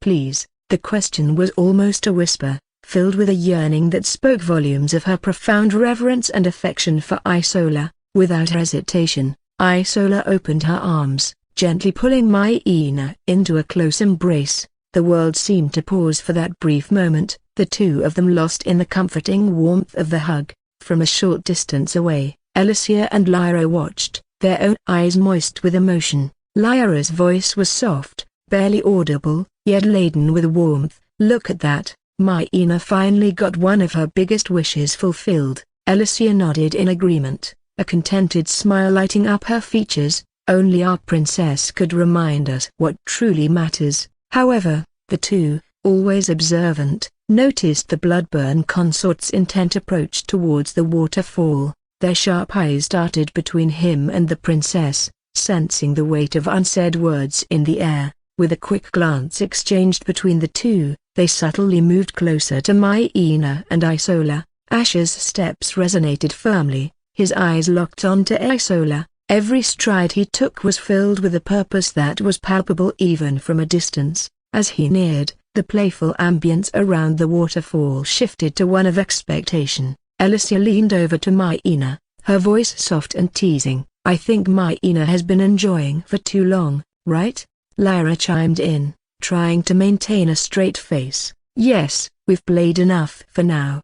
Besides, Silas and Oren might need our help setting things up and gathering resources. Myena, however, wasn't as quick on the uptake, her cheeks puffing out in an adorable pout. but I was having fewer broken bar. She whined and froze upon seeing the blood-burn consort walking towards them, and so, with an aggrieved look, she could only let Alicia and Lyra drag her away from the scene. Asher finally came to a stop a few feet away from Isola, his gaze unwavering. The world around them seemed to fade, leaving just the two of them under the glistening curtain of the waterfall. He was still staring at her, making Isola's skin tingle a bit, while she was usually composed. His intense stare made her feel seen in a way she hadn't experienced before. Taking a deep breath, she finally managed to muster her voice, her tone light yet curious. "Why are you staring at me like that?" Asher subtly smiled and said, "I was just testing how long my eyes can last before your beauty blinds me." Asher, a broken bar. Isola let out a chuckle of disbelief and added, "Your jokes are getting more silly, you should save them for somebody else." As she said this, her gaze flitted away momentarily, her smile warm, though the next moment, her lips quivered as if caught between certain emotions. Asher subtly smiled and said, "Okay, silly jokes aside, you were looking at me earlier. Were you sharing anything funny about me with your people?" Pushing off a submerged rock, she gracefully floated and shook her head with a smile. "You think too much. You aren't that funny for me to say anything funny about you." His gaze momentarily followed Khaleesi, who seemed engrossed in her own watery games while using her giant pincers to try and find something good. Returning his attention to Isola, he met her serious gaze. She pressed on, asking the question that had been lingering for a while, "So Broken Bar, can you tell me what truly happened back there?" Asher's expression became solemn. He then took a deep breath and explained what happened. When he finished, Isola processed the information, a mix of disbelief and wonder in her eyes. "You felt a connection with that phoenix named Pyra, despite having never met or even heard of her before? And this is ignoring the fact that it is impossible for mortals like us to even know them." Asher nodded, his expression earnest. "I know it is bizarre, but the feeling was so profound it's hard to explain. I had no control. A broken bar literally, my body was moving, and my mind was thinking without me realizing it." She stared at him, with a certain heaviness in her gaze. "There are so many mysteries that are beyond our comprehension. You have an immortal bloodline and nobody knows how and why. Your origins are also unknown. Maybe ... It all has to make sense in some way. Immortal bloodline ... I never saw that coming, nor can I make sense of my origins. I was even crippled ... So much for having an immortal bloodline. Still ... I am a demon, and how could I even know a mythical creature that served the angels or feel as if I do?" Isola nodded as she said with a distant look, "If we look past that ... she must have been a kind soul, a broken bar, to help you out despite her fate. I can only imagine how miserable she must have been ... to endure pain for who knows how long that almost crippled you." Asher's gaze was somber as he nodded, and she was enduring it without a change in her expression. "I can only imagine how much willpower and strength she must have had to hold on like that."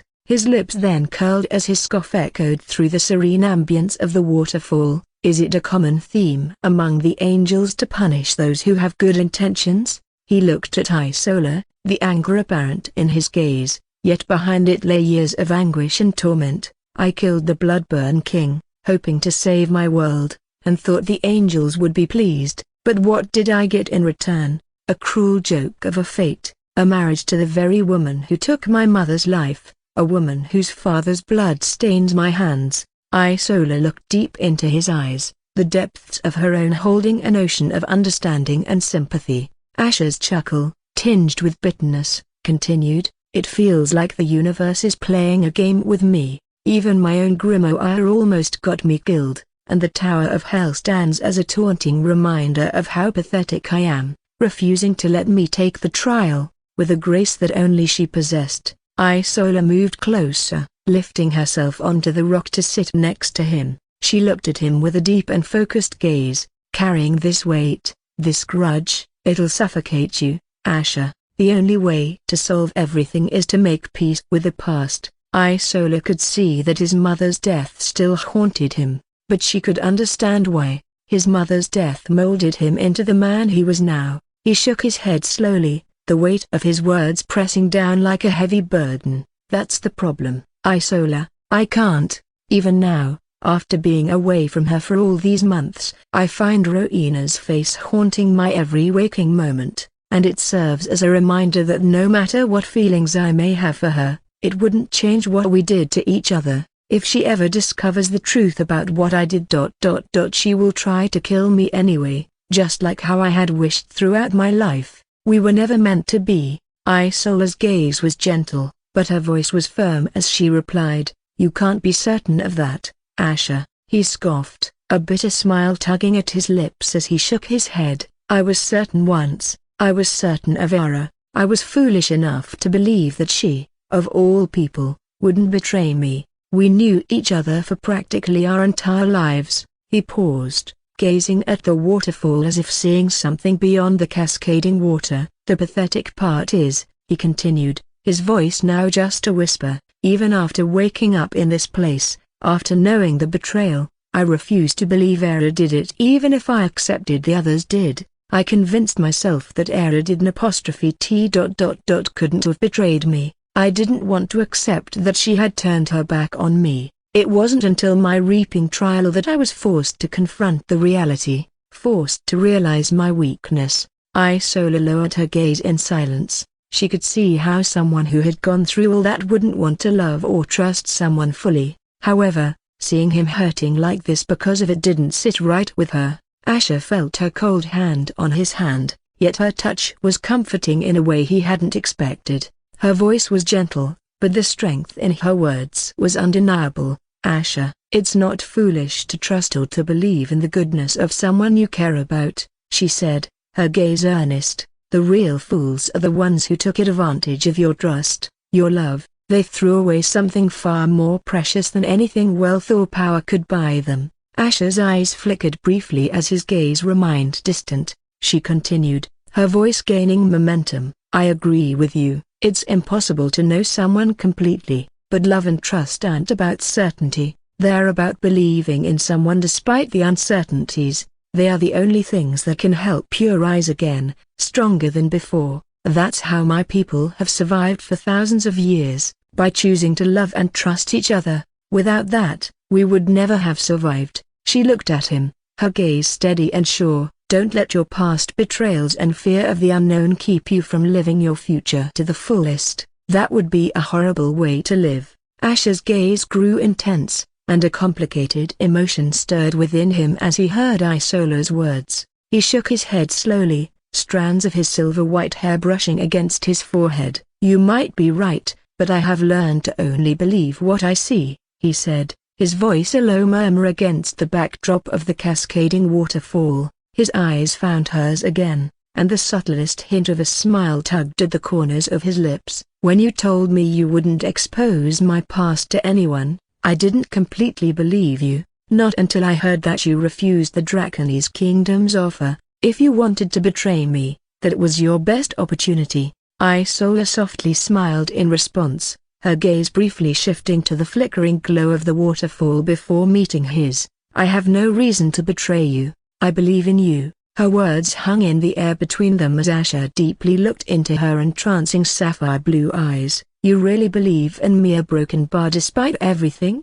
he asked, his voice barely above a whisper. He truly found it odd, especially after the things that happened during the war. If he were in her shoes, believing in him would be the last thing he would do. However, her gaze never wavered from his as she said, "I wouldn't be here if I didn't." His question came like a bolt from the blue. "Then aren't you worried I might betray you or take advantage of it, or that I might already be doing it?" She faintly smiled at his question, her gaze steady and unwavering. "Just like I said earlier, I am taking a leap of faith. I have seen your darkness, and I chose to step into it. If betrayal is part of that darkness, then it's a risk I'm willing to take." The world around them seemed to fade away. The only sounds were the rustling leaves and the persistent falling of water. Asher, still feeling the gentle pressure of her slender hand above his, slowly twisted his own hand, fingers brushing over the back of her hand in a slow caress.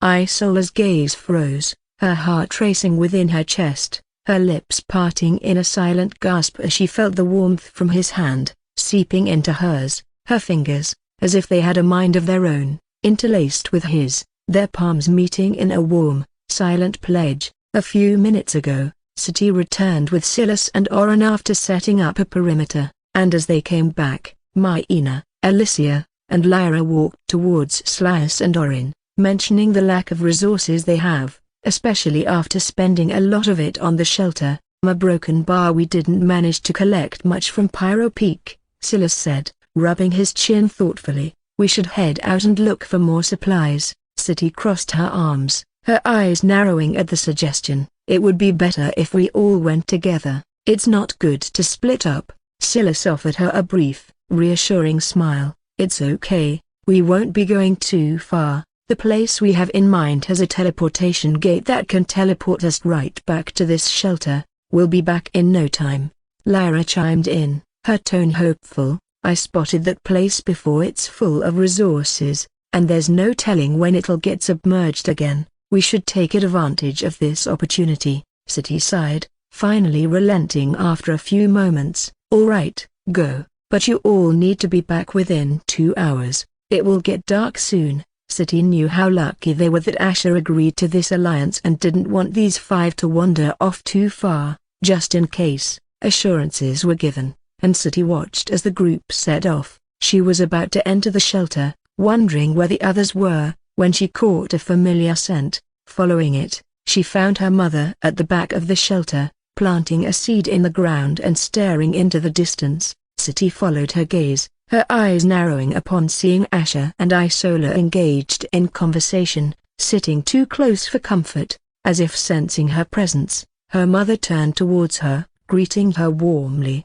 "Sati, dear, are you done with the preparations?" However, Sati didn't seem to hear her mother as her attention remained on Asher and Isola. Her lips pinched as she muttered, "He is so unbelievable." She felt her blood heat up, and it definitely wasn't the climate of this place. She couldn't believe he had the audacity to flirt with Isola in public. She felt he was becoming more and more unruly in the absence of the queen. Her mother's voice pulled her out of her thoughts. "Who is unbelievable?"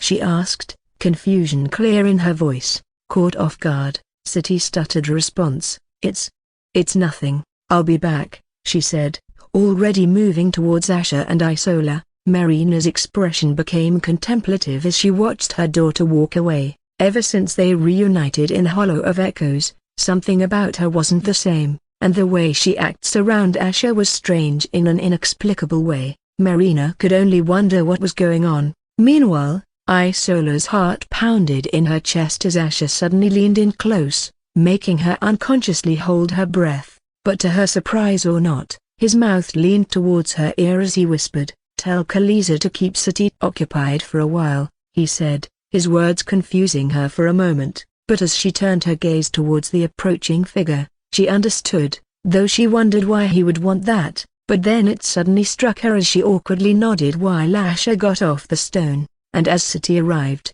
her expression was a mix of suspicion and puzzlement, her gaze darting between Isola and Asher, with a mischievous smile on his face. Asher approached Sati. "Well, isn't this a pleasant surprise?" he said, his eyes glinting with amusement. "How nice of you to join us. It's a pity I was just about to leave and take a nap." Sati's nostrils flared red at his words, but she kept her gaze averted, trying to keep her composure. I didn't come here to join you," she retorted while staring right back at him, though she was struggling to keep her gaze steady. Asher's chuckle rippled through the air. "Oh, I didn't say you were here for that, did I?" Sati's cheeks flared as she realized she stepped on her own foot, but before she could respond to his teasing remark, Asher turned on his heel and walked away, leaving her standing there in bewilderment. She wondered why she couldn't act or think properly in his presence, her mind a whirlwind of confusion and frustration.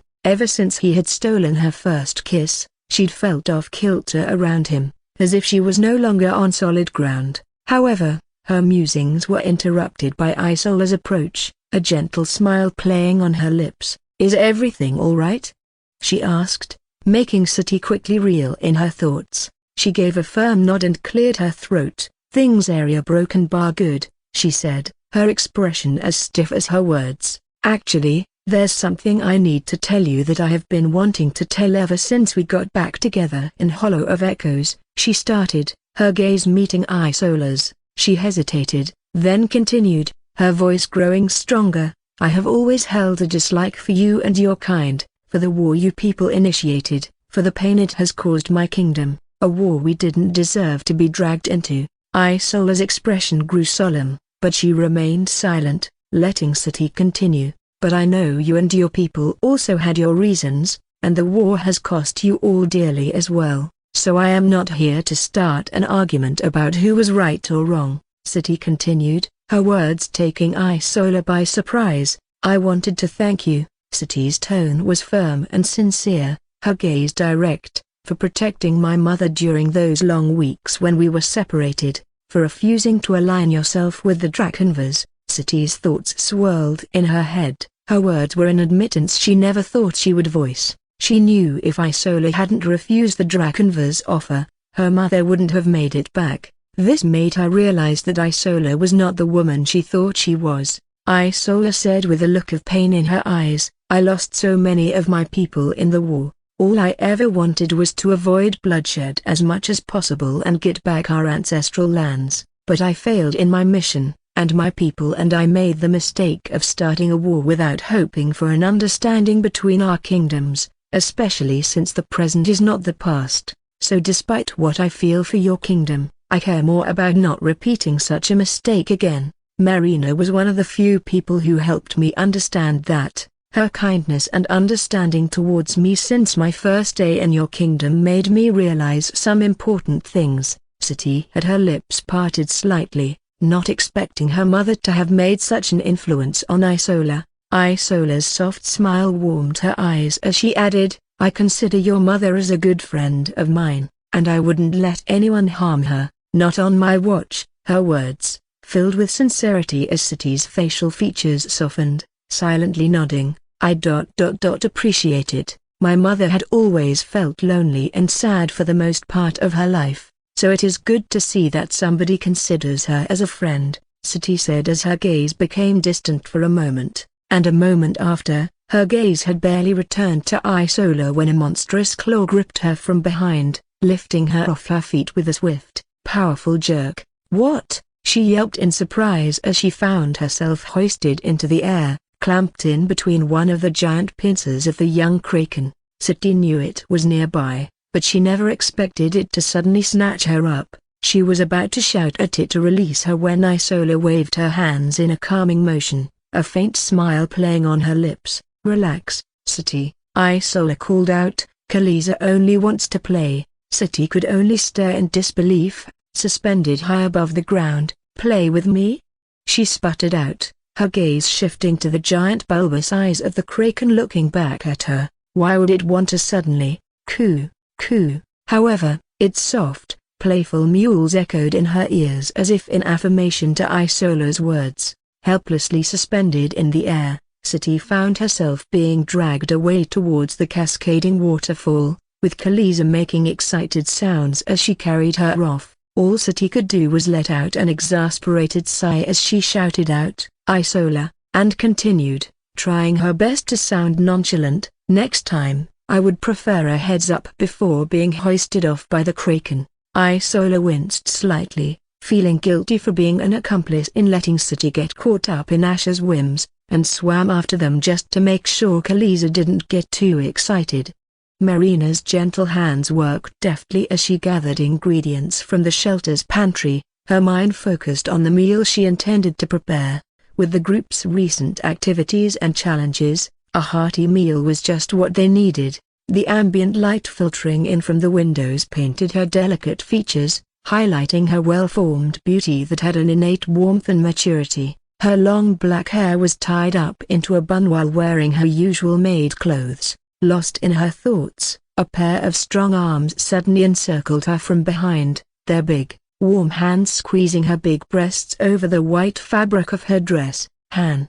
Marina was startled, her heart racing and her cheeks flushing a deep shade of crimson while her breasts threatened to overflow over the fabric of her dress under his relentless squeezing. but she didn't panic because she instantly recognized the familiar touch and scent immediately. She wasn't surprised he was able to sneak up on her since he had done this many times by using his Hellbringer form until he reached her. In that form, he had no scent, and one of his abilities allowed him to teleport right behind someone, and before she could react, she felt hot, passionate kisses trailing down her neck as he pushed his bulging crotch against the crease of her buttocks. His hands were also busy as they pulled down the sleeves of her dress, his hot kisses trailing down her arms. Not even devils can understand how much I miss eat a broken bar mwaha broken bar tasting wa broken bar, Asher whispered as he kept pulling down her top until her well-endowed red breasts began to pop out with a jiggle,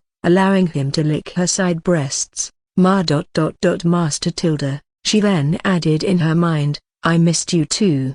As his maid, she knew certain things and feelings of her she can't say aloud since it could cross lines she wasn't supposed to no matter how much she wanted to. Each kiss and the motion of his tongue on her skin sent shivers down her spine, making her thoughts freeze for a few moments, relishing and realizing how much she missed his touch and warmth. It also warmed her heart feeling how much he desired her. She was not young like the queen nor spent any life crystals in making herself look younger. Yet he still found her to be desirable, but her thoughts somehow reeled back in, and she turned around to face him, though as if undeterred by her movement, his tongue licked over the smooth skin of her cleavage. Marina's face grew even redder as she weakly tried to stop Asher, her fingers lightly gripping his forearm.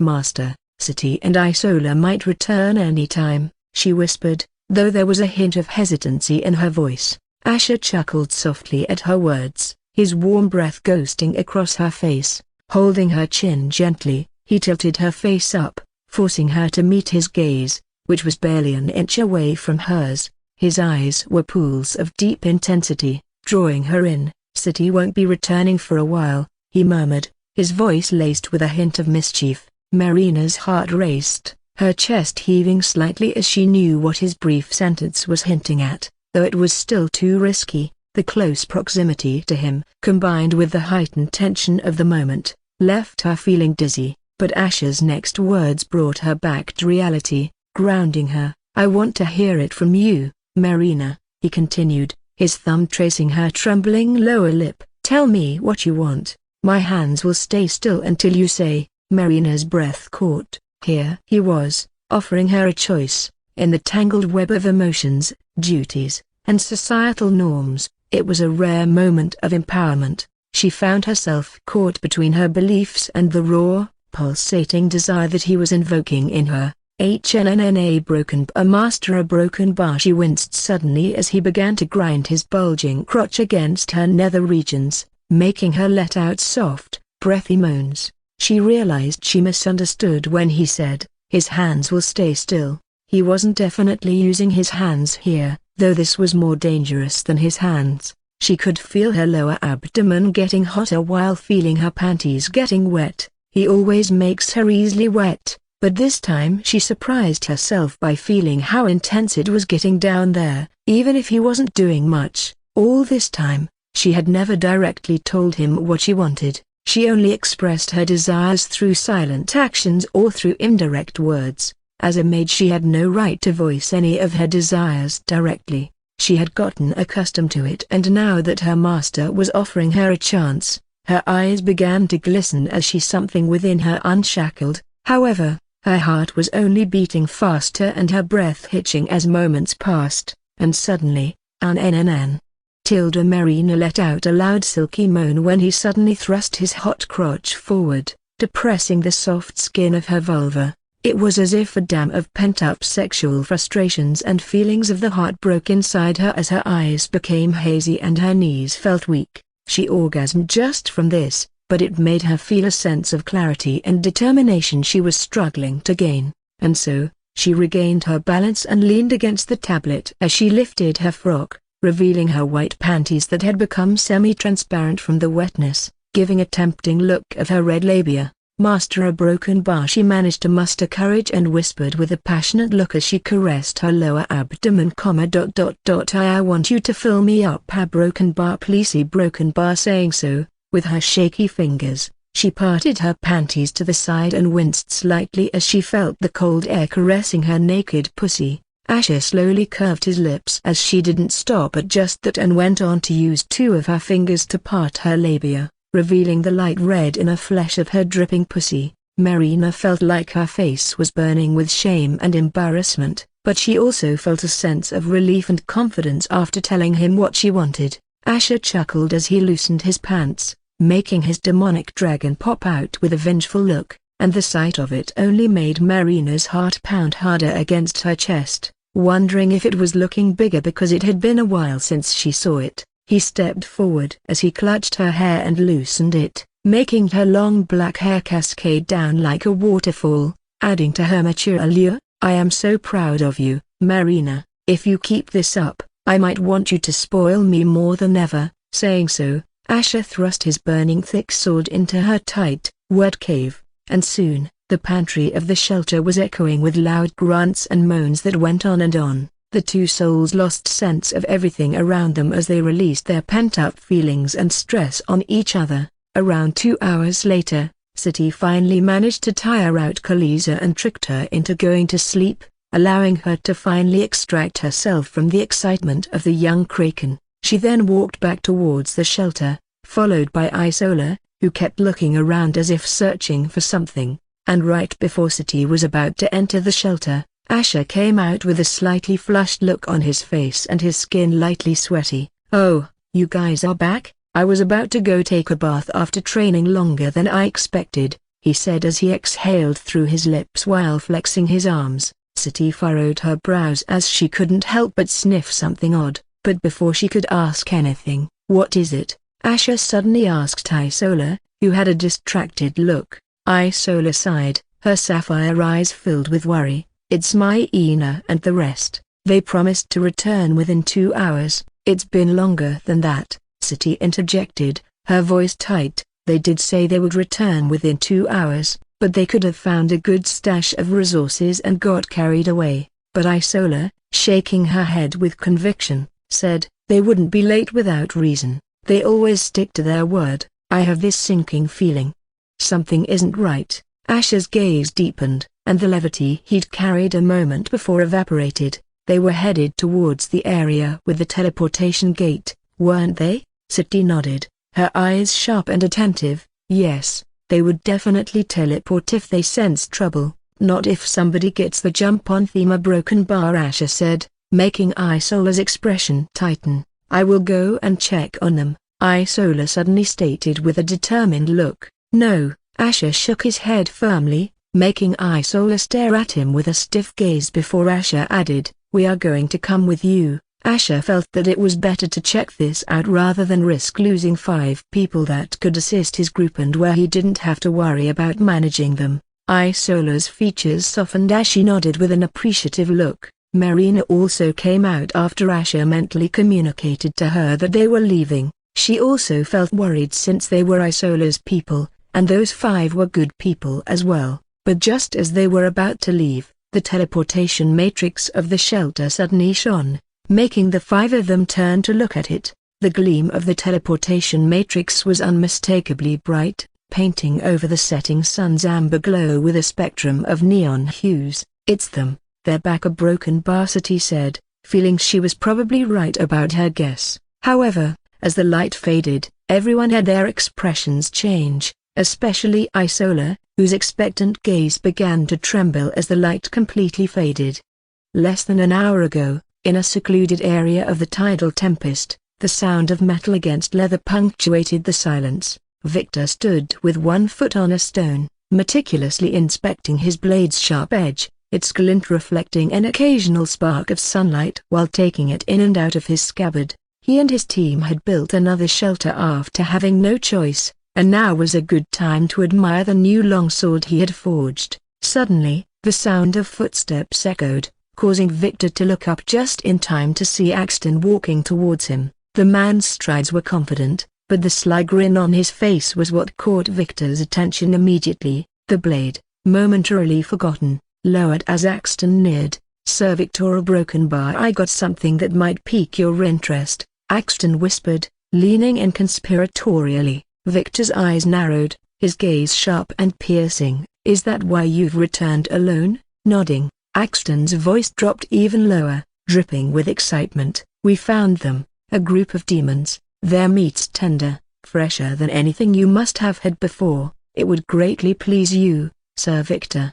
He paused, letting the weight of the news sink in. "My boys are holding positions as we speak, just waiting for us to join the fray. We could handle it, of course, but we thought you wouldn't want to miss out, and we can't risk damaging the goods too much, so your presence will be for the better." Victor's initial focused glint was replaced by an anticipatory gleam. He sheathed his blade with a flourish. "I am intrigued," he mused, a subtle smile curving his lips. "However, I must first inform Rachel I'll be stepping out for a walk." Axton's eyes twinkled as he said with a knowing smile, "Understood, Sir Victor. She must never worry about your afternoon strolls." A couple of miles away, amidst a grove of tall trees, the sparkling stream wove its gentle path. Sunlight streamed down in broken beams, making the water shimmer like a vast necklace of diamonds. Myena, her laughter as clear as the bubbling water, playfully splashed Alicia. Lyra had her hair neatly tied in a bun, bent down, her hands exploring the depths of the stream for resources. "Myena," she chided gently, her voice mellow, "we don't have all day. Could you please stop making Alicia waste time as well and help me here?" Alicia's soft giggle echoed in the serene ambience. "She's right, Myena," she said, reaching out to pinch Myena's rosy cheeks affectionately. "We shouldn't be slacking." Myena stuck out her tongue, her pout evident. "Lyra, one day you should really learn how to have fun." Lyra's eyes softened, her lips curling up in a subtle smile, and she shook her head in mock exasperation. "Tell her to run." But the moment of lightness was shattered by Scylla's frantic voice. They immediately turned to the side and caught sight of two familiar figures, Orin and Slias, dashing towards them, expressions wild, lips stained with blood. "Hide Myena, now!" Orin's voice was filled with urgency. Slias' eyes darted around, as if wary of something. "Get back to the shelter, Myena, hurry!" Before Myena could process the gravity of the situation, Alicia and Lyra were upon her, pushing her into the river. The cold water swallowed her up, her dress billowing around her, bubbles obscuring her vision. But Myena tried to resist since she knew they were in some kind of danger and didn't want to run away. But Alicia's usually tender eyes hardened with determination. "Listen to us, just this once," she urged, her voice strained. "Get to the shelter." Tears mingled with the river water as they dispersed from her eyes. The stern and worried expressions on the faces of the people she loved so dearly told her all she needed to know. They were in grave danger, where none of them could afford to escape together. Swallowing the pain of her heart clenching, Myena's lower body transformed into a fish-like tail, propelling her towards the other end of the stream where the ancient, moss-covered teleportation gate awaited. Water splashed around Orin and Scylla as they plunged into the river, the coolness barely registering due to the adrenaline coursing through their veins. Suddenly, the peaceful sounds of the bubbling stream and rustling leaves were overshadowed by ominous footsteps. 6 figures, clad in leather and armor, emerged from the shadows of the trees, trapping the Umbrelfians like prey in a hunter's snare. Just as Scylla had feared, they were prepared to surround them. Victor, with his tall frame and imposing aura, stepped forth, the gleam in his bright green eyes revealing his intentions. His neat white attire, which seemed to reflect the sunlight, contrasted starkly with the luminous blade at his side. Alicia's hands clenched into fists as she whispered and saw the 5 men surrounding them from different sides with unsettling auras, the Demon Rippers. Axton's sadistic grin widened, revealing his sharp teeth. He slowly and deliberately licked the blade of his machete, each stroke echoing ominously. "It's been far too long since we've indulged in the delicacy of a female Umbrelfiend," he taunted. Turning his attention to Victor, he added, "And our good Sir Victor here hasn't yet had the privilege. Consider yourselves honored." Lyra, her gaze fiery and resolute, retorted, "Monsters like you will rot in Tartarus, where your wretched souls belong." Victor merely chuckled, and with a swift motion, He unsheathed his gleaming longsword. The reflection of the sun made the blade appear almost ethereal. "I can make it painless, you know," he suggested, his voice dripping with apparent compassion. "Just kneel and place your heads on the chopping block. I would rather avoid any ugly and unnecessary struggles." Orin's voice was low and unwavering as he grunted. "We would fight to death before we do anything else." Victor sighed, his face a mask of boredom. How utterly foolish and a waste of time. As he said this, his sword began to shine. Then, in a split second, the serene atmosphere transformed into chaos. The demon rippers, along with Victor clashing with the four relentless Umbrolfiends, the four of them knew they would never stand a chance, but their will to fight wasn't deterred at all. The once tranquil stream became a battleground as two groups collided in an earth-shaking confrontation. Shortly after, Myena, driven by an irresistible pull towards her kin, swam back towards the chaos, every stroke echoing her desperation. Despite knowing she should listen to what they said, a part of her couldn't bear to leave them alone. She was also prepared to fight to the death if needed. As she neared, she cautiously peeked out from behind a partially submerged boulder, her breath hitching as her eyes took in the horrific tableau before her. Silas, someone who was like a brother to her, lay motionless in the water, his crimson lifeblood mingling with the gentle current. Orin, once a formidable sight in battle, was now reduced to a battered, kneeling figure. Cain, a massive brute with malicious delight in his eyes, held Orin in an unyielding grip, ensuring he couldn't escape or retaliate. Elias, with his knife gleaming coldly against Lyra's pale neck, smirked. "Speak, my friend, tell us where the Umbrolfiend princess and her friends are hiding. Do it, and perhaps we'll leave your precious wife unharmed." Gildon, standing nearby with his arms crossed and a smirk on his face, added, "Don't even think about deceiving us, Orin. We are well aware that the princess traveled with you all, and she is the only exception among you people who has more than just juicy meat." Despite the dire situation, Orin's gaze was unyielding and only became even darker upon hearing such ugly words. He met Gildon's eyes with a look of contempt and defiance. "You should know that our lives will never be worth more than our princess's safety. You can threaten, you can maim, but all you will get is our blood." Elias sighed, a mirthless smile playing on his lips. "Sigh, how could I forget how impressively loyal you people are to your princess? I once tried breaking some of your kind, but they all died before they broke, so I believe you." Without warning, he stabbed the knife into Orin's throat in one swift, brutal motion. Lyra's gasp was cut short, her eyes shut tight, tears forming at the edges as she tried to shut out the world around her. Brother Orin. From her hidden vantage point, Myena's heart shattered, grief and rage swirling within her as she watched another loved one cruelly taken from her. Axton, holding her with a vice-like grip, forced half of her body underwater, with her legs. 942 Victor watched with rapt attention as he leaned onto his longsword. Her tearful gaze shifted to Alicia, who was trying desperately to hold onto her composure. Axton, holding her with a vice-like grip, forced half of her body underwater, with her legs. Victor watched with rapt attention as he leaned onto his longsword. "You know, Sir Victor," Axton began with a smirk, taking a moment to emphasize the title, "Umbrolfiends, these fascinating creatures, they've got the ability to transform their lower halves into legs when they're on land. But here's the fun part, kill them while they're submerged, and you'll find their flesh tastes far more exquisite. It's not that enjoyable if we taste them while they have legs, so once she dies while being submerged, her legs will revert back to their original state."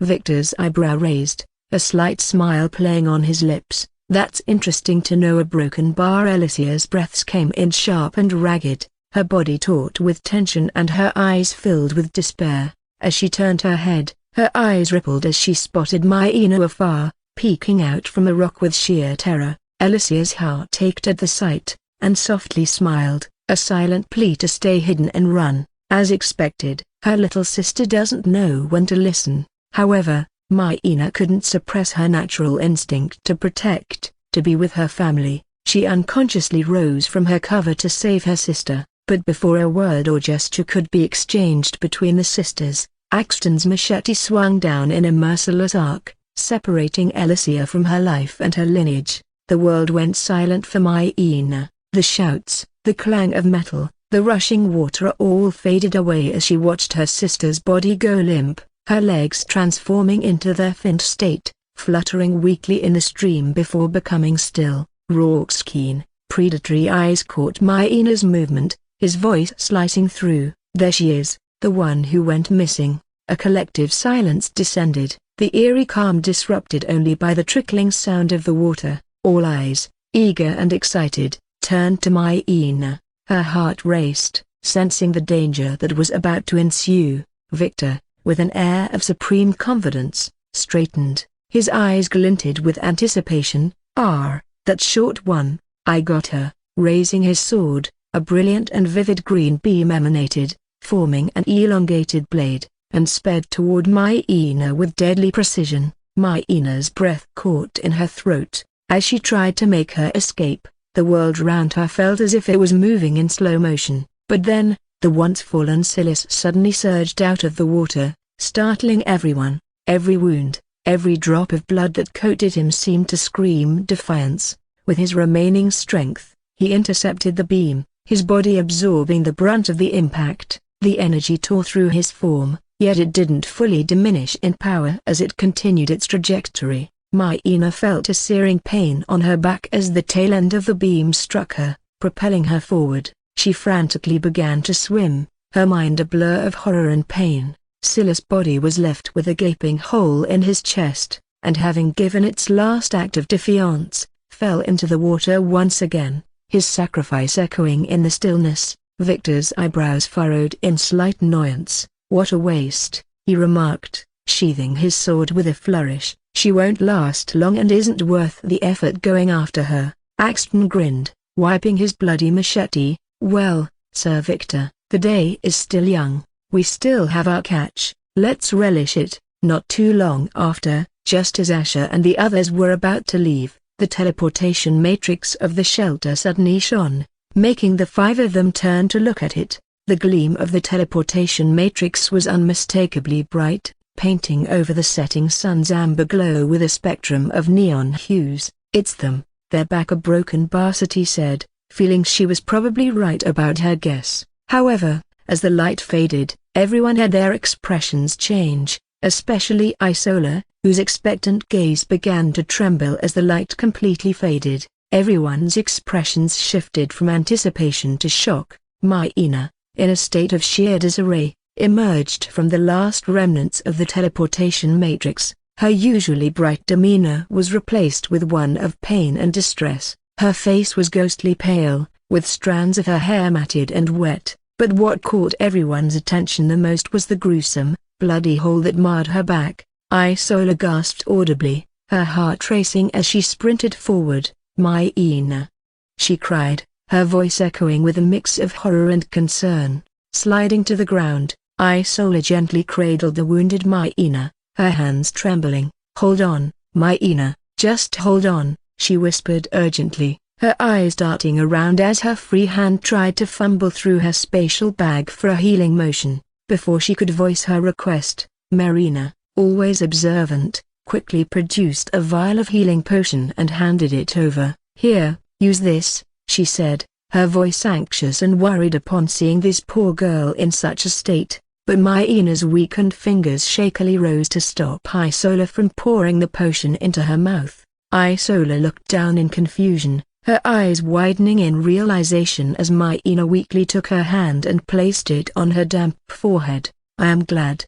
We didn't fail you," Myena whispered, her voice barely audible. Her gaze was filled with a warmth that belied the pain she was in. Tears pooled and spilled down her pale cheeks as she continued, "Being here, with you, Princess, this is a better death than I could have ever dreamed of." Isola's heart constricted in her chest, her voice coming out choked. "Don't be stubborn, Myena, you're not leaving us, I can still heal you." Her eyes quivered with a multitude of emotions, as she tried to rise, her thoughts rushing to the nearby stream, where she could heal Myena using her abilities. But before she could make her move, Asher's strong hand anchored her in place. She looked up to meet his gaze with a hardened expression, but all she found was a depth of understanding. Isola, stop. Asher's voice was firm, yet there was a softness in it that made Isola's heart clench. His eyes held hers for a moment before he lowered his voice to an almost whisper. She's already gone. Asher already noticed how Maina had lost so much blood. She had no chance of surviving unless there were a couple of expert healers, and even then, it would seem quite hopeless. Isola's breath froze as her eyes weakly blinked. Her gaze slowly darted back to Maina, her breath hitching as she saw a sight that she had seen many times but could never get used to. Maina's head had drooped to one side, and the once vibrant eyes that looked up to her with such joy and hope, were now dim and lifeless. The weight of Maina's lifeless form against Isola seemed to grow heavier with each passing second, pulling her down until her knees hit the ground. Holding Maina tightly against her, Isola's voice broke through in a murmur. I'm so sorry, I should have protected you. Yet, as the memories and images from Maina's last moments flowed into Isola's consciousness, a stark transformation overtook her.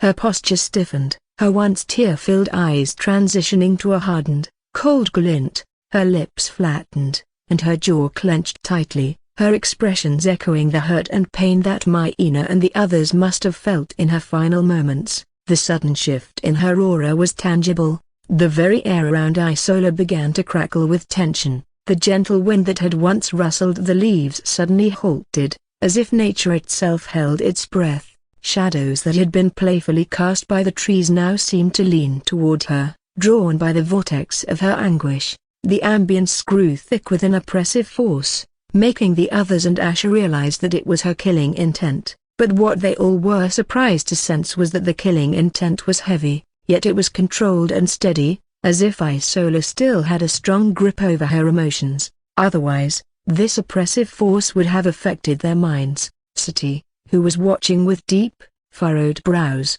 finally took a step closer. Her expression softened as she softly asked, Isola, if you let me, I might be able to inspect Maina's body. The wound, if it carries an aura, might give us a clue as to who did this. Before Isola could respond, Asher's voice rang out, its tone chilling. There's no need, Sati. His gaze was unusually focused and hard while still fixed onto Isola. She already knows who it is, he added with a tone of certainty. Isola's gaze slowly lifted as she looked at all of them and stood up with Maina still in her arms. There was no visible sadness, rage, or anger in her eyes. They were as calm as a pond, yet hidden within the deep pools of her eyes, they could feel the raw and visceral emotions as she muttered, the demon rippers a broken bar. Marina's gasp was audible, breaking the weighty silence that followed Isola's revelation. The name brought back unpleasant memories of stories she had heard about their victims. There wasn't a limit to how much she hated and wanted them dead. Sati's expression darkened as she also remembered events where they were involved, flashing before her eyes. Those vile creatures, she spat, her fingers curling into tight fists, her knuckles white. It was just a matter of time before they crossed our path. Asher's silence, however, was the most foreboding of all. He remembered how these so-called demon rippers had tried to mess with him in his past life, and he taught them all a dear lesson, enough to make them not show their faces for a while. But he regretted not killing them. If it were not for the fact that he let himself be bound by the morals, rules, and laws of that world, things could have been different. Isola, her voice firm yet gentle, interrupted his train of thought. I am going alone even if they might not be there anymore. Their numbers are great, and I won't risk any more of you getting hurt. Asher's gaze met Isola's, his dark yellow eyes shining with determination. That's not up for debate, Isola, he stated, his voice leaving no room for argument. We are all going. There was also a man named Victor Brokenbar, a soul devourer. You all shouldn't have Broken Bar, Isola said with a stiff shake of her head. Asher's eyes briefly shook as he heard the name Victor Broken Bar. He knew only Victor Hart could be the only soul devourer in this quest, and he was someone he had humbled in his past life. That was how he even came to know Lena in the first place. But what made him smile in a chilling way inwardly was the fact that Victor was none other than the brother of Lena Hart, the woman whom he had once considered as a friend but backstabbed him in the end just like the others, and he couldn't help but wonder why Victor was hanging out with people like the Demon Rippers. Someone of his status and background would usually avoid them. He already knew Victor was in Rachel's team and felt like the devils were tempting him with an opportunity he dearly deserved. Isola searched Tasha's eyes, looking for a hint of hesitation or doubt. She knew what she wanted to do could be a very dangerous thing, especially since they lacked the numbers, but all she saw was unwavering resolve. However, beneath his calm exterior, his nerves were tremoring, and he knew he couldn't rest until he got this done. Sati also firmly nodded. Yes, and if they are gone, there is a chance my mother and I can track them. Even though Sati said this, she wasn't really confident after having an idea of what the Demon Rippers were capable of. Still, she wanted to convince Isola to not do this alone, and she herself wanted to scratch that itch of killing them. Isola looked around at them, taking in their faces, each one marked with a unique blend of determination and pain. Their solidarity was heartening. With a deep breath, she whispered, "Maina deserves to be laid to rest with honor, but she would also want justice." Everyone understood that this meant they were going to first find the Demon Rippers and then put Maina to rest. Not long after, Isola led them to the place she had learned from Maina's mind. The distant murmur of a stream grew louder, but when the woodland cleared and the stream came into view, the gruesome sight that met them made them freeze in their tracks. Blood smeared the rocks and tainted the waters. Isola's expression tightened as she walked towards the stream. "There are no bodies," Marina observed, her voice quivering, "but the blood."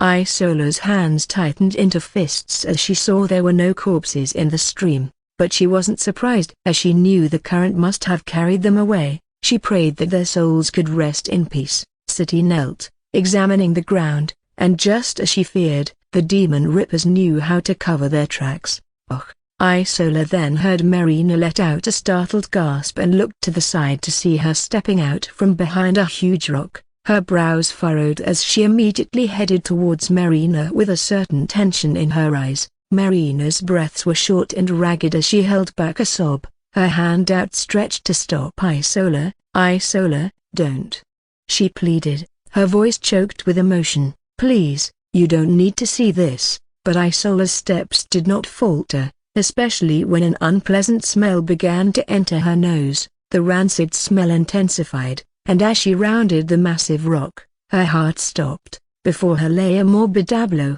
used plates and cups scattered haphazardly. The lingering scent of blood was overpowering, emanating from the cup. The plates bore the charred remnants of long bones and meat, the ground littered with more of them. However, the most chilling sight was the charred figure with a long, bony tail and barely any flesh, skewered on a long rod, positioned over the smoldering remains of a campfire. The logs below it were still emitting faint wisps of smoke, suggesting that the fire had been doused not too long ago. The figure had been roasted and torn apart and eaten to the bones, a grim mirror to the cruelty and malice of its perpetrators. Isola's eyes shook and reddened as she mumbled, "No.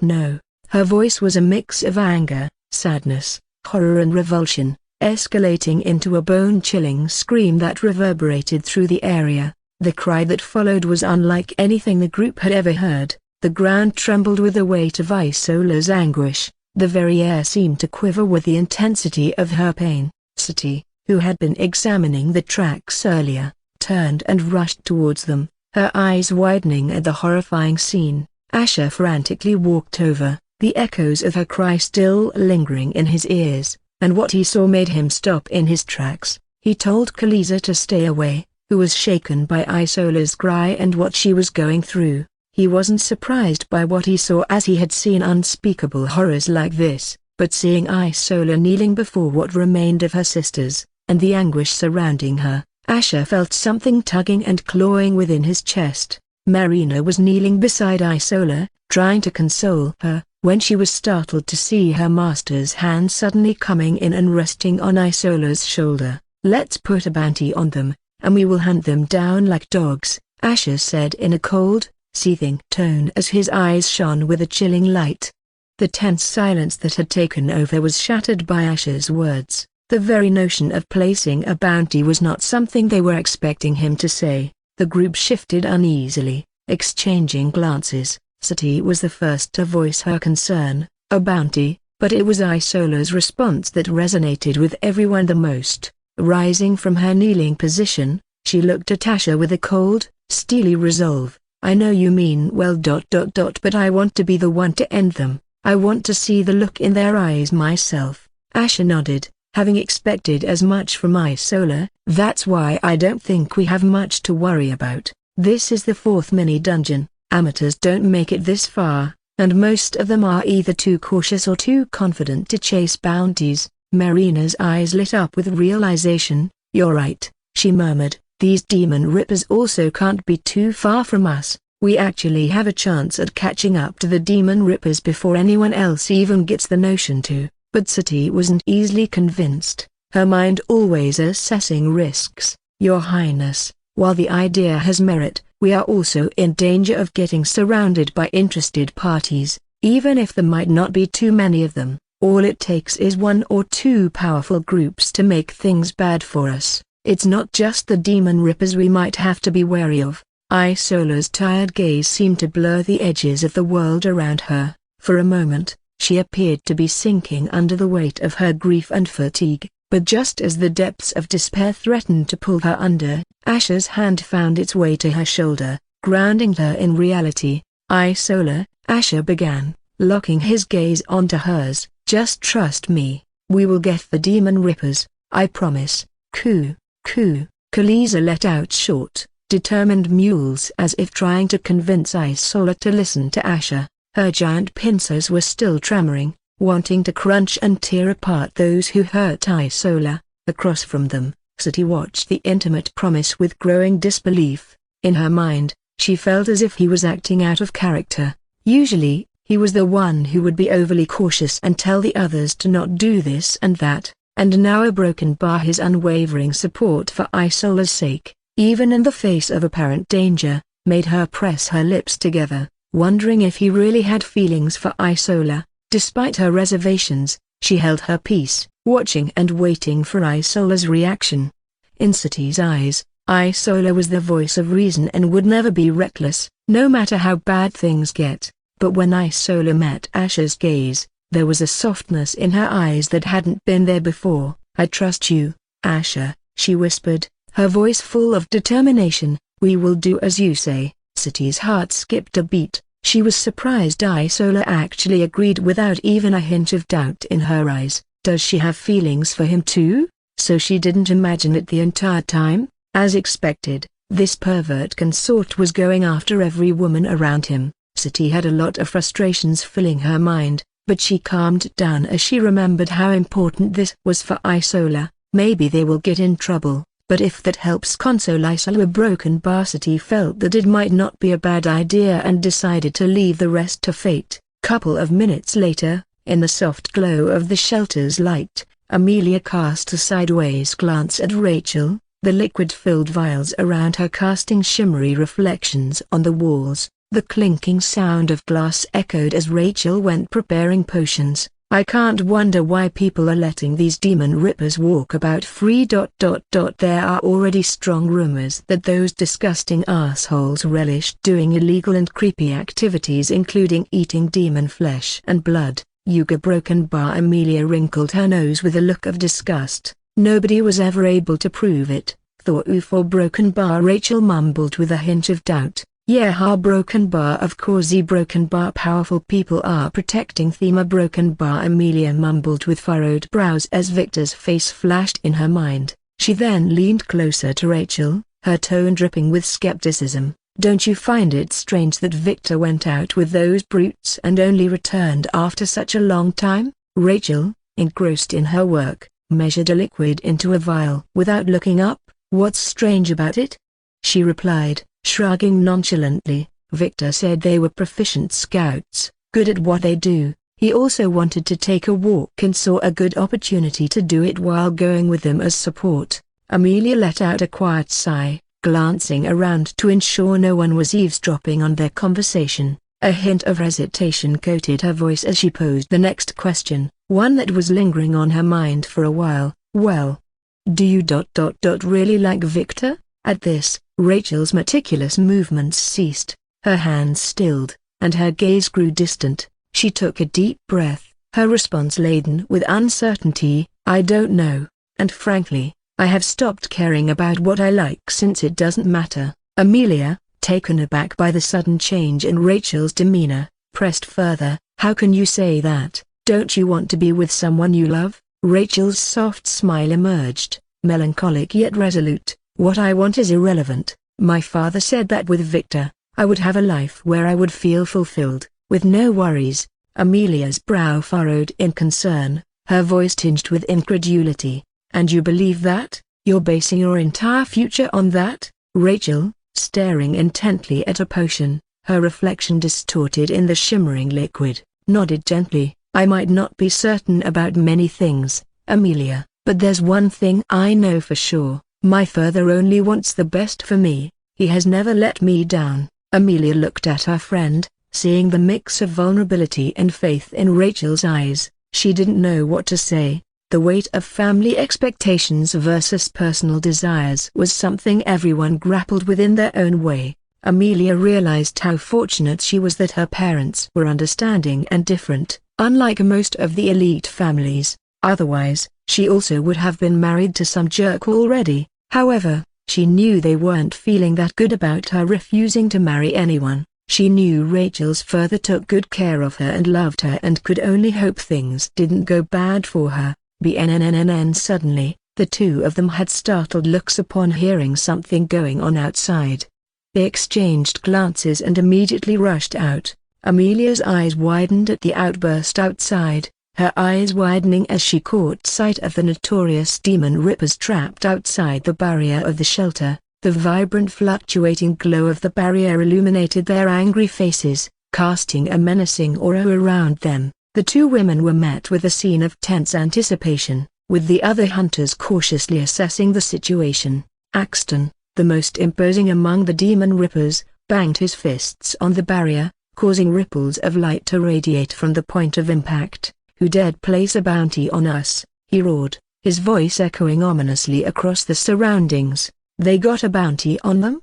Amelia whispered, a trace of mirth in her voice. She now knew why they were kicked out of the shelter. Someone with a bounty on their head can't stay inside one. Rachel, realizing the gravity of the situation, quickly approached Victor, her brows furrowed with concern. "We need to leave before our location is compromised." Now, Axton's icy gaze settled on Rachel, his eyes hardening. The sight of her talking to Victor only made his eyes glow with a darker glint. His fingers flexed with barely contained rage, and a low, threatening growl rumbled in his chest. However, Victor smiled gently at Rachel and patted her shoulder reassuringly. "We'll leave, Rachel, but give me a moment to let me handle this."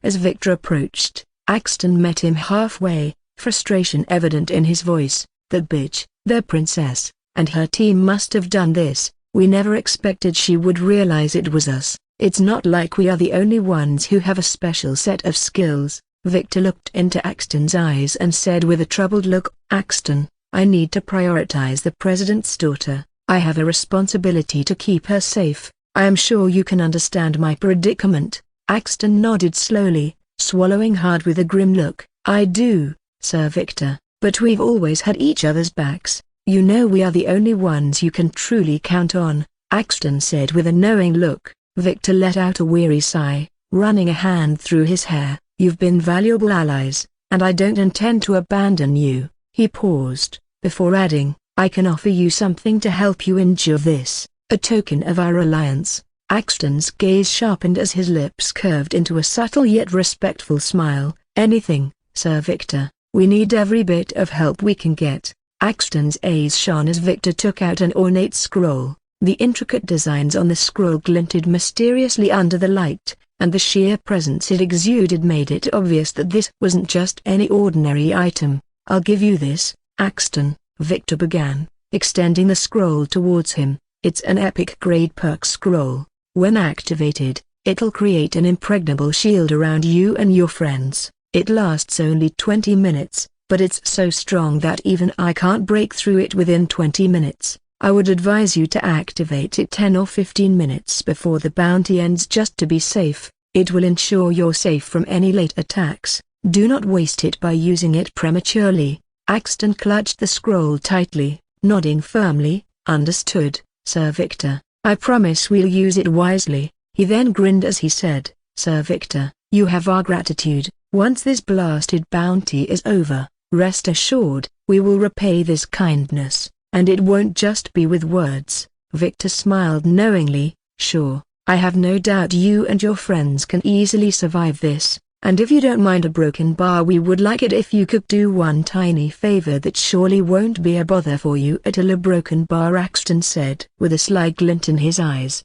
The raging tide of tidal tempest roared with a fury unmatched, cascading towards the land with the wrath of 1,000 storms. The water, impossibly high, bore down on Axton and his friends as they sprinted for safety, each heartbeat a drumbeat echoing the urgency of their situation. The 5 of them raced across the undulating terrain, dodging the furious assault of the tide. Axton, at the lead, channeled his earth magic, summoning up stone platforms beneath their feet, giving them brief moments of purchase on the slippery ground.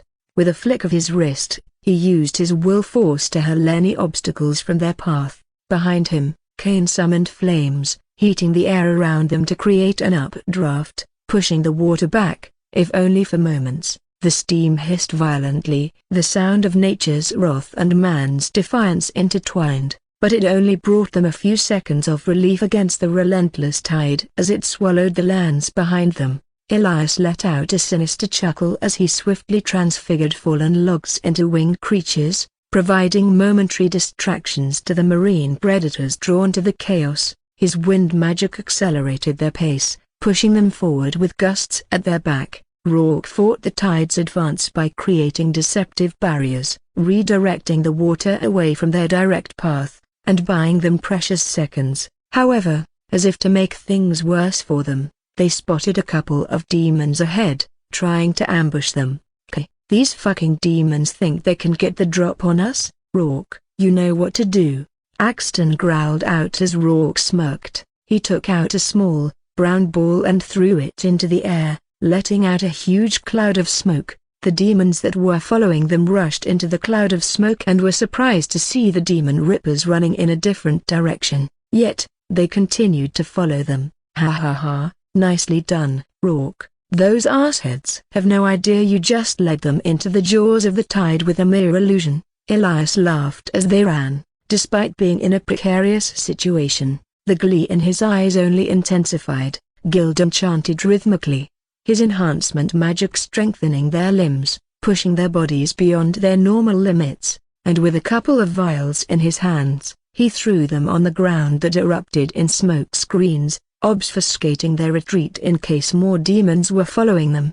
With one final surge of their combined powers, the demon rippers finally managed to reach the higher ground where the tide seemed to have no interest in following them. Panting, they turned back, witnessing the complete submergence of the land they had just fled from. Kane's blazing eyes glinted. That was too close. "Fuck that bitch, a broken bar," he growled, fire dancing on his fingertips. Rourke smirked, his predatory green eyes scanning the watery expanse. "Relax, Kane. This is nothing but child's play. We can do this all day just for fun." He. Elias, his voice cool and menacing, remarked, "This only makes me more excited. A broken bar, what we are going to do once we get our hands on our dear Umbral princess." Gildan chuckled darkly, "You guys have to let me enjoy her alone for at least a few weeks. I can't let Rourke break her too early." Keek. Axton's icy blue gaze settled on each of his comrades as he grinned.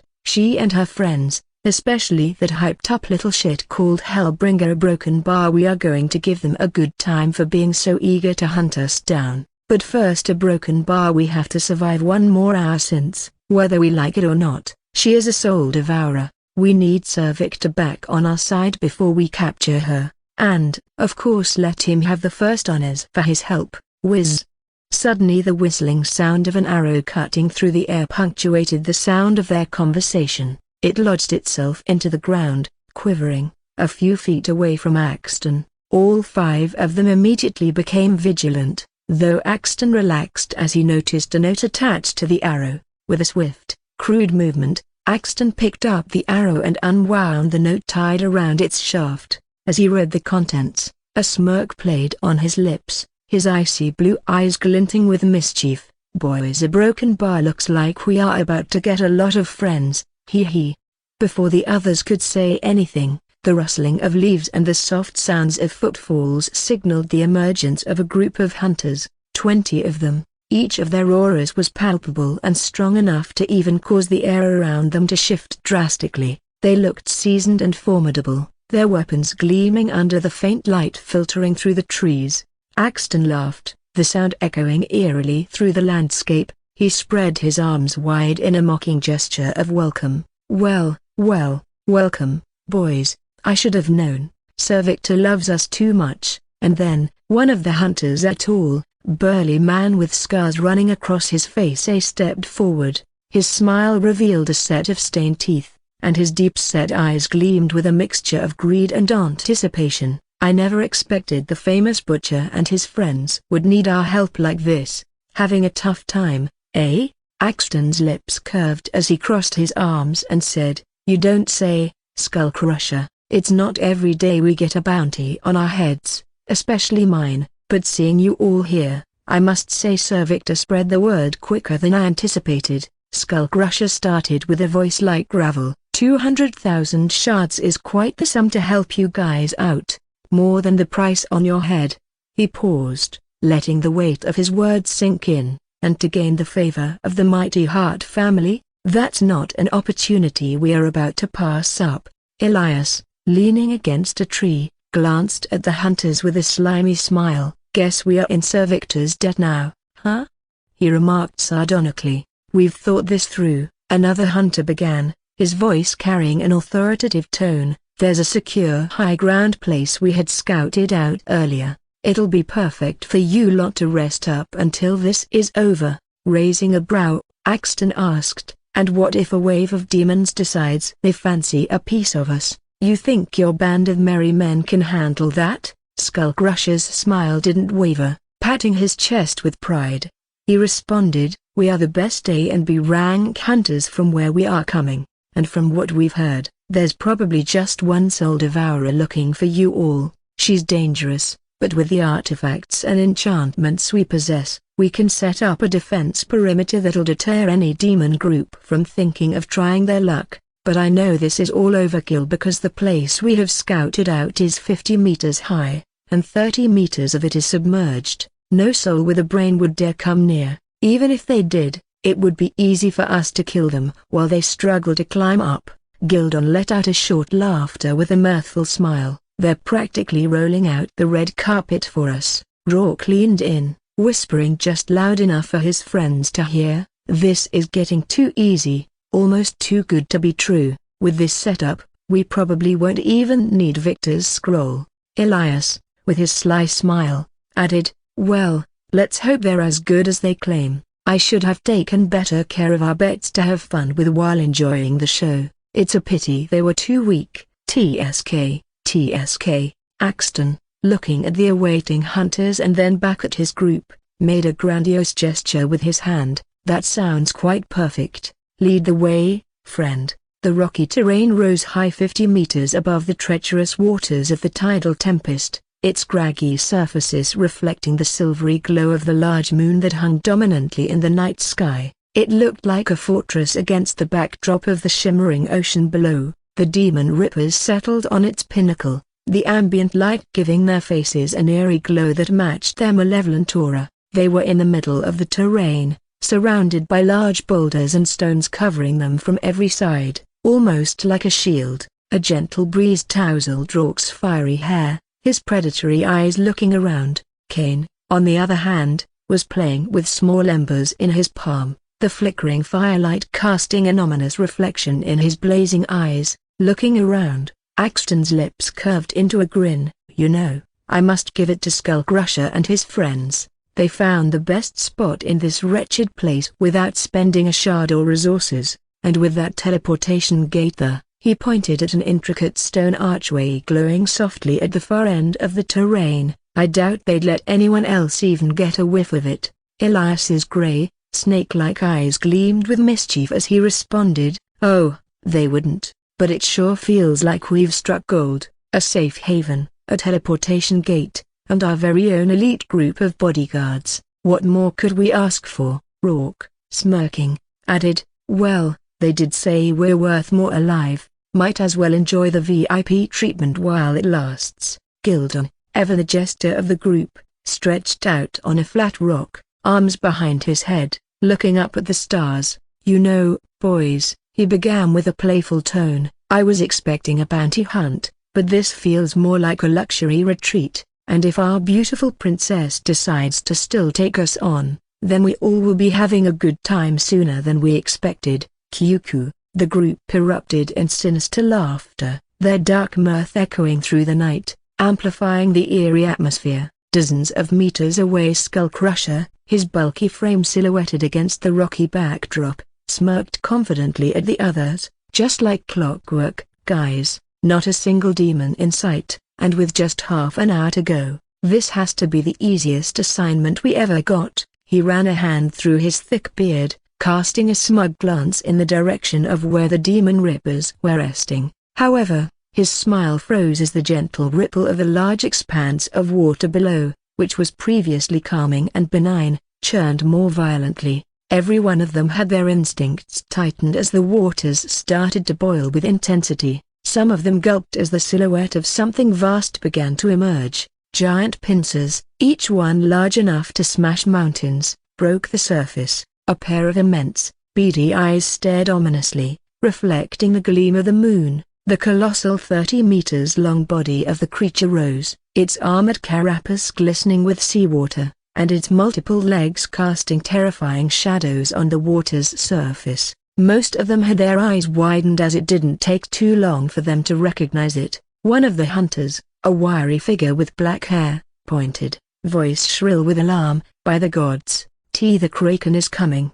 With the monstrous kraken now emerging from the water, its silhouette casting a daunting shadow over the expanse below, tension was palpable among the hunters. The moonlight further amplified the eeriness, reflecting off the wet, shiny carapace of the beast, making it look quite unsettling. However, Skullcrusher scoffed audibly, looking towards his comrades with a hint of amusement. "That Umberelfiend princess thinks she's clever, sending this monstrosity as her herald, but with our shields," he tapped on a rune-etched stone with his feet, "she can't get to us in time, and while she's trying to get through, we'll be bombarding her from up here, killing a soul devourer from the safety of our perch. Almost feels unfair, ha ha." Elias, who was eavesdropping on Skullcrusher from afar, smirked. "For once, I agree with that musclehead. It's almost a pity. I was hoping for a more hands-on experience." A younger hunter, his armor seemingly freshly polished, piped up anxiously, "But what about that kraken? I've heard tales, stories of its invulnerability as long as it remains within the water. How do we deal with that?" Skullcrusher let out a hearty laugh, the sound echoing in the night, causing a few nearby birds to take flight. "Ah, young Holt, always overthinking. We've been through this. Just keep raining your attacks on it. It's a young kraken that hasn't even matured. It can't climb, and even if it could, this terrain is too steep for it. All it can do is wave its little pincers at us." He punctuated his statement with a dismissive wave of his hand, as the kraken's gargantuan form advanced, causing minor tremors with each movement. The silhouette of its carapace gleamed eerily under the luminescence of the moon, its beady eyes fixated on the group of hunters above, filled with raw predatory intent. One of the hunters, Marla, her light auburn hair tied in a high ponytail and eyes darting in every direction, voiced the thought that was nagging everyone: "Where's the Umberelfiend princess? And her cronies? They wouldn't just send the kraken alone, would they?" Skullcrusher, reloading his heavy machine gun, scoffed, "Exactly what I anticipated. They're using this monster to test our defenses. and hopefully pave a path for their entrance, since they know they will get fucked if they come here first, but they're in for a rude awakening. His grin widened as he lifted the machine gun, its frame adorned with intricate mystic runes. As he squeezed the trigger, the bullets ignited, radiating a vivid blue glow, infused with his powerful mana. Tack, tack, tack, tack. The rapid-fire assault echoed through the night, every shot making an impact on the hard shell of the kraken. "Unleash hell," Skullcrusher roared, signaling the others. Alaric, a slender hunter known for his agility, leapt high and hurled a barrage of energy-imbued daggers, which, combined with other attacks, caused cracks on the kraken's armor. Simultaneously, Vera, another hunter, began chanting a spell. As she released her mana, torrents of ice shards rained down on the beast. Cree-ee-ee. The kraken, bombarded by the attacks, let out an ear-splitting screech, the sound waves causing a minor disruption in the nearby waters. But it wasn't backing down. It retaliated by shooting a stream of pressurized water toward the hunters, displaying its might. The kraken's relentless assault against the protective barrier resonated with tremendous force, sending shockwaves through the air. The shield, designed to be unbreakable, displayed signs of vulnerability as thin cracks began to spider across its surface. Skullcrusher, recognizing the impending danger, barked out orders. "What are you five doing? Stop gawking and reinforce the damn shield." The 5 hunters behind him immediately sprang into action, pouring their mana into the weakening barrier. Each of their palms glowed with a distinct color, signifying the unique magic they channeled to patch the fractures. As more and more attacks rained down on the kraken, the hunters witnessed, with a mix of awe and dread, its incredible regenerative abilities. It was as if each injury fueled its resolve, making it more aggressive, more determined. "This isn't working," another hunter exclaimed, narrowly dodging one of the kraken's sweeping tentacles. "We can puncture its flesh, but it's just going back into water and coming back up again to fire attacks at us. Eventually, our shields would break." Eric, beads of sweat forming on his brow, added, "It's true, in water, the Mosenter's healing capabilities are unparalleled. Even an S rank would struggle to inflict lasting damage." Most of the hunters felt chills imagining how worse the situation would have been if they were facing a mature kraken. Skullcrusher, gripping his heavy machine gun tightly, yelled above the cacophony of battle, "Just 3 of us are more than strong enough to suppress it back into the water, so our priority is the shield. If that breaks, we're all fish food." He then gave another order with a sharp look. "I need 10 of you to activate the reinforcement runes. We need to buy as much time as we can." With urgency driving their movements, the hunters dispersed, each moving to a specific point on the rocky terrain. Embedded in the ground, faintly glowing symbols illuminated their path. These were the reinforcement runes. One by one, the hunters began the intricate ritual of channeling their power into the runes, amplifying the strength of the shield. A soft hum filled the air, harmonizing with the raging roars of the kraken. As the once fragile shield started regaining its lost vigor, the barriers grew brighter, and the cracks began to mend. Skullcrusher's triumphant laughter echoed around the rocky terrain, resonating a feeling of victory amongst the hunters. "Just look at that!" he boomed, pointing to the kraken's receding form, a creature of its size, forced to retreat. "The might of a monster is nothing in the face of our combined strength." Kai, one of the hunters, added with a smirk, "That's right, it can't match our pace. We'll wound it faster than it can heal." But as the minutes ticked by, the atmosphere turned tense. The calm waters, illuminated by the moonlight, began to shimmer with a strange, emerald glow. The light intensified, casting eerie shadows upon the rocky cliffs, making the very air seem to throb with sight that unfolded before them. Cree-ee-ee. Anticipation. "What in Thea?" began Vera, her words cut short by the monstrous sight that unfolded before them. Cree-ee-ee.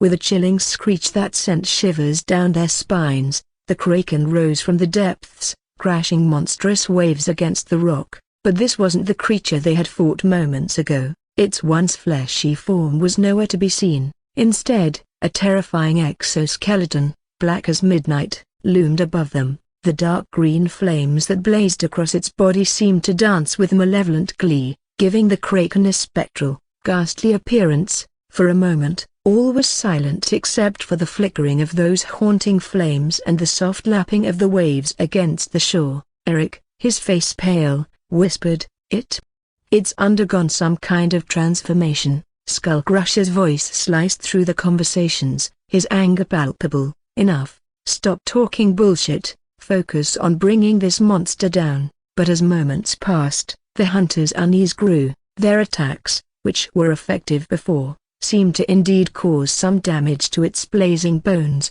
but they were regenerating within the blink of an eye. Its strength also seemed to amplify with every blow it absorbed, making it harder for them to even destroy its bones. "Something is wrong, it's only getting stronger, it's literally like an undead but worse," exclaimed Dara, another hunter. "We need to regroup and rethink our strategy," yelled another hunter, as he cast a desperate spell towards the kraken. However, amidst this chaos, two of the hunters, who were busy reinforcing the shield on the eastern edge of the rocky terrain, felt a different kind of disturbance. Their ears picked up on faint, hushed voices coming from the nearby bushes. Royce whispered, "Did you hear that, Kara?" Kara nodded, her gaze sharp. "Someone's there." "How did they slip past in this madness?" Royce's grip tightened on his double-edged axe, the blade shimmering under the moonlight. "Doesn't matter, they won't get any further." Drawing closer to the rustling bushes, they readied their weapons. With a swift coordinated move, Royce pushed aside the foliage with his weapon, ready to kill the intruder, but their eyes widened as all they saw was just a small orange crystal. The echo crystal, with its telltale orange glow, pulsated with an otherworldly light, casting weird, undulating shadows. The haunting whispers emanating from it seemed to distort the air around Royce and Dilara. "Damn, an echo crystal." Kara recognized it immediately. Royce's voice grew heavy with realization, "which means," but before he could complete his sentence, the ominous glint of a pair of daggers accompanied by cold, deep blue eyes appeared behind them. The attacker moved swiftly, almost a shadow, the sharp daggers stabbing into their napes with a powerful burst of power as the two hunters fell to the ground, their life force snuffed out in an instant. The figure with the dark blue eyes, whose form flowed with feline grace, melted away, blending into the night. Her presence went unnoticed as the rocky terrain echoed with the roars and cries from the continuing battle with the kraken. Back in the middle of the terrain, under the cover of the surrounding rocks, Kane, leaning against a rock, shook his head as he let out a low growl. "Honestly, with all the bragging, you'd think Skullcrusher and his buddies would have made short work of a young kraken. What a farce." Gildon, sipping a dark concoction from his goblet, chimed in, "We need not bother, only less than 25 minutes left, and then we can use our fancy treasures to help us survive the rest." Keek. But suddenly, Axton got up, making the others go silent. As if on cue, a blood-curdling screech suddenly split the night. It was unlike anything they had ever heard, echoing with pure terror to the point even Axton and his friends winced slightly, even if the screech wasn't even targeting them and was quite afar. However, all of their expressions were brimming with a sense of excitement. Gildon smiled with all his dark yellow teeth showing. "She is quite determined, I like her more and more." He. Elias' eyes darted around, the winds around him subtly shifting as he licked his lips with an eerie smile. "They actually managed to get in? This is going to be fun." Keek. They could hear the cries and howls of the hunters standing outside, yet, Axton and his friends didn't seem deterred or worried at all and stood in place with a glint of eerie excitement in their eyes. Axton, his smile taking on a sinister edge, remarked, "Well, it seems our little party is about to get a lot more interesting." The night was dense, only pierced by the low, silver hue of the moon up in the sky. Silence blanketed the landscape, punctuated by the occasional howl and the distant cries of pain. Amidst the settling dust and lingering cries, the silhouettes of Axton and his group stood out, their faces illuminated by victorious smirks. Finally, as the echoes of the battle outside faded, the ground beneath them trembled. Boom! Suddenly, like a wave rushing to shore, Stones and boulders shattered, propelled upwards in a symphony of chaos. Through the mist of the settling debris, 4 figures emerged. Axton initiated a slow clap, the sound echoing eerily across the open expanse. "Bravo, bravo, Princess, you surely are stronger and tenacious than you appear to be, and should I add a broken bar so fucking hot, I don't think even the president's daughter is as pretty as you.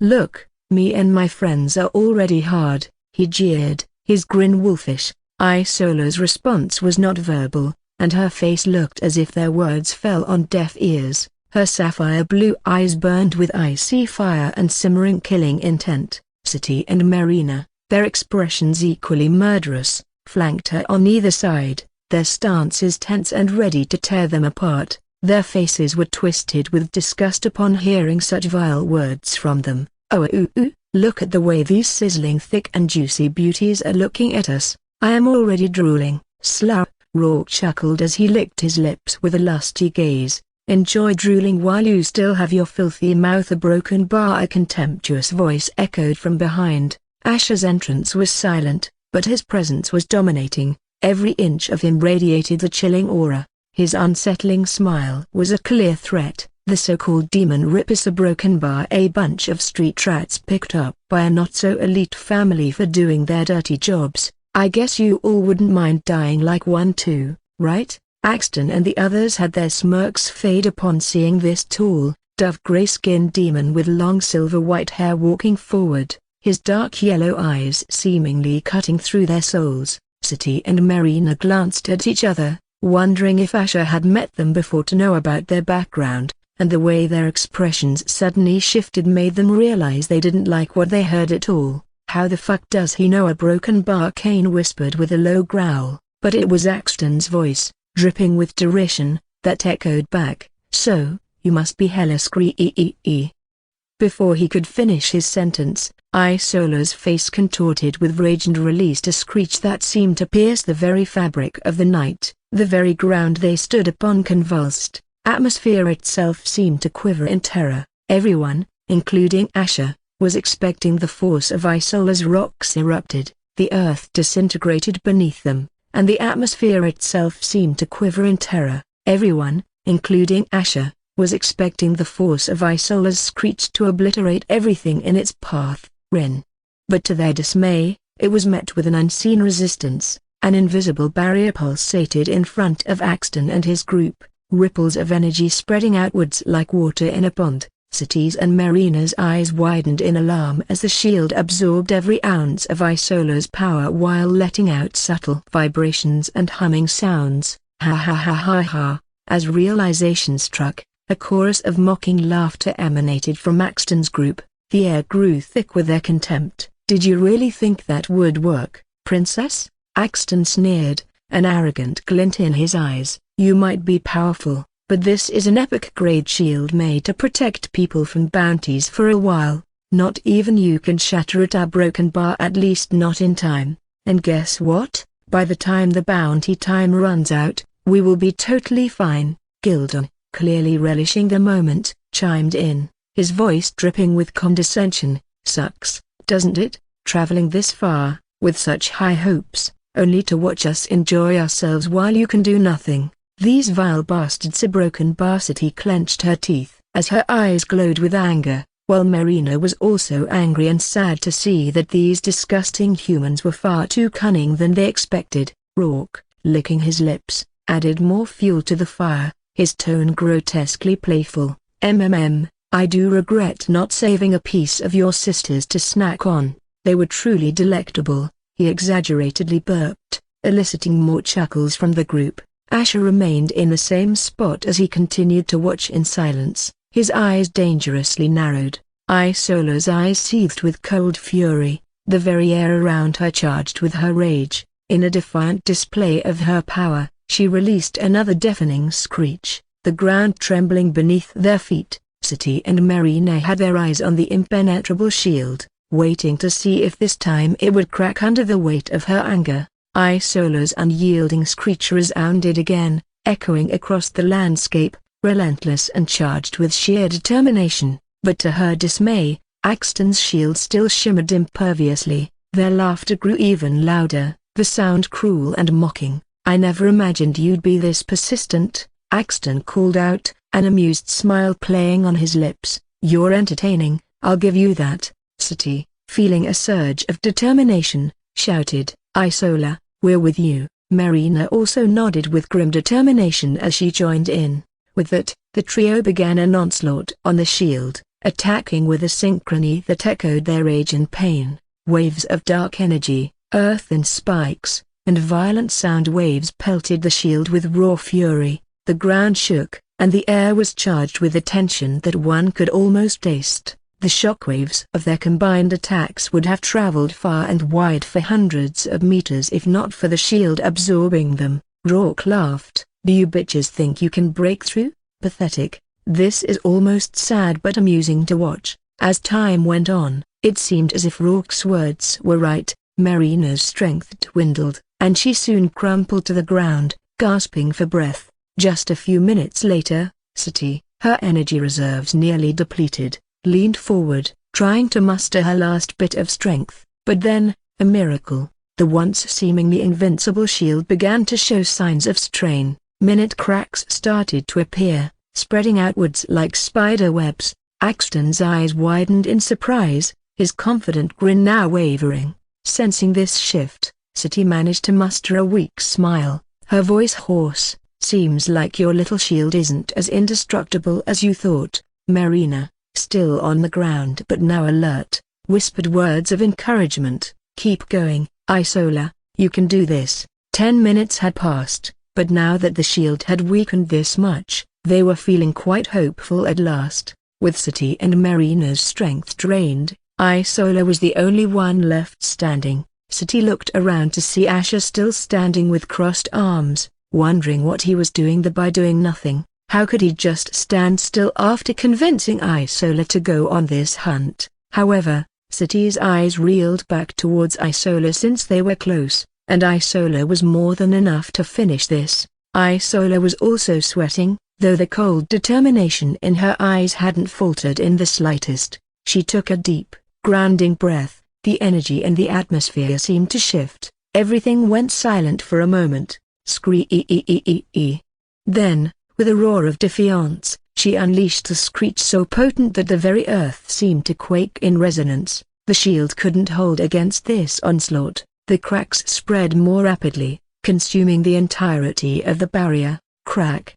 With one final, resounding note from Isola, the shield shattered into a million fragments, dispersing into the air like dust. However, Axton's grin only widened as he took out a small glowing pearl in his hand. A beacon? Sati recognized that item since it was used by people to share locations with each other, but before any of them could react to this, the eerie stillness was broken only by the synchronized footsteps that began to approach them. From every direction, shadows formed, slowly revealing the imposing figures of dozens of hunters. The moonlight glinted off their weapons, casting a chilling glow over the scene, but the entrance of one figure was particularly the most prominent. His steps were unhurried, every move radiating power and confidence. He wore a black and silver armored suit, a fancy gleaming prominently on his chest. His helm, covering most of his face, left only his piercing blue eyes visible. Those eyes assessed the situation in one sweeping glance. Asher recognized him just by his aura and stance. He was Boden Egon, coming from a very powerful elite family in Germany. Sati had her expression become grim with a hint of despair upon feeling the indomitable aura coming off this person. Who would have thought a S rank would suddenly show up? Marina pressed her lips together as she felt her heart pounding upon realizing that they were cornered. Even if they had drunk some mana potion, it would take time until the potion restored their MP completely, and all of them, especially Isola, were exhausted after trying to break through that shield and killing those 20 hunters before. If this S rank wasn't here, then maybe they might have had a sliver of a chance, but with his presence, it was hopeless. A broken bar as Boden walked forward, the other hunters instinctively parted to make way for him. He stopped a few feet away, his presence dominating the field, resting his hands on the hilt of his great sword, its blade gleaming dangerously in the dim light. He addressed Axton without even looking at the group of demons before him. Victor called in a favor, but I never expected he valued you people this much. His tone was hard while expressing a hint of genuine surprise and contempt. As Axton chuckled, he and his friends confidently walked over to Bowden's side, their collective aura even more menacing. Gildon smirked at the cornered group. Seems Sir Victor has a soft spot for us, doesn't he? But it's all because of the goodness of his heart for humble souls like us. Axton nodded, his gaze now focused intently on Isola. Sir Bowden, he began, his voice dripping with mock concern, I'd appreciate it if you could avoid killing the demonesses outright, especially the Umbral Fiend. We have some unfinished business, she and I. What kind of business? Bowden asked in a gruff voice. Well, Axton began with a smirk, playing with a small knife in his hand. I was curious if she would be as vocal as one of her sisters was. She was rather loud, especially when we extracted her organs one by one while still breathing. Did you know Umbral Fiend organs allow you to make stuff for underwater breathing? Marina's and City's faces contorted in rage, their voices low but filled with venom. You monster, City spat out, while Marina's eyes promised retribution. Despite the horrific revelation, Isola's face remained impassive, yet, the minute tremors in her clenched fists betrayed the storm of emotions raging within. Amused, Axton patted Bowden's armored arm. Interesting fact, don't you think, Sir Eagle? Bowden, his face still covered by his helm, appeared uninterested in their banter. He calmly shrugged off Axton's touch, clearly not appreciating the familiarity. I'm not here to chit-chat, he responded coldly. If you're done reminiscing, then it's time to finish them. I don't have time to waste. Asher's footsteps echoed softly as he stepped forward, standing tall and unyielding, his eyes locked with Bowden's as he said in a mocking tone, Bowden, I always thought the Egon family stood for honor and pride, never knew you were just lapdogs for the hearts. Or perhaps they have enough dirt on you snobs.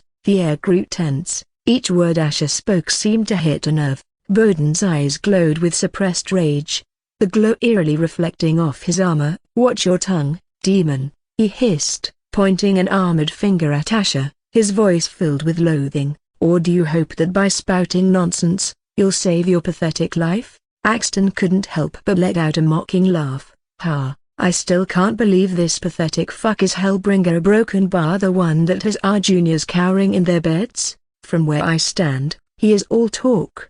He smirked, looking at Asher with disdain. On second thought, I would like it if you can make sure you don't kill him too quickly. I am pretty sure the Demon Queen must be missing her consort a lot, but too bad she won't be receiving his corpse. Otherwise, I could have sent her a nice gift. Kane nodded, his face shadowed with concern, whispering to Axton so that only he could hear. He said, we need to figure out how he knows things about us. No demon can know that. Bowden turned his eyes from Hellbringer to Axton, nodding slowly, the glow in his eyes taking on a more ominous tint. Agreed, he growled. He raised his great sword, its blade gleaming threateningly in the dim light, and pointed it towards Isola and her companions. Listen up, cripple them, don't kill any of them are broken by yet. City and Marina, in spite of their exhaustion, stood protectively by Isola's side, ready to fight to their last breath. However, the two and Asher felt a familiar touch in their mind,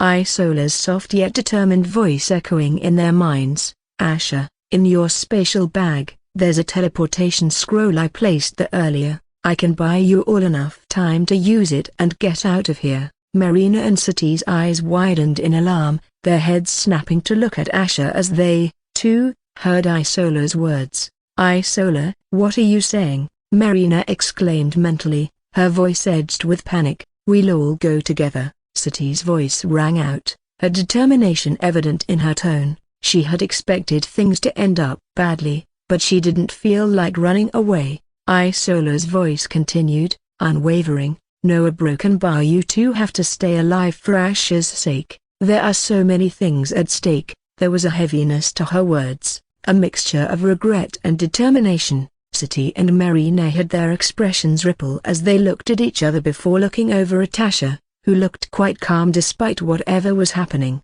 Sati wondered if he really did not care if Isola dies. Isola then turned slightly, her gaze locking with Asher's. For a fleeting moment, the air around them seemed to still, the tension and danger momentarily forgotten. Her lips curved into a soft, sad smile. "Thank you," she whispered, her voice filled with a melancholy warmth. "Thank you for staying by my side till the end." Her eyes shimmered, reflecting the soft glow of the moon and the depth of her emotions. It was as if she had something more to say but couldn't. Tears threatened to spill, but she blinked them away, her expression hardening once more as she was about to face towards the approaching hunters. But just as Isola turned back, Asher took her completely off guard by suddenly stepping up to her.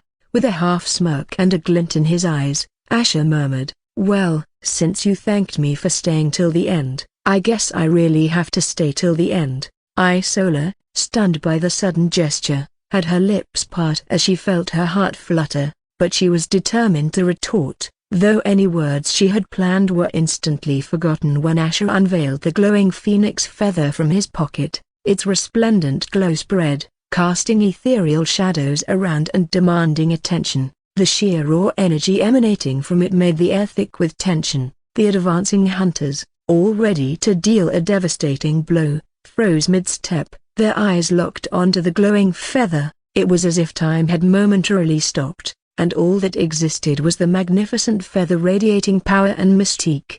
"That can't be ... a phoenix feather?" Bowden's voice was laced with disbelief, his stoic demeanor faltering for the first time. He had got the mini-quest which involved defeating a mythical being like the phoenix. However, he and his group decided against it since it was too risky, and they were confident of advancing to the next mini-dungeon without the rewards. Axton's earlier smugness faded as a sense of dread enveloped him. Even his companions, usually full of bravado, shifted uneasily on their feet. Isola, her voice trembling with worry, tried to reason with Asher. "No, Asher, it can kill you. Don't do it. Please." But the determination in Asher's eyes was unwavering. The corners of his lips quirked upwards in a sad smile. "It's too late to warn me," he whispered, voice thick with emotion. As those words left his lips, a deep, searing pain rippled through him, making him grimace.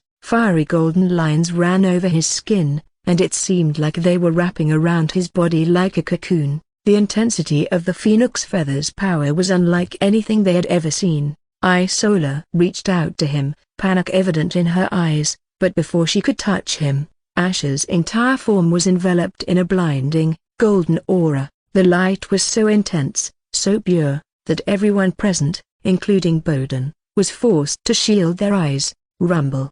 The ground trembled, shaking the earth beneath their feet. Overhead, dark storm clouds gathered at an unnatural pace, with thunder roaring its dominance. The world seemed to resonate with the raw power Asher was unleashing. "What the fuck is going on?" Gildon hissed as he covered his head with his arms while the earth continued to rumble. Rourke shouted out in disbelief, "I knew it, that goddamn feather must be a powerful treasure." Axton could only grit his teeth as even after closing his eyes, the blinding light was seeping into his eyelids, making him cower even more. The pressure in the air was suffocating, a crushing weight that demanded submission while they had no idea what was going on around them. It felt as though the very air had been sucked out of the area, replaced with a thick, pulsating energy that bore down on them. The feeling was inescapable, oppressive, and despairing. Axton, so confident just a few moments ago, felt like a child facing a monstrous tidal wave.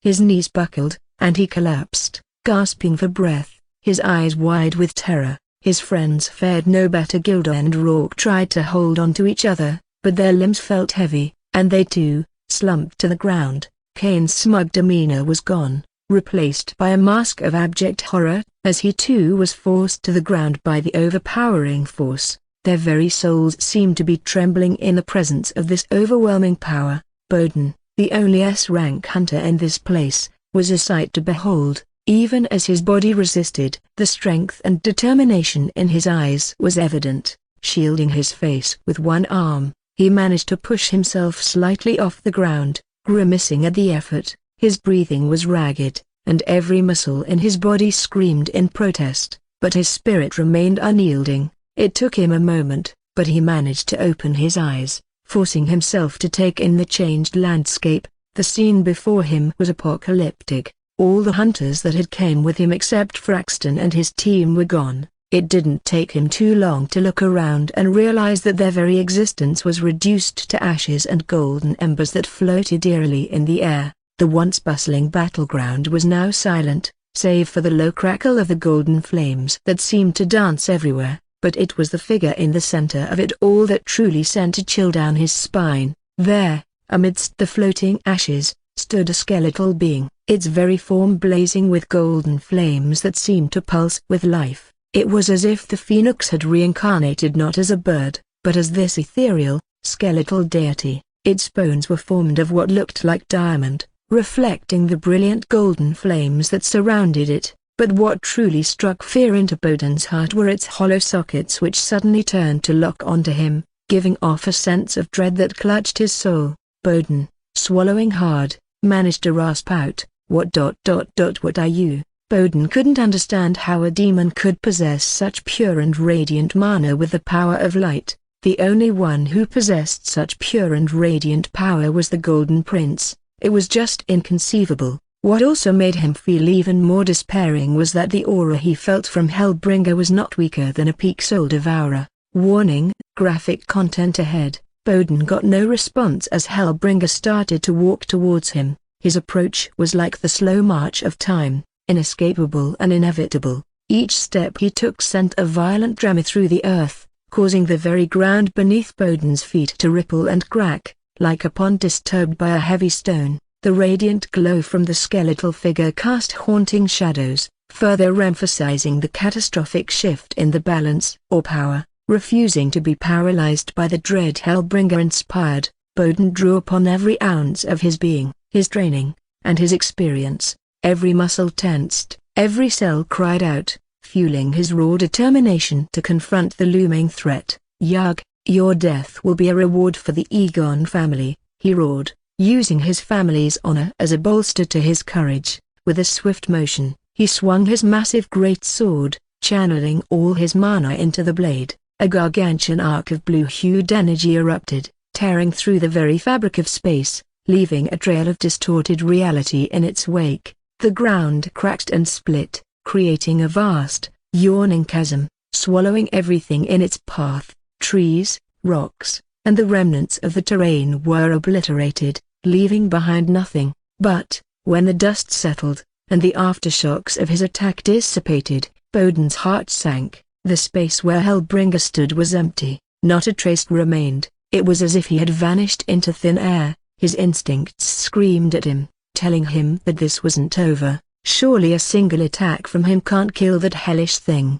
Suddenly, an icy whisper tickled the back of his neck, making the hairs stand up in primal fear. "Looking for me?" Whirling around, adrenaline pumping through his veins, Bowden barely had time to register Hellbringer's reappearance before acting on instinct. "Yug!" He gripped his great sword with both hands, the blade humming with raw power, and brought it crashing down with all his might, targeting the bony neck of this abominable being. As the great sword descended, the sheer power of Bowden's swing resonated in the very air, but when steel met bone, instead of the satisfying crunch of victory Bowden expected, he was met with an entirely different sensation. Thack! A jarring force traveled up the blade, causing his arms to shake violently from the impact. Bowden's eyes widened in disbelief as he looked down to see that his weapon, known to cut through even the hardest of substances, hadn't left so much as a scratch on the bone. Hellbringer looked up at him with hollow sockets that seemed to pierce straight into Bowden's soul. With a swift motion he reached out, his bony fingers closing around the steel blade of the great sword. A hissing sound filled the air, and Bowden could only watch in horror as the blade began to melt, the steel dripping away like molten wax. This blade, which took him weeks to forge using epic-grade materials and hard enough to even withstand and dish out attacks against soul devourers, was getting melted like butter. As the last remnants of the sword dripped to the ground, Hellbringer's other hand shot out, closing around Bowden's throat with a grip of iron. Lifting the once proud warrior off his feet as if he weighed nothing, the two locked eyes, one set filled with sheer terror and shock, the other an abyss of cold, calculating emptiness. "Your reputation precedes you, Bowden, but against me, you and your family are just another footnote in history, just like the Hart family soon will be." Hellbringer's voice sent chills down Bowden's spine. He gasped, clawing at the skeletal hand around his throat, but for all his strength and skill, he was but a child in Hellbringer's grip. He now realized why Hellbringer was so feared by the juniors and why nobody was ever able to defeat him. Just by looking into his hollow eyes, Bowden felt that he wasn't looking at some ordinary demon who got powerful by using a treasure, but someone who had seen and gone through things he couldn't fathom. And when going up against someone like this demon, death will find you. Without warning, majestic golden flames suddenly blazed up over Bowden's entire body. His armor, his very being, began to turn into a fine ash. His desperate cries were muffled by the roaring fire, and within moments, all that was left of him were the golden embers dancing in the wind. The chilling aftermath of Bowden's obliteration hung in the air. A silence, so palpable it felt suffocating, settled over the ravaged landscape. All that remained of the once proud hunter was a smattering of golden embers, dancing gracefully in the wind before disappearing. Asher's gaze then turned toward Axton and his group, who were kneeling on the ground with shattered arms and broken legs, their faces twisted into ugly grimaces. He didn't forget to take care of them first before dealing with the others. The pure yet ominous golden flames encased around him reflected in the fearful eyes of Axton and his friends. Their eyes were shaking with disbelief, unable to believe a demon being encased in radiant mana. The radiant mana should be obliterating him, not making him stronger. Marina and City were filled with shock and disbelief as well as witnessing the impossible. However, with Axton and his friends kneeling before them, the only thought they had in mind was to make them pay first. "Look at me." Isola's voice suddenly cut through the tension, unwavering and cold. Axton's jeering gaze met hers, blood smeared across his face. He smirked, displaying a twisted sense of satisfaction. "You think you've won? Go ahead, end it." Every scream, every agonizing moment we relished as we tore your sisters apart, it was all worth it. Elias, despite the pain and imminent danger, chuckled, "To think our final moments would be in front of such beauty, dying at the hands of a demon princess like you. It's almost a blessing, right, boys?" Ha ha ha ha. The other members of Axton's group joined in the derisive laughter, their twisted joy evident despite their situation. City's dark blue eyes blazed with a fierce anger, her fists clenched so tight that her nails dug into her palms. The desire to bring immediate retribution to these bunch of crazy bastards was so tempting. It was not every day she came upon humans like them, but Isola's serenity amidst their mockery was unnerving. Her lips parted, and rather than a threat or a curse, a hauntingly beautiful melody flowed. Each note was pure, piercing the night like a star's gleam. The soul-stirring tune seemed ancient, filled with the sorrow and pain of ages gone by. City and Marina felt their eyes becoming moist without them realizing it, while even Asher, who was standing on the side, felt something within him resonating with the melody. City watched, bewilderment replacing her rage, as Axton and his gang's laughter gradually ceased. The mocking sneers and smiles faded. Their eyes, once filled with malicious glee, now looked distant, entranced. It was as if they had been transported to another realm, their consciousness tethered only by the ethereal song. It was as if they were dreaming with their eyes open. Axton's initial disorientation was gradually replaced by a sinking dread. He shook his head, wondering what happened, only to have his brows raise upon noticing that he was in an unfamiliar place that was giving off an unsettling vibe with everything being so dark. The skies were jet black with no stars, clouds or moon. The entire place was eerily silent, the stillness of the place broken only by the occasional crackling of the fire logs. Their soft glow pushed back the omnipresent darkness only to a limited extent, revealing a suffocating void beyond. The unsettling feeling only crept even more when he felt his feet dangling in the chilling air and his arms and legs being tied to a pole. "Axton?" Elias's voice, edged with panic, cut through the stifling atmosphere. "What the fuck is this? Where are we?" "Keep calm," Axton urged, trying to mask the fear in his own voice. He strained against the ropes binding him, but they felt unnaturally strong. "We need to." His words were cut short when, from the depths of the darkness, a menacing figure began to emerge, their muffled yet heavy footsteps echoing in the stillness. Its steady pace was deliberate, every step echoing with a chilling resonance. As it came closer, the soft illumination from the fire revealed a monstrous visage. The creature was humanoid, but it had grotesque red skin, marred with scars from battles long past, and seemed to gleam in the firelight. Its eyes, devoid of any white or iris, were pools of inky blackness that seemed to absorb all light and hope. Gildon tried to muster up some defiance. "Hey, which swamp did you crawl out of? Were you sent by that Umberalfiend princess? You think you can scare us?" he asked with a jeering look, though his voice was quivering. But the creature didn't respond. Instead, it licked its cracked lips with a forked tongue, its gaze fixed on the helpless group. The bloodied machete it carried glinted menacingly, an instrument of pain and death which Axton was clearly familiar with. However, Axton's face was pale as white, his eyes shaking as he mumbled, "No, a broken bar, no, a broken bar, it can't be broken bar, you can't be alive, a broken bar." But the creature didn't respond and simply raised its machete before bringing it down on Axton. "Arg!"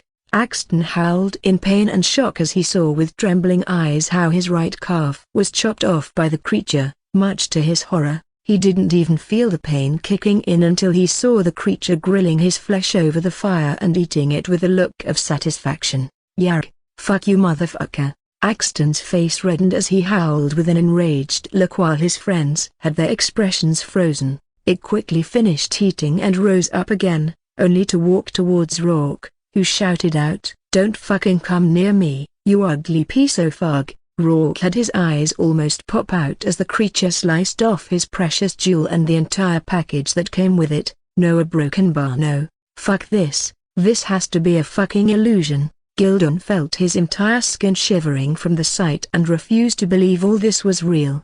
"Yes, a broken bar. This has got to be that bitch. She must be playing tricks on us. Just think of it as fake, and this illusion should break," Elias said as droplets of sweat trickled down his face. But to their horror, no matter what they tried to believe or imagine, the creature continued to come at them one after the other, tearing off a piece of flesh to quench its insatiable hunger until their howls and cries died down after bleeding to death. Their only relief was that they finally died, but just as they thought they did, they found themselves waking up by the melody they had heard before. The melody faded away, and they were surprised to see that their bodies were in an uninjured state. It was as if nothing happened, but they didn't feel relieved since they were still restrained to a pole. They were already beginning to sweat, and before they could even ask what was going on, their eyes trembled upon seeing the creature appearing from the shadows again with the same bloody machete. "No, a broken bar, no fucking way, a broken bar, this can't be real,"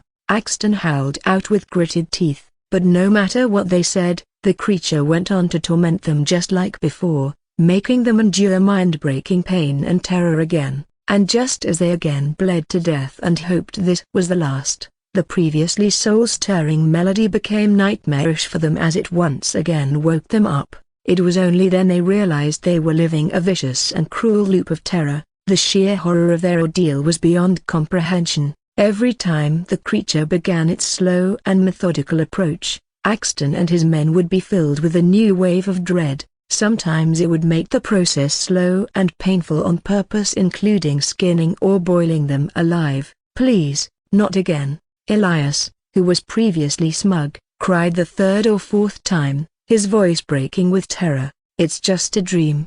It's just a dream," Kane muttered continuously under his breath, his voice trembling, as if trying to convince himself, but the pain felt far too real. The sensation of steel cutting flesh unmistakable. "No more. Please, no more," Gildon whimpered. His once mocking and arrogant spirit was completely shattered. At one point, when they woke once more, Axton tried to scream, but no sound came out. The sheer exhaustion, both mental and physical, was too much. Please, whatever you are, whatever you want. End it, end us.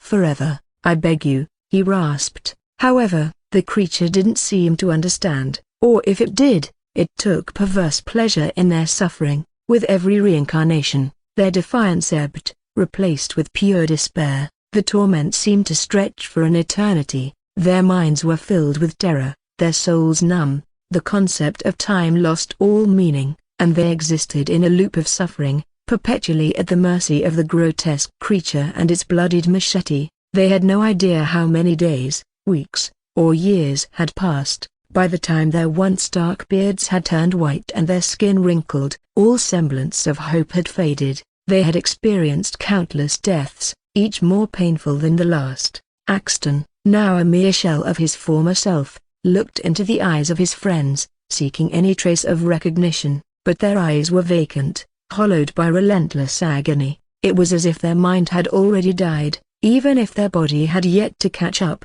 In the distance, every time they awoke, they would hear Isola's haunting melody playing over and over, reminding them of the cause of their never-ending torment. Axton's once overbearing and sinister demeanor was reduced to tears, lost in an abyss of despair, and he couldn't even remember why he was here or why he was suffering like this. What wrong did he do? Why was this melody hurting him so much? What sin left him with such a cruel fate? Axton's chest heaved, his feeble heartbeat echoing loudly in his own ears. As the weight of what felt like centuries pressed on him, his breathing became shallow, the weight of the torment crushing his spirit. Slowly, the world around him started to contract, the boundaries blurring, and the vast expanse of the tormenting landscape began to shrink. The black void that seemed boundless now appeared to be condensing, collapsing in on itself until it became the size of a small orb or a black pearl. It was, in reality, Axton's eye, reflecting the distant, twinkling stars of the night sky. A tear, born of pain, regret, and exhaustion, trickled down his weathered face. The entire scene unfurled before Asher, Sati, and Marina, who watched with horror and disbelief. Axton's friends, too, had undergone the same transformation, their faces etched with the agony of countless years, eyes clouded with pain, regrets, and a haunting brokenness. The once arrogant and nefarious hunters now looked like old, defeated men, broken by time and horrifying experience. The shock was palpable on Marina's and Sati's faces. Their eyes, wide with horror, darted from one fallen figure to the next, struggling to comprehend the gravity of what they had just witnessed. As Isola stood up, her movement broke the silence. Her silhouette, strong yet graceful, contrasted the frail, aged figures of Axton and his group. Asher had never seen something like this before and felt a slight sense of disbelief as he asked, "Isola, what did you do to them?" Isola took one last glance before shifting her gaze towards Asher, the melody of regret. "I made them experience every ounce of pain and torment they inflicted upon others, but multiple times more. I trapped them in a cycle, a loop of suffering, until their souls understood the gravity of their sins. I never thought I would use such a cursed melody in my life, since it was only good at making someone suffer." A broken bar. Isola's voice trailed off as her gaze became distant. Marina's gaze shifted from the aged figures of Axton and his friends to Isola, her voice trembling slightly. "But a broken bar, why did they age so drastically?" Isola's face was serene as she answered, "In the few moments we witnessed their torment," she began softly, "they lived lifetimes. Their minds created a reality of endless suffering, of perpetual death and rebirth, and when the mind is so deeply convinced of a reality, the body often follows suit." Sati,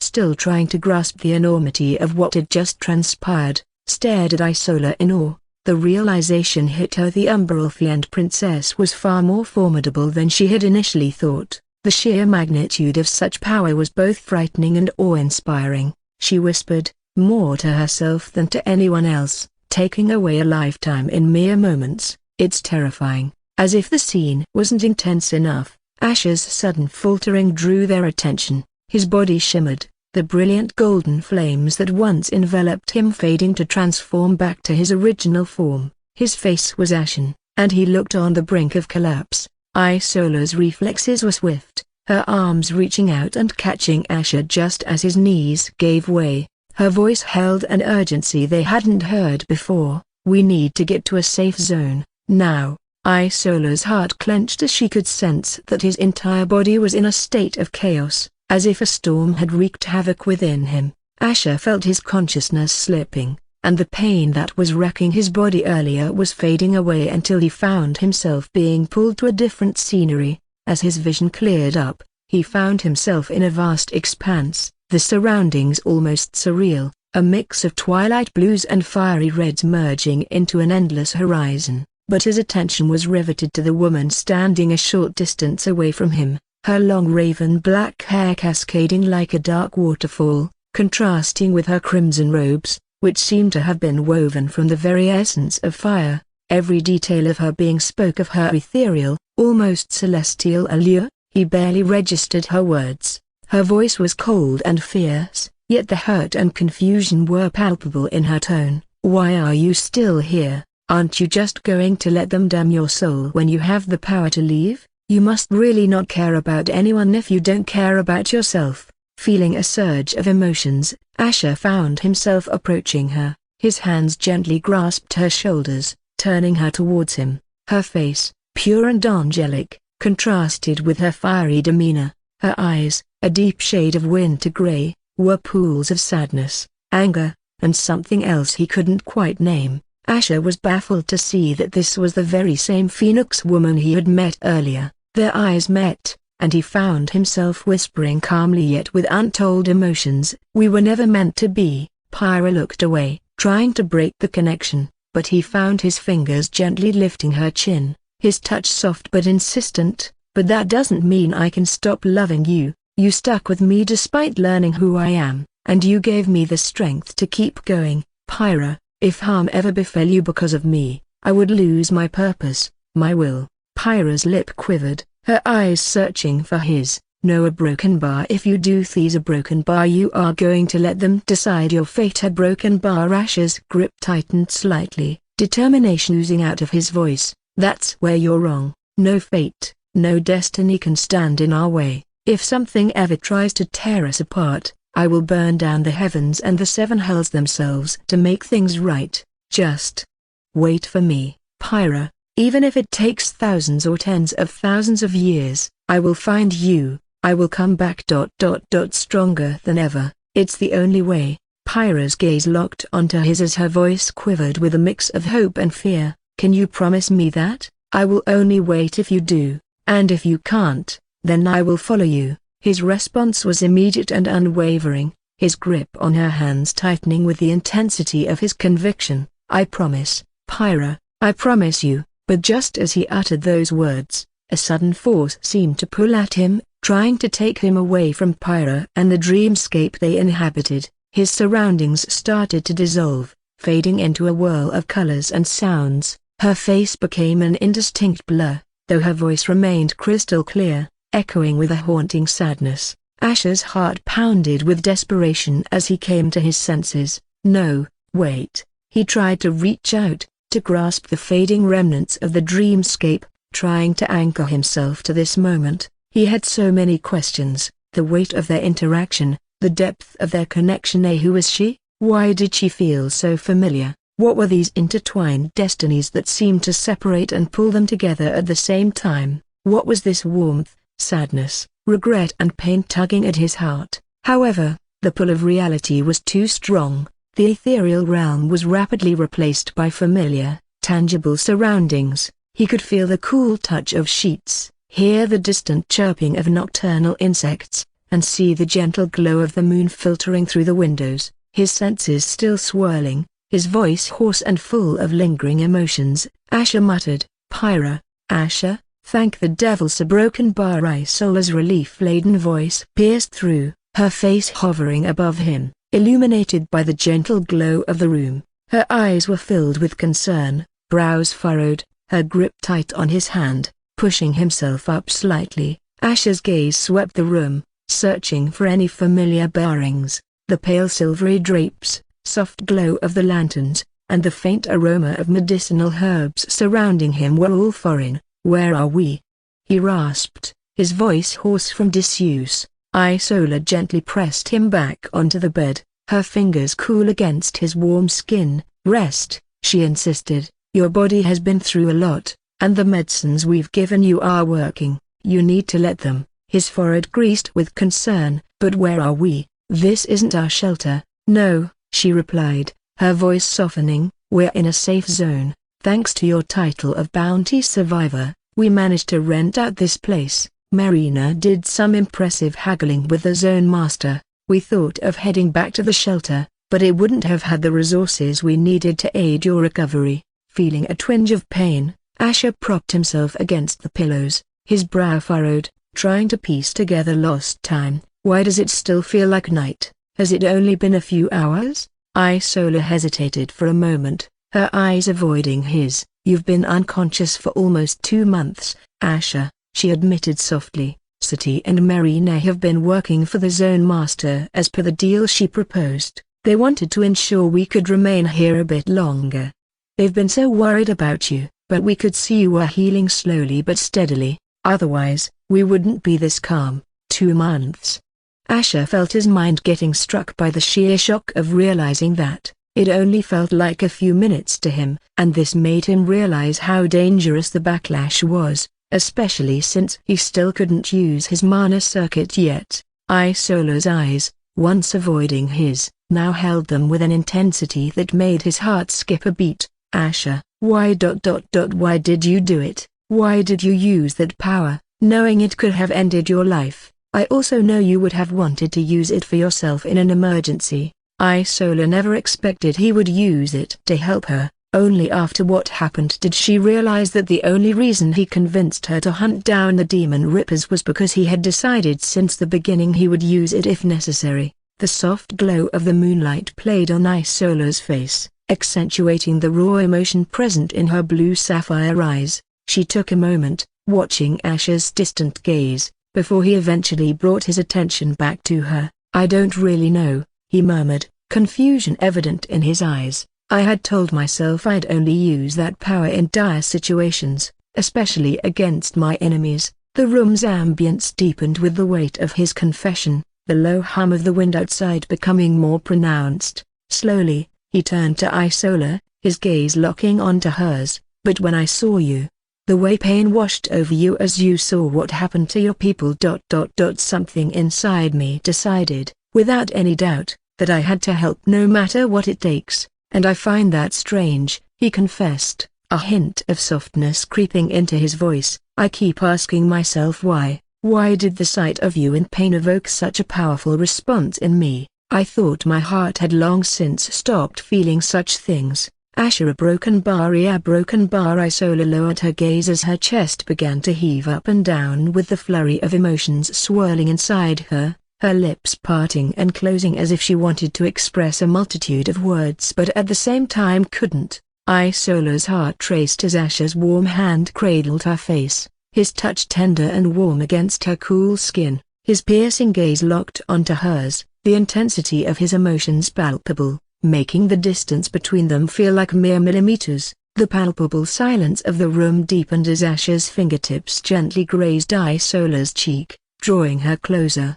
His eyes, reflecting a myriad of emotions, searched hers for a connection beyond words. "I have figured it out, Isola," he began, his voice soft and heavy with emotion. "You've somehow carved out a space within me. It's like you've grown roots inside my very soul, giving me a newfound purpose and a strength I thought I had long since lost." Isola's breath caught in her throat, the intensity of his gaze making her heart race. His words enveloped her, and the world around them seemed to blur and fade. "Seeing you in pain," he continued, his voice trembling slightly, "only fueled me more, giving me the strength to shield you from that suffering. I've been fighting these emotions, trying to distance myself from what I feel, thinking that doing so would save me from suffering again, but now I realized doing so may only bring me more pain and regret, and I am tired of getting haunted by the ghosts of the past, so I'd rather embrace them, even if it threatens to shatter me." As he declared, she could see the reflection of his raw emotions in his eyes, something she had never seen before. Her heartbeat echoed loudly in her ears, drowning out all else. As he closed the distance between them, she could feel the warmth of his breath on her lips, and then, with a gentle urgency, his lips met hers. Isola's eyes fluttered in surprise, her heart pounding even louder, but as the kiss deepened, she felt herself getting lost in the sensation, drowning in the depth of his emotions and passion. Her initial shock gave way to a gentle surrender, her hands coming up to rest on his chest while her lips melted into his. The world outside faded away, leaving just the two of them, lost in a moment that seemed to stretch on forever. After a few moments of what seemed like a dreamy period of time, Isola suddenly broke the kiss with a soft gasp. The air between them charged with an intensity that seemed to shimmer. The two of them sat there, mere inches apart, breathing heavily and looking into each other's eyes. The remnants of their shared warmth lingered on their lips. The bluish hue from the moonlight painted them both in soft, ethereal colors. Isola's sapphire blue eyes were shimmering pools of conflict, her fingers still lightly touching Asher's chest. "Asher," she whispered, her voice shaking, "we shouldn't do this." She then stiffly turned around to leave, but as Isola tried to rise, an unexpected swiftness from Asher caught her off guard. His strong arms wrapped around her waist, pulling her back against his chest as her long, moon-white luminescent hair draped over his face. Before she could react, with a fluid motion, he pivoted, pinning her down on the bed with his body hovering over her. The sudden intensity of the moment made her heart race, her sapphire blue eyes widening in surprise. Isola's face began to redden, a blush spreading from her cheeks down to her neck. She weakly placed her hands on his chest, intending to push him away. "Asher, don't a broken bar, you're not thinking straight in your current state," she stammered, but Asher wasn't deterred. "I've never been more sure of anything. You burrowed into my soul, and now you have to take responsibility for it," he whispered, the heat of his breath tickling her ear. Isola's eyes fluttered, unable to believe what he was saying. As she tried to speak, to voice the concerns bubbling up inside her, "What about a comma?" He gently placed a finger on her soft blue lips, halting her words. His gaze was deep and unyielding. "In this room, it's just you and me, no judgments, no past, no future," he murmured, his voice velvety soft. "Right now, all that matters is this moment where this world is ours. I want to be free. I want us to be free to do what we want." The weight of his words and the intensity of his gaze were overwhelming. Slowly, Isola's resistance began to melt away, her hands sliding down from his chest, coming to rest by her sides. She felt her body responding to the proximity of Asher, his warm breath fanning across her face, making her heart race. Time seemed to stand still as she felt herself drawn into the moment, drawn to him. Closing her eyes, she awaited his touch. Gently, Asher's lips brushed against her forehead, a soft, almost reverent kiss. He then moved his kisses to her temples, her cheeks, and finally to her velvety blueberry lips. The connection was electric, a spark that ignited the passion that was lying dormant within. Her hands instinctively reached up to cradle his face, pulling him closer, deepening the kiss. The world outside ceased to exist, their past troubles and future challenges forgotten.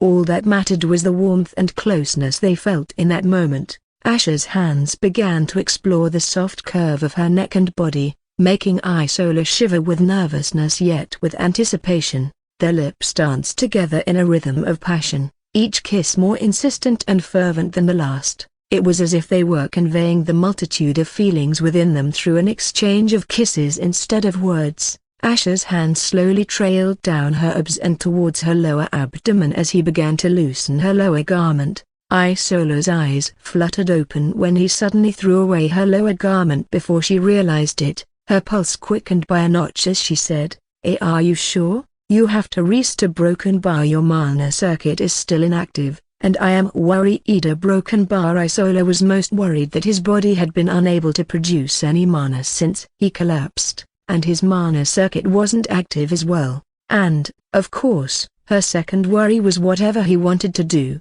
not knowing if it was really fine. "I don't need mana for this, and we will be fine," Asher smirked as he sat up and removed his clothes, revealing his smooth and flawless dove-gray skin with an athletic build, broad frame, and chiseled 8-pack abs. Isola had seen him half-naked before, but at this moment, seeing it made her admire it in a different way. But what made her unconsciously gulp was when he removed his pants, unleashing a demonic one-eyed dragon that left her wide-eyed. There weren't many things that could make her feel tense and nervous, yet the sight of this smooth, veiny, and thick one-eyed monster was staring at her with a vengeance. Do all men possess such a powerful weapon down there? However, her thoughts were disrupted when she suddenly felt his fingers loosening her dark blue underwear, which was just a soft silk-like fabric wrapped around her nether regions. Asher a broken bar. She let out a soft gasp and unconsciously pulled her legs together in embarrassment as she felt the cold air caressing her exposed region.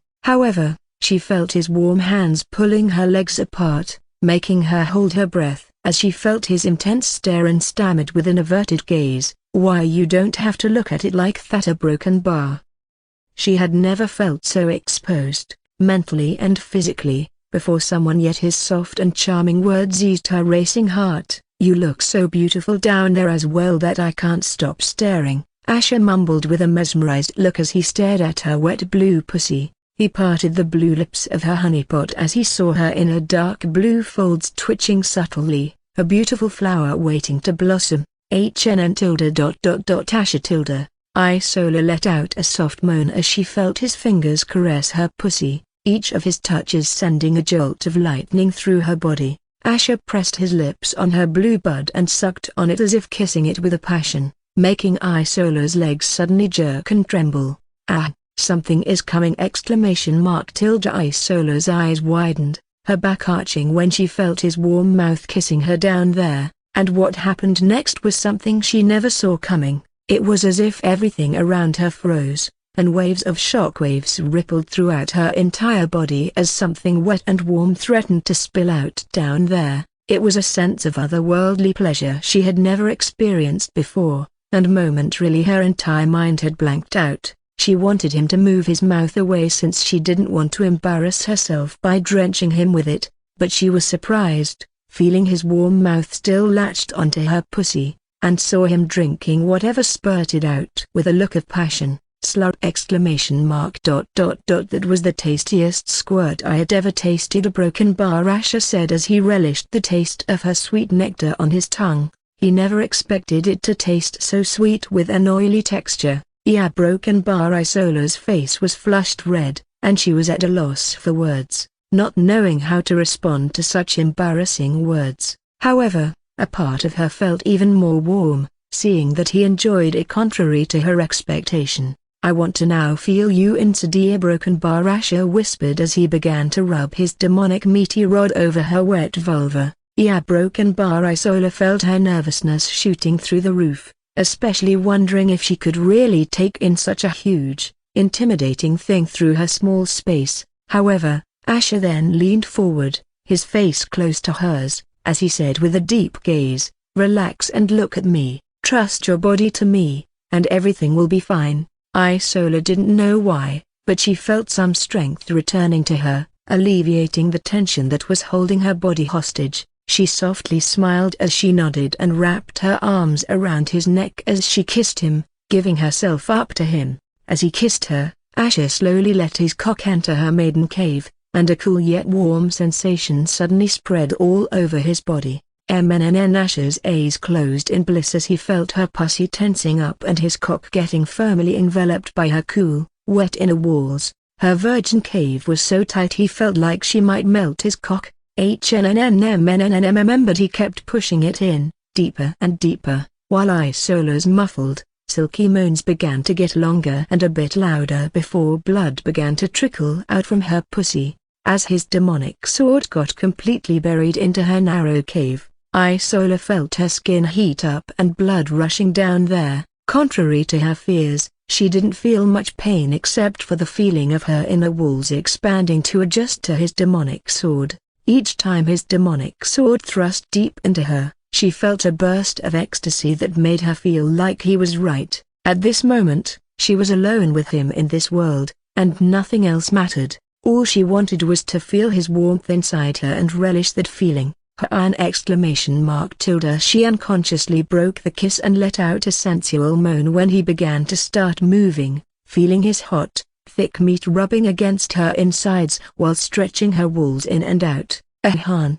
Isola couldn't stop moaning as she felt like her nerves were on fire and arched back each time his thick meat went deep into her, causing her lower abdomen to bulge. Each of her moans sounded so magical, which Asher felt was because she had an enchanting voice in the first place. "Come up here." Asher suddenly pulled her up with his cock still inside her wet pussy as he looked at her, panting yet so alluring with her twilight blue skin glowing with arousal. He buried his face into the deep cleavage of her plump breasts as he removed her bra. HNNA broken bar. Asher a broken bar. Isola mewled as she looked at him, squeezing her breasts together before looking up at her and saying, "Your breasts are so soft and beautiful." Saying so, Asher licked her dark blue nipples that were erect and soft as she looked on with a red face, feeling a bit amused and embarrassed to see him teasing her breasts like that.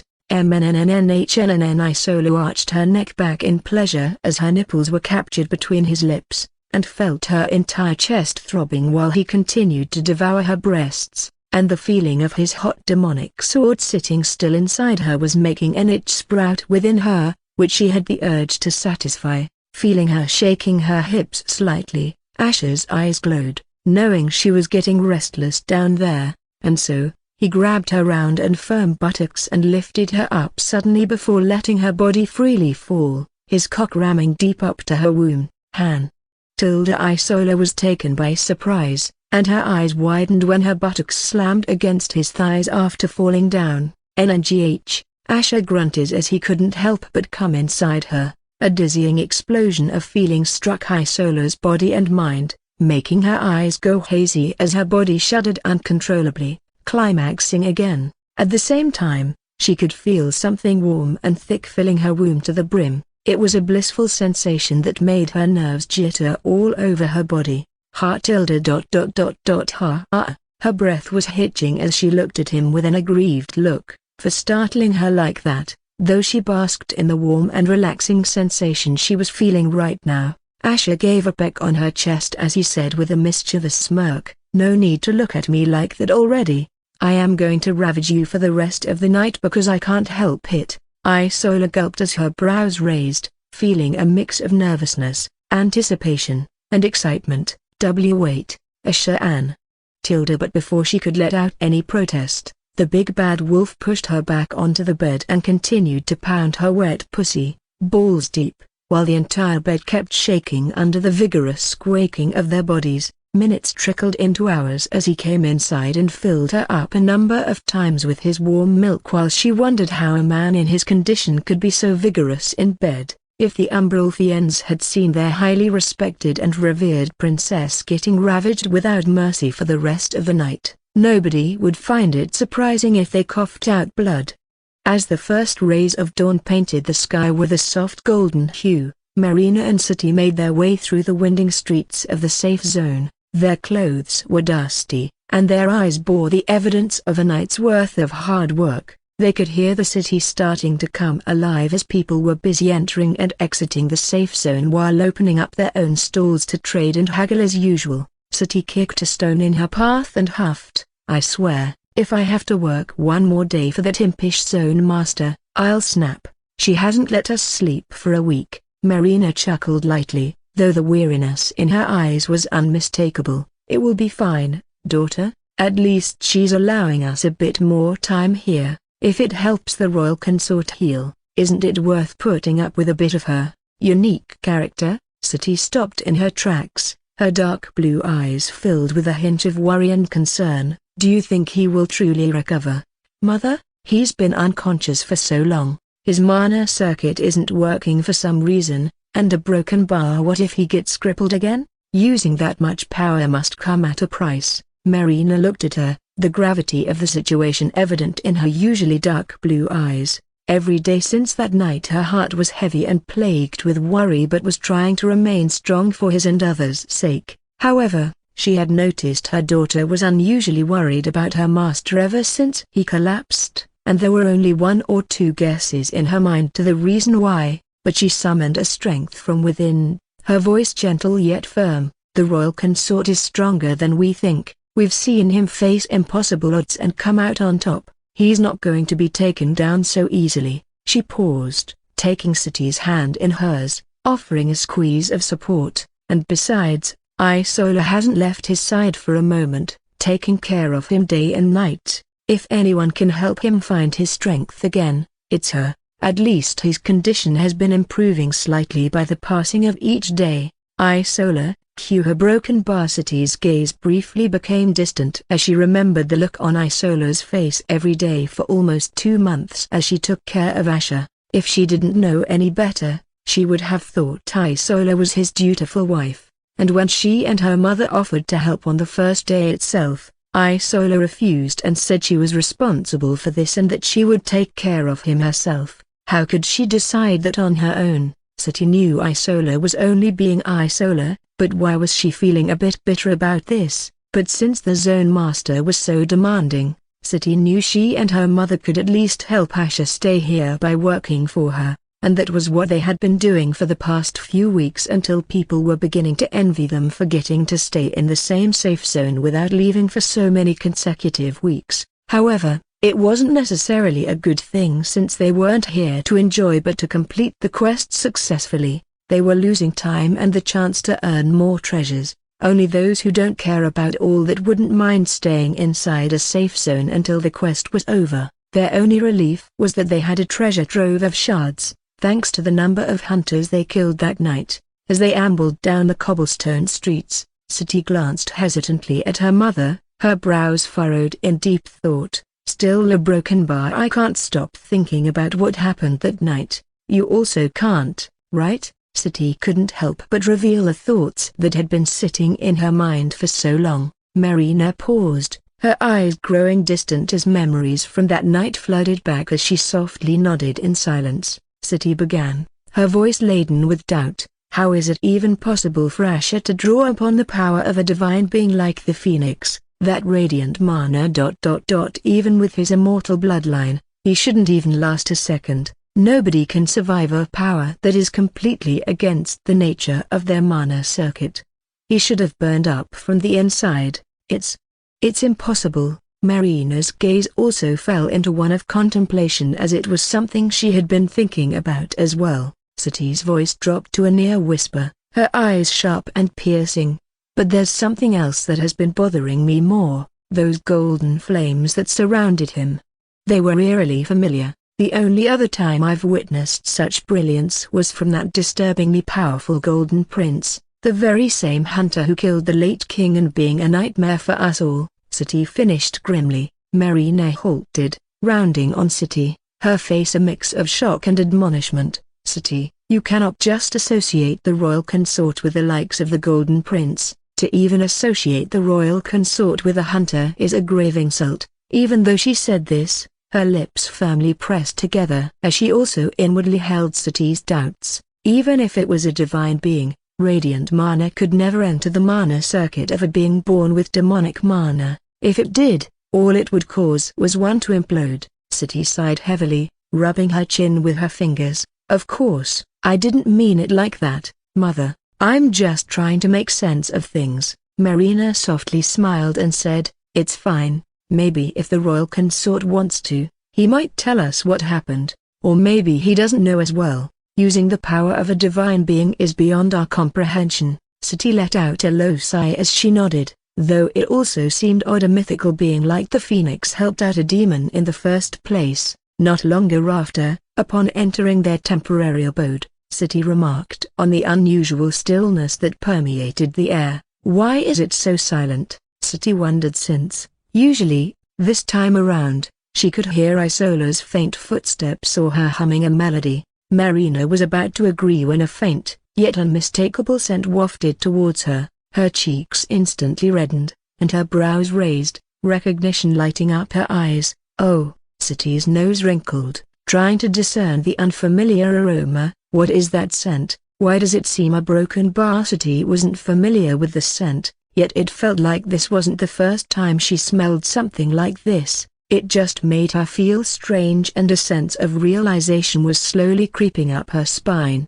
Marina gulped as she awkwardly smiled and said, "It must be some medicine you're broken bar." She winced slightly, feeling she could have come up with a better excuse, and hoped Sati wouldn't press further, but as she feared, Sati felt a sudden surge of curiosity. Without any further ado, she made her way briskly towards Asha's room, Marina following close on her heels. "Sati, wait." Marina's voice was tinged with urgency, and tried to stop her, but it was too late. The door swung open, revealing a tender scene inside. Asha and Isola, lost in a world of their own, lay intertwined, their bare forms showcasing a vulnerability and intimacy that was breathtakingly beautiful. The thin sheet that draped over them only added to the tantalizing allure of the tableau. Awoken from their peaceful slumber by the sharp intake of breath and the creaking door, Isola's dreamy contentment was instantly replaced by a rising sense of panic. She quickly clutched the sheet around her, her eyes darting to the door to find Sati and Marina standing there, their expressions mirroring their shock. Asha, however, seemed unaffected by the sudden intrusion. Squinting against the bright morning light, he gave a groggy huff. "Who opens a door so loudly at this hour?" Sati's eyes widened, her cheeks turning redder and her shock transitioning to a mix of disbelief and even a tinge of bitterness. "You too, how could ... you?" she stuttered, the weight of what she saw sinking in, feeling the weight of judgment. Isola tried to find words but found her voice lost in a sea of apprehension. Her heart raced as the implications of their relationship, now exposed, loomed large. Even though she had never planned for any of this to happen, the risks of their tryst were amplified tenfold, given the status of Asha as the Bloodburn Queen's consort, and with Sati, a trusted aide of the Bloodburn Queen. Having seen them, the secret may not remain concealed for long. "I can't believe this," Sati mumbled, her tone shifting from shock to anger. "You. With a broken bar, this is so." Ugh, her frustration evident. She turned on her heel and stormed out. "No, Sati, wait," Isola called out, attempting to rise from the bed in her haste, but Sati had already left, sealing off any chance for immediate explanations or assurances. Isola's eyes were wide, her vulnerability apparent. "Asha, I'm so sorry," her voice barely above a whisper. "I never wanted any of this to complicate things or put us in trouble." A smile crept onto Asha's face, a surprising reaction considering the gravity of their predicament. Isola blinked, surprised and touched by his calm demeanor. While wondering how he was going to handle someone like Sati, he leaned in, gently cupping Isola's chin and bringing her gaze to meet his. "You think too much," he murmured before planting a gentle kiss on her lips. As they parted, he continued, "Let me handle Sati. Trust me, none of us is going to get in trouble." At the same time, he was surprised his mana circuit was up and active again, making him wonder if sleeping with Isola worked some magic he wasn't aware of. Isola blinked, surprised and touched by his calm demeanor, while wondering how he was going to handle someone like Sati. However, she felt a wave of warmth spread across her cheeks as she remembered the previous night. She was still in a state of disbelief, realizing that what happened wasn't a dream. She then sunk her face into her arms, her lips pressing together, wondering what she had done and if things would really be all right in the future. She also felt guilty that she did this behind Rowena's back and didn't know how she was going to face her once she returned. In the heat of the moment and after being overwhelmed by her own feelings, she let herself get swept away by him.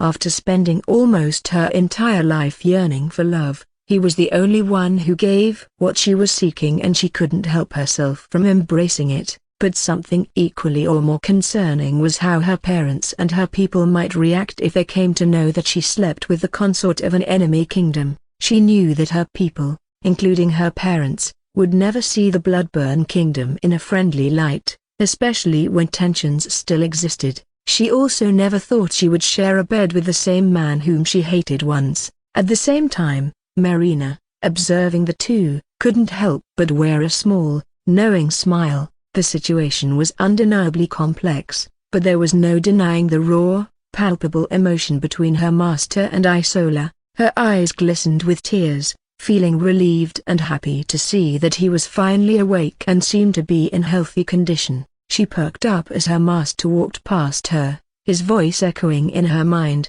briefly instructing her. Understanding his message, Marina nodded subtly, turning her attention back to Isola. Marina approached Isola, the morning sun filtering through the window and casting a gentle glow on her features. She placed a comforting hand on Isola's shoulder, and, with a soothing tone, began, "Isola, there's no need to fret over this. I am happy things turned out this way." Isola looked up, surprise evident in her eyes. "Marina, after what you've seen, you truly don't think it's disgraceful? I am not even his wife." A gentle smile graced Marina's face. "How can it be shameful when two people like each other and act on their feelings? It's a beautiful thing, even if the world round us might not understand. The royal consort has endured so much pain over the years. I've tried, in my own ways, to ease his burdens, but I've always known that I couldn't completely fill the void in his heart.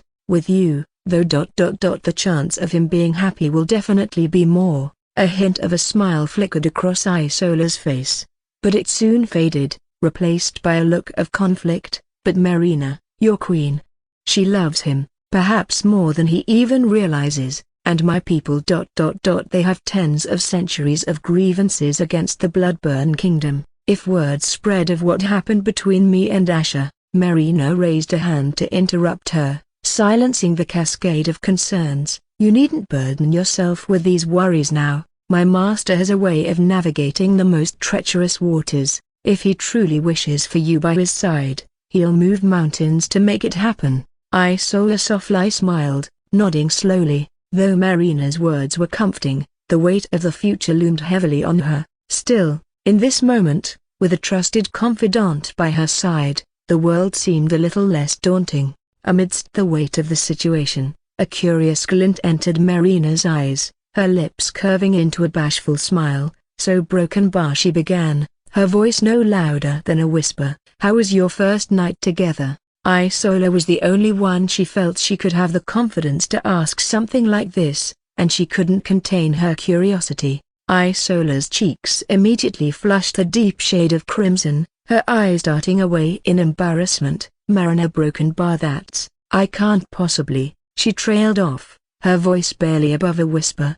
Isola could still feel the soreness down there and yet a subtle throbbing sensation, a leftover sensation of the euphoria he made her feel. Marina couldn't stop smiling seeing Isola's bashful face, but her expression told her volumes, and just as expected, her master didn't show any mercy at all to this poor girl despite it being her first time. It was a good thing she was a powerful soul devourer, otherwise, Marina didn't want to imagine what state any other ordinary woman might be in. Marina cleared her throat slightly before saying in a very low voice, "Don't forget to take those pills. Since his bloodline is powerful and special, we can't afford to take any chances." "Oh." Isola's cheeks briefly blushed as she nodded with an awkward smile. A wind whipped at City's scarlet hair tied into a ponytail, sending dark tresses flying as she marched with fierce determination towards the back of the building,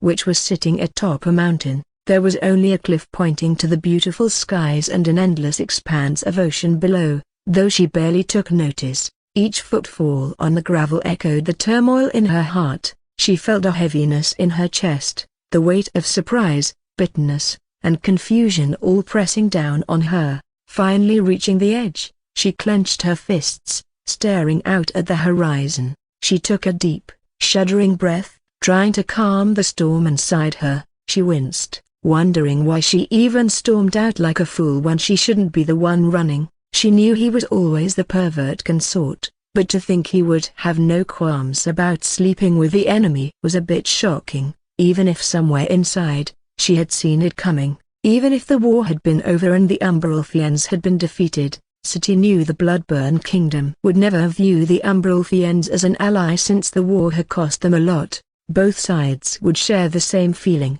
and now things just got a lot more complicated. But then, Isola was not a bad person and surely didn't plan all of this to happen. She knew what feelings can make a person do. Sati bit down on her lip, feeling frustrated by her own thoughts and feelings. Even now, that image of what happened that day with him was still flashing in her mind. She turned to face Asher, her eyes sharp with a mixture of anger and embarrassment. "You call that normal? You are too thick-skinned." With a harumph, she turned while she was distracted with her thoughts. Suddenly, a voice broke through the ambience, heavy with a teasing lilt. "I never thought the proud and brave battlemaster would get that shocked and run away upon seeing something normal." Sati's grip tightened around her arms, which were crossed defiantly over her chest. She turned to face Asher, her eyes sharp with a mixture of anger and embarrassment. "You call that normal? You are too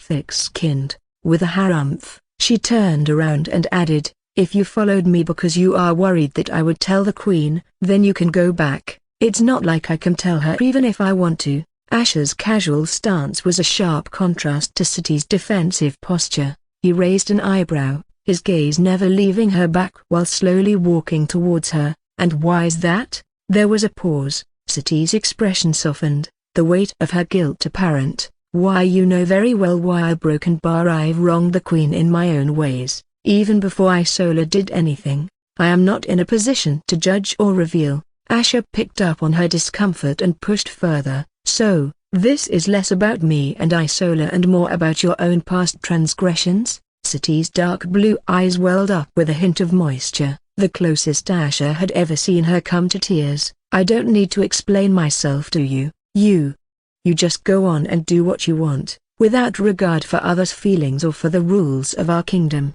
Don't think I don't know what you have been doing with my mother." A broken bar. Sati's voice became slightly weak towards the end as all these complicated feelings were pressing down on her heart. Suddenly, without warning, Asher gently encircled her from behind, his arms wrapping firmly around her curvaceous waist. The unexpected embrace caused her to momentarily stiffen, her surprise evident. "No, a broken bar, let go a broken bar," she protested, her expression carrying anger, yet her voice was weak. But Asher remained steadfast, his chin gently resting on her shoulder, his warmth radiating through the cold. "Listen, Sati," he murmured, his voice soft and soothing, "I do care about how you feel." Sati's struggle subsided for a moment, the sincerity in his voice making her pause. He tightened his grip slightly, anchoring her in place. "But things aren't as straightforward as you believe," Asher confessed, his tone solemn. His breath ghosted over her ear as he went on, "Still, I want you by my side, just like how I want Isola and even your mother." Were broken bar. Sati pinched her lips as her fingers tightened around his arms. She never thought he could say something like that with such a straight face. "Before you say anything a broken bar, just think, isn't your mother happier and stronger now that she is with me? She is not the helpless, weak maid anymore. She has found her voice and purpose, and do you think it would have been possible if I didn't care? Marina is irreplaceable to me. If you think that's shameless, then so be it, since that's the truth," Asher asked as his words and soothing voice melted Sati's strength, her hold loosening around his arms. Whether she liked it or not, she had to admit her mother had changed for the better. She was now more confident, stronger, and happier than ever. She had never imagined she would see her mother's face have that bright glow. All her life, her mother always seemed sad and lonely and always had that forced smile to not let anybody else see her pain. Was this why, despite always knowing the truth in her heart, she never truly felt hatred towards him? He might be crude and a pervert, but he was really different. A broken bar. For a man of his status and power to notice and care about things most wouldn't, let alone nobles like him. Yet, her emotions swirled like a storm within her, her eyes reflecting the uncertainty and turmoil she felt. "Your Highness," she began, her voice shaky, "we can't." A broken bar. "I can't. I don't want to hurt the queen." Asher's arms around her tightened even more, as if he was trying to shield her from all the complex feelings swirling around them. "It's not your responsibility to take care of her personal life. That's mine," he said, his voice firm. "I will handle things with Rowena, in my own way." She looked down, away from his intense gaze, her voice barely above a whisper, "But I've always been by her side, always trying to do what's best for her, "And what about you?" Asha interjected, lifting her chin with a finger, forcing her to look into his piercing dark yellow eyes. "For once in your life, think about what you want, Sati, not what Rowena wants, not what the kingdom wants, but what you want. Besides, after everything that we went through and happened between us, there is no going back." The weight of his words pressed down on her, making her heartbeat echo loudly in her ears. The air around them seemed to thicken with tension. She bit her lower lip, her face a canvas of vulnerability, uncertainty, and yearning. Asha's voice grew softer, but more intense. "If you want me, don't push me away, but if you don't." He trailed off, leaving the words hanging in the air. Without giving her a moment to respond, Asha gently cupped her face, his thumbs caressing her cheeks. The world around them seemed to fade away as he closed the gap between them, sealing their lips in a passionate, soul-stirring kiss. At first, Sati's hands twitched, threatening to push him away, but the depth of emotion in his kiss, the warmth and intensity of it, weakened her defenses. She felt her strength being sapped away, her resolve melting, as she was pulled deeper into the whirlwind of emotions Asha was evoking in her. Not too far away, Marina, standing by the window, silently watched the unfolding scene below. Despite witnessing such a sight, her expression wasn't one of shock or disbelief, it was filled with understanding and hope. A soft smile adorned her lips as her eyes glistened. Shortly after, as the kiss between Asha and Sati broke, her face was a blazing shade of red, struggling to regain her composure. "We're broken, bar, you can't just put ridiculous conditions like that," she said, her voice quivering, "and don't expect me to do anything perverted. Not until you've sorted things out with the queen." The weight of her words, combined with the intensity of the moment, felt like a storm she needed to escape from. Without giving him a chance to respond, she turned on her heels and quickly made her way back towards the building. Asha smirked as he watched her retreating figure, the lingering taste of her lips still on his tongue. He brought a hand to his face, rubbing his temples as if trying to massage away certain complicated feelings brewing within him. Looking up towards the vast sky, he muttered to himself with a sigh, "What the hell am I doing?" For the first time in his life, he was having this strange fear of letting go and wanting to hold on to whatever he wanted. Yet, at the same time, he no longer felt like a shipwreck stranded on a desolate shore. The tides had shifted, and he was setting sail once more. The strange dream he had seemed to have stirred something inside him.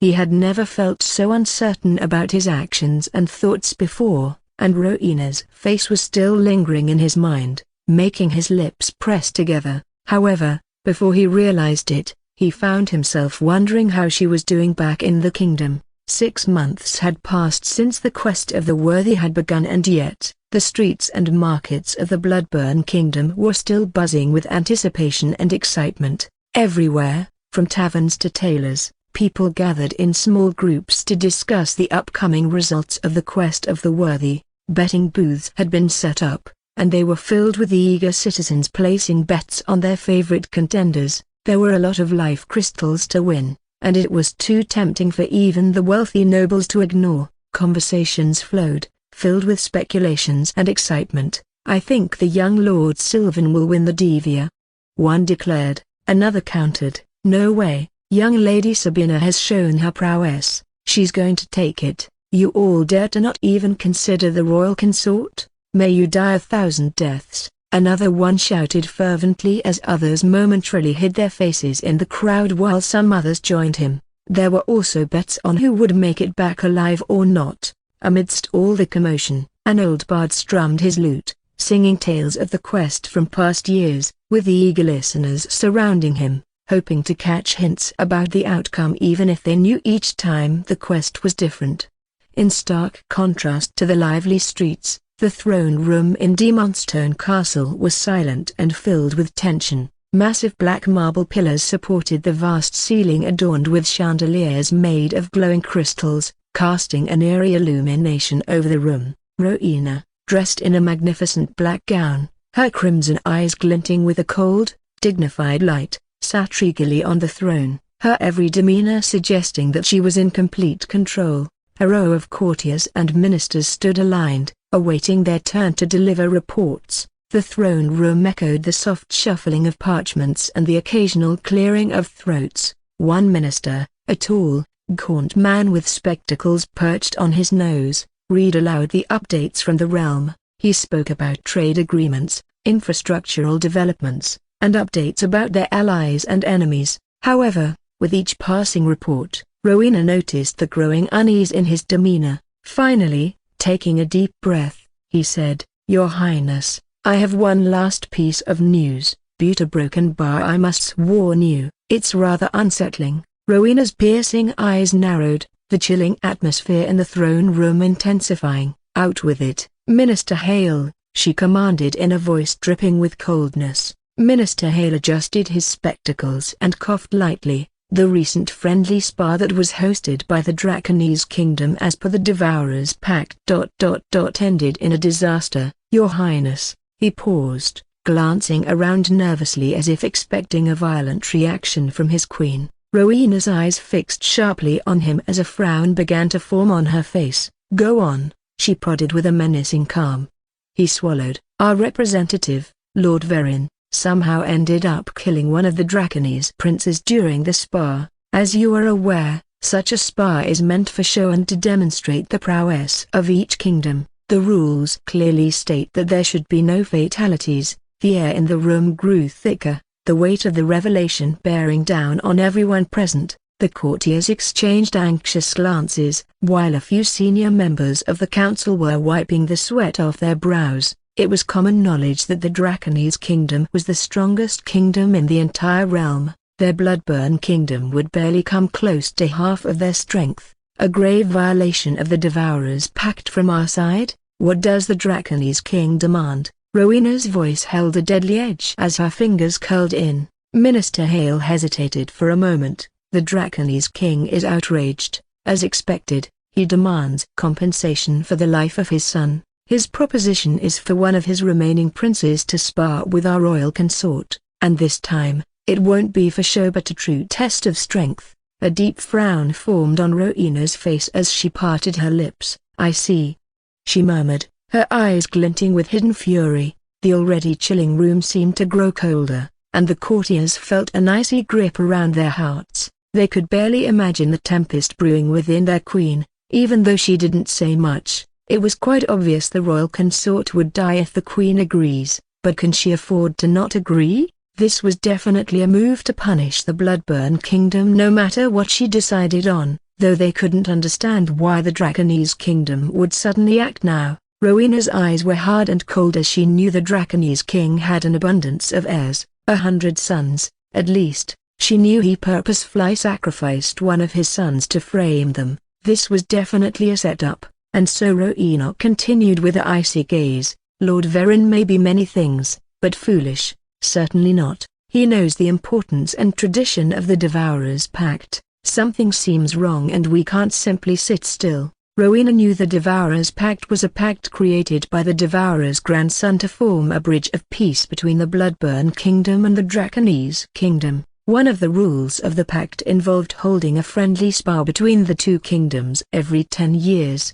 And this tradition has been going on for thousands of years. This pact was one of the main reasons, at least in the eyes of the public, that they hadn't gone to war yet. This was the reason why Rowena wondered why the Draconese King would suddenly use foul play even though she knew what kind of a man he was. His forefathers, some as rotten as him, had never dared to sully the pact. A few members of the council nodded in agreement, murmuring their support for their queen's suspicions. Still, this news had thrown the entire court into chaos as they could guess how ugly things could get because of this. Minister Hale continued in a tense tone. The Draconese King also added that he will give us time until the quest of the worthy is over. If our royal consort doesn't agree to the spa after he returns, then there will be severe consequences. That is how he worded it. Rowena's hand clenched around the armrest of her throne. "Minister Hale, send a message to the Draconese King,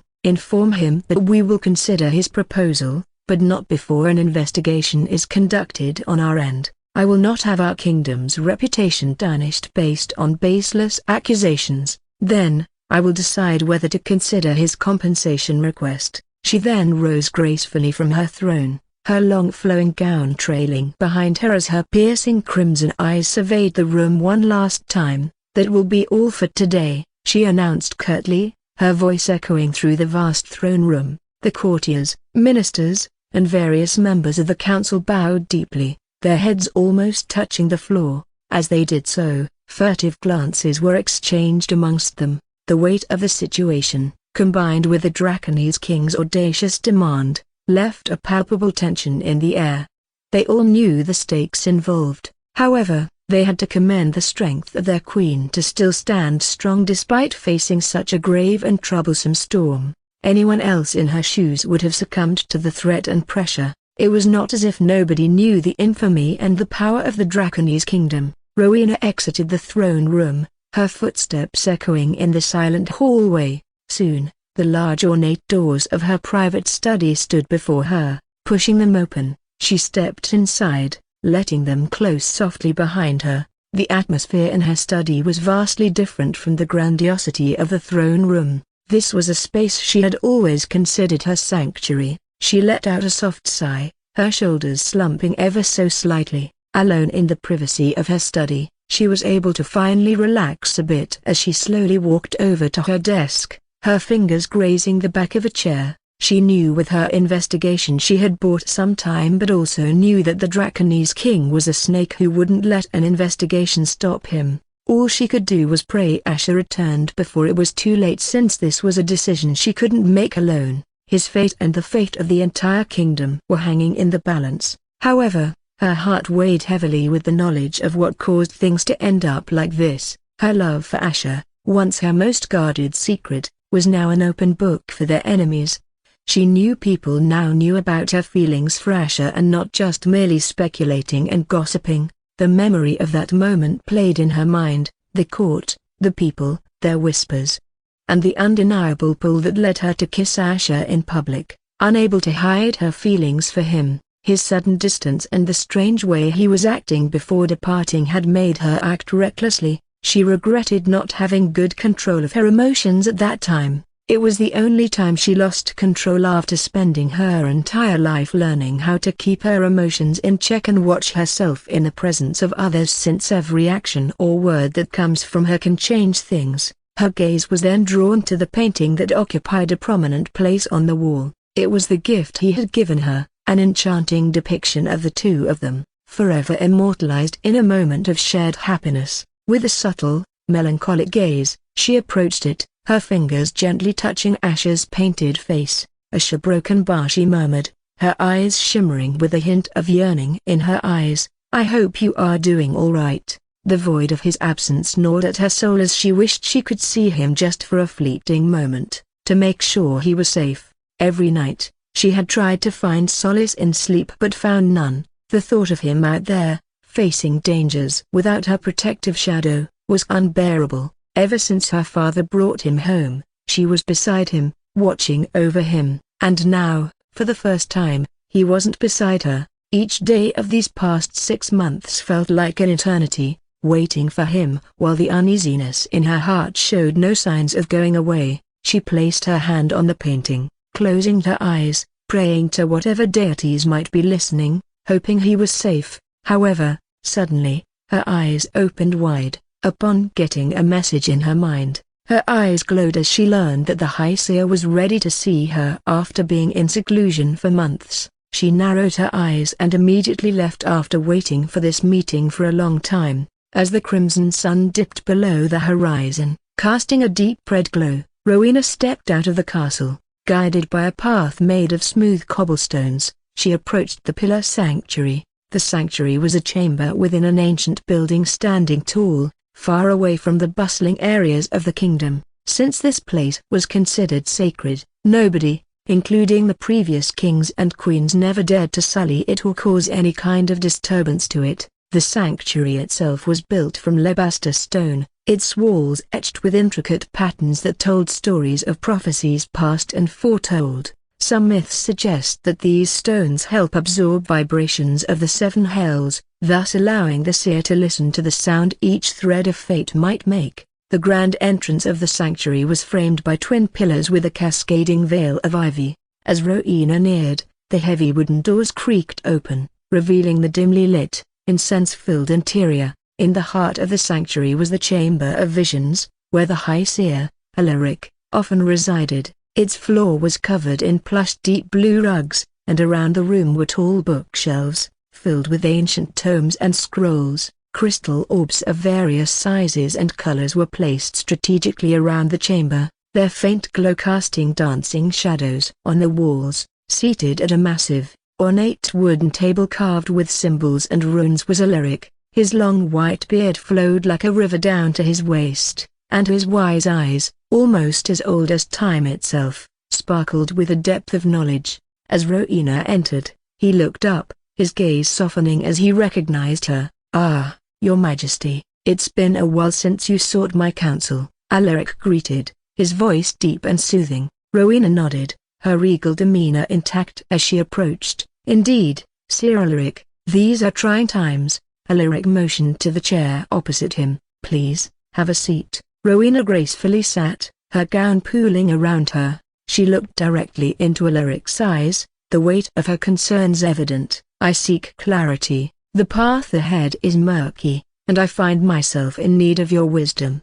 Alaric sighed as he looked at her with an understanding nod. "Even a common man can see that the royal consort being away and participating in the quest for the worthy is something that troubles you the most." Rowena maintained her gaze as her eyes briefly softened before saying with a hint of desperation, "I thought I could stay strong until he returns, but as each day passes, I find it a broken bar unbearable. I do not know how he is doing in the quest, if he is safe or if he is a broken bar." Rowena sighed as she closed her eyes, trying to control the tumultuous emotions flowing into her heart. She also didn't know if he would get back before the date of the sacred union. "I understand a broken bar." Alaric nodded in a deep and soothing voice and added as he leaned back, "Very well," he murmured, "let's delve into the threads of fate and see what they reveal."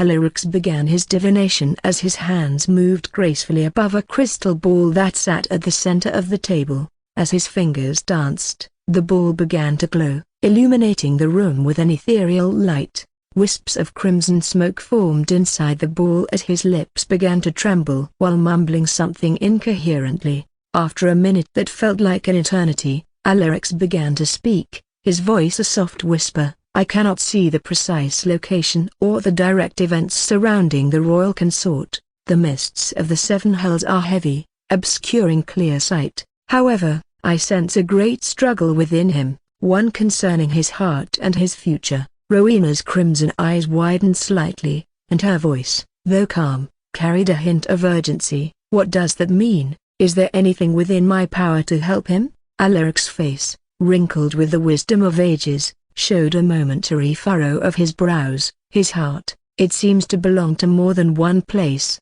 Every decision you make will impact his happiness and has the potential to shape the future of both the Bloodburn Kingdom and his very soul." Rowena's heart skipped a beat, her emotions reflected in her gaze. "More than one place? Does that mean ...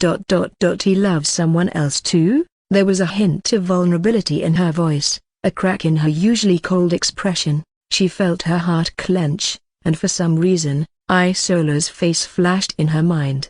Alaric opened his eyes, which held a deep compassion, and he let out a soft sigh. "I am not sure, but it's not as simple as love shared between two souls. The royal consort's heart is in turmoil, suffering for reasons I cannot clearly decipher. What I can tell you is that to find peace, his heart needs solace, a loving touch, understanding, compassion. The more sources of this solace he finds, the better. Otherwise he broken bar." Alaric's eyes trembled as his expression filled with hesitation. Rowena's voice had an edge of urgency as she pressed him. "Sir Alaric, what is it you aren't saying? I must know." The room grew tense as Alaric hesitated, biting the inside of his cheek as if he were gathering courage. His long, white beard shifted as he moved, and his wise eyes darted briefly to Rowena, hinting at a truth he was reluctant to unveil. Taking a deep breath, Alaric replied with a gravity that sent chills down Rowena's spine.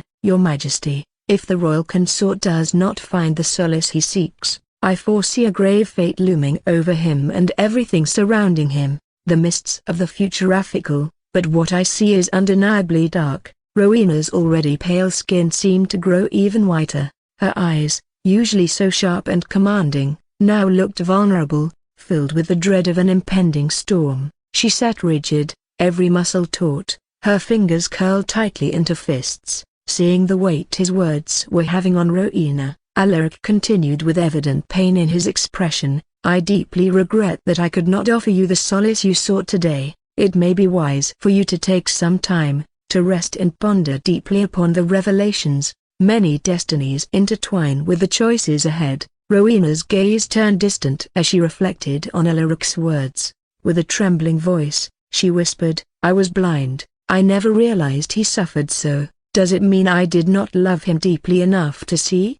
Or perhaps did I do something to make him lose faith in me and not confide in me?" Rowena couldn't help but voice out the fears that had been plaguing her heart for a long time. Alaric shook his head gently, his eyes filled with understanding and wisdom. "In all my years as the High Seer, I've not experienced love as you people do. However, I've witnessed its intricacies in countless souls. Believe me when I say, both you and the royal consort love each other more profoundly than you may ever fathom." A glimmer of hope shone in Rowena's eyes, the light of a love that refused to be snuffed out. Alaric continued, "The royal consort's immense love for you is possibly what's keeping him from burdening you with his torments, and perhaps your profound love for him has made you overlook the subtle signs, choosing to see the strength rather than the hidden vulnerabilities." Rowena absorbed Alaric's words, their depths sinking into her very soul. His words struck a chord inside her as she felt he was right.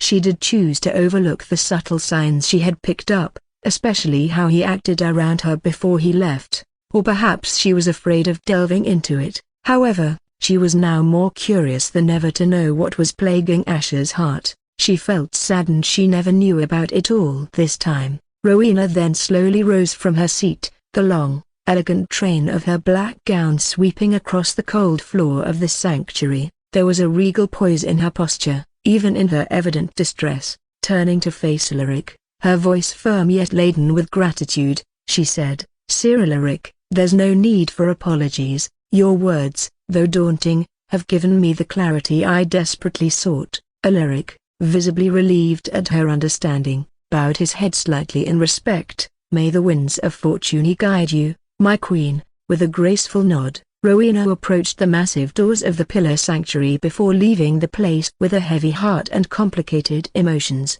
The opulent hall of Bloodwing Mansion was bathed in a muted crimson glow, the intricately designed chandeliers overhead casting shadows on the dark marble floors. Majestic columns adorned with ancient carvings lined the hallway, their surfaces glistening from the soft luminance. The vast corridor, despite its grandeur, was filled with an atmosphere of palpable tension. Dozens of guards, dressed in the rich jet-black uniforms of House Drake, stood in firm ranks, their sharp eyes constantly scanning their surroundings for any signs of danger. It was as if they didn't even dare to let down their guard for even a second, especially considering the person who stationed them here with strict instructions. However, the moment the grand double doors at the entrance swung open to reveal an elegant figure with a voluptuous bosom, the stoicism of the guards seemed momentarily shaken. The unmistakable sound of her heels clicking against the marble echoed throughout the hall, with her silver hair cascading down her back like liquid moonlight and her posture radiating authority.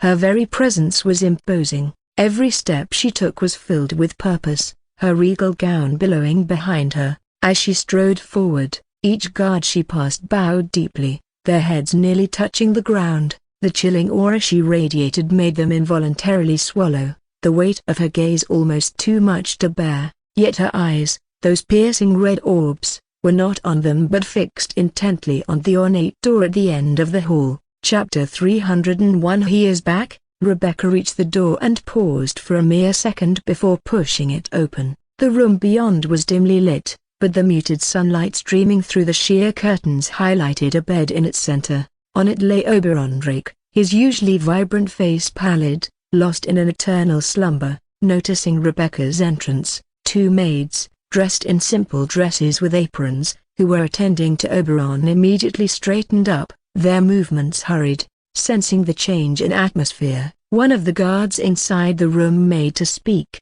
but before he could, Rebecca's voice, as cold as ice, rang out. "Leave," she commanded curtly. The maids exchanged fleeting glances, their faces pale, before nodding and then making a hasty retreat. The guards followed suit, each offering a deep bow to Rebecca as they filed out of the room. The heavy door clicked shut behind them, leaving Rebecca alone with her son. The harsh demeanor that Rebecca had maintained melted away in an instant. Her eyes, which had always been cold and calculating, now shimmered with unshed tears. She moved gracefully, the rustle of her gown the only sound as she approached the bed. Sitting beside her son, she gently caressed his face, the touch filled with a mother's love and longing. Her eyes softened with motherly love as she delicately took out and held an elegant bottle. The crimson liquid inside swirled, its rich texture captivating, akin to fine wine aged to perfection. "My dear son,"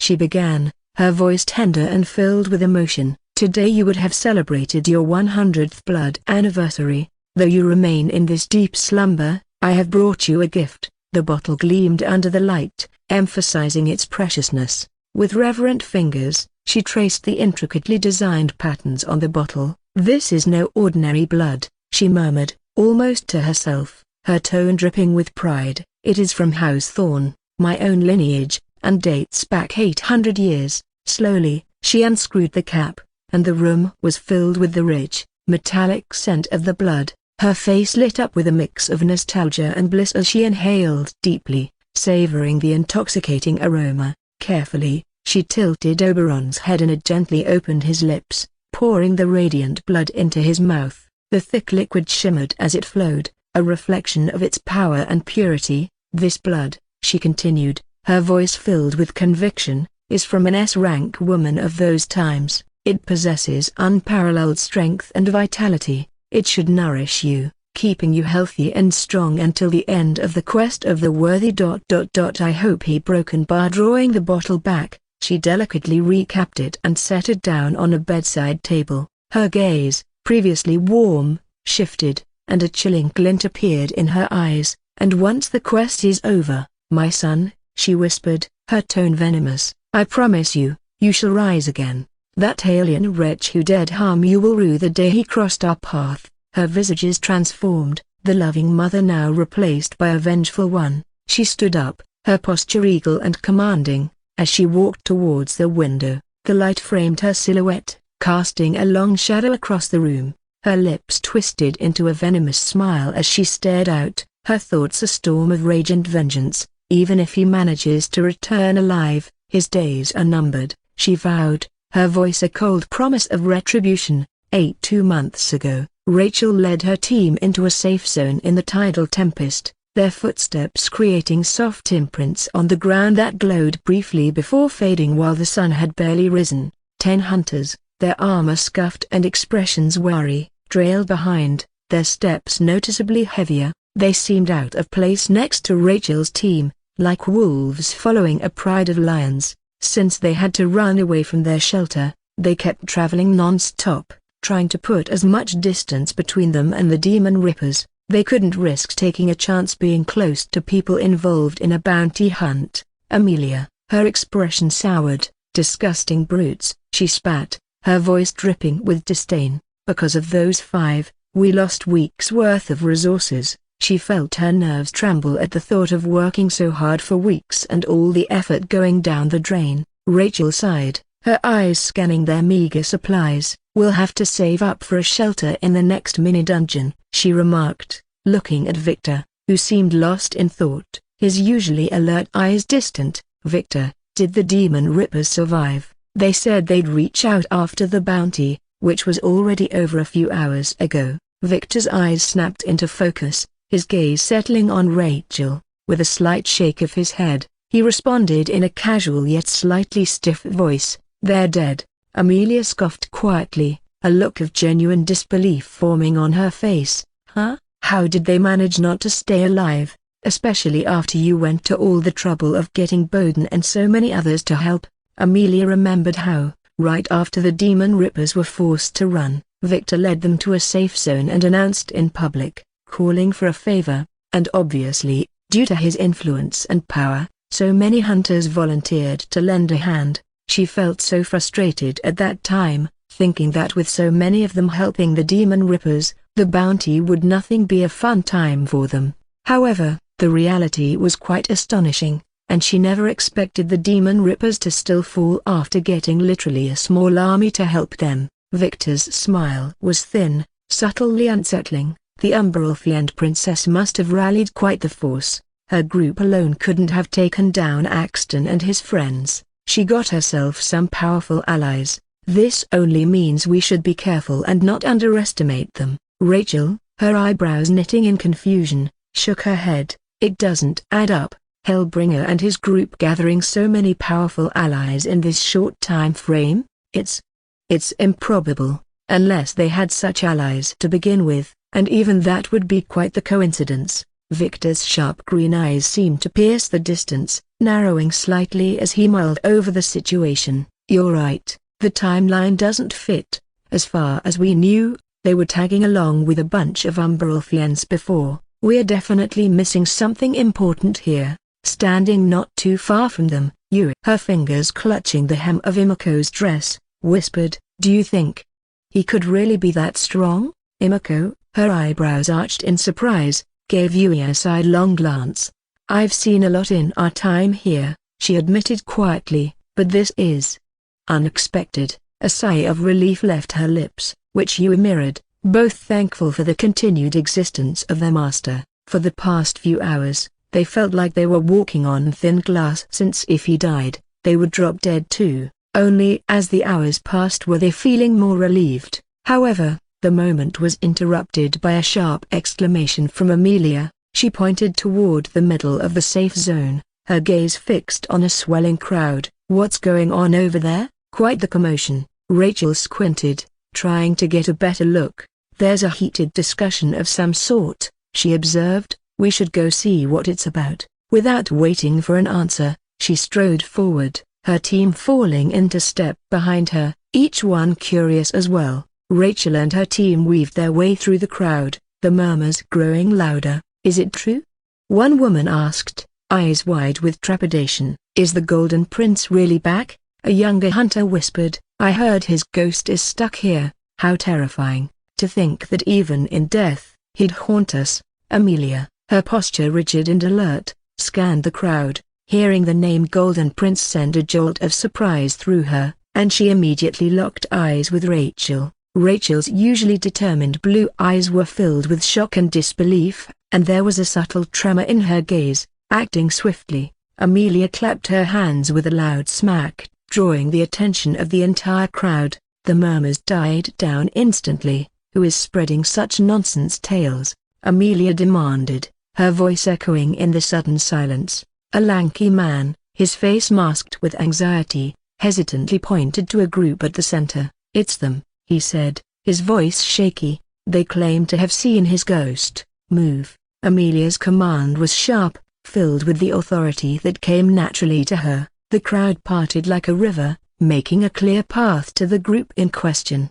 They were a disheveled bunch, with a mix of men and women, all wearing expressions of genuine fear. As Amelia approached with Rachel and the team in tow, she placed her hands authoritatively on her hips. "Speak," she ordered, her eyes scanning the group. "If you're spreading lies and causing unnecessary panic, you'll regret it." One of the women from the group stepped forward, gulping nervously. "We're not lying," she began, her voice quivering. "We truly saw something." The murmurs grew louder around them, but they were hushed once more as Victor suddenly stepped forward, sidelining an annoyed Amelia. The weight of his aura pressed on the atmosphere, adding to the tension. "Exactly what did you see?" His voice became suddenly cold, demanding, every inch exuding the aura of a powerful elite hunter. Amelia wasn't surprised to see Victor like this, since she knew he and the Golden Prince weren't exactly friends. Considering what happened between them, the memory of that only made her curve her lips.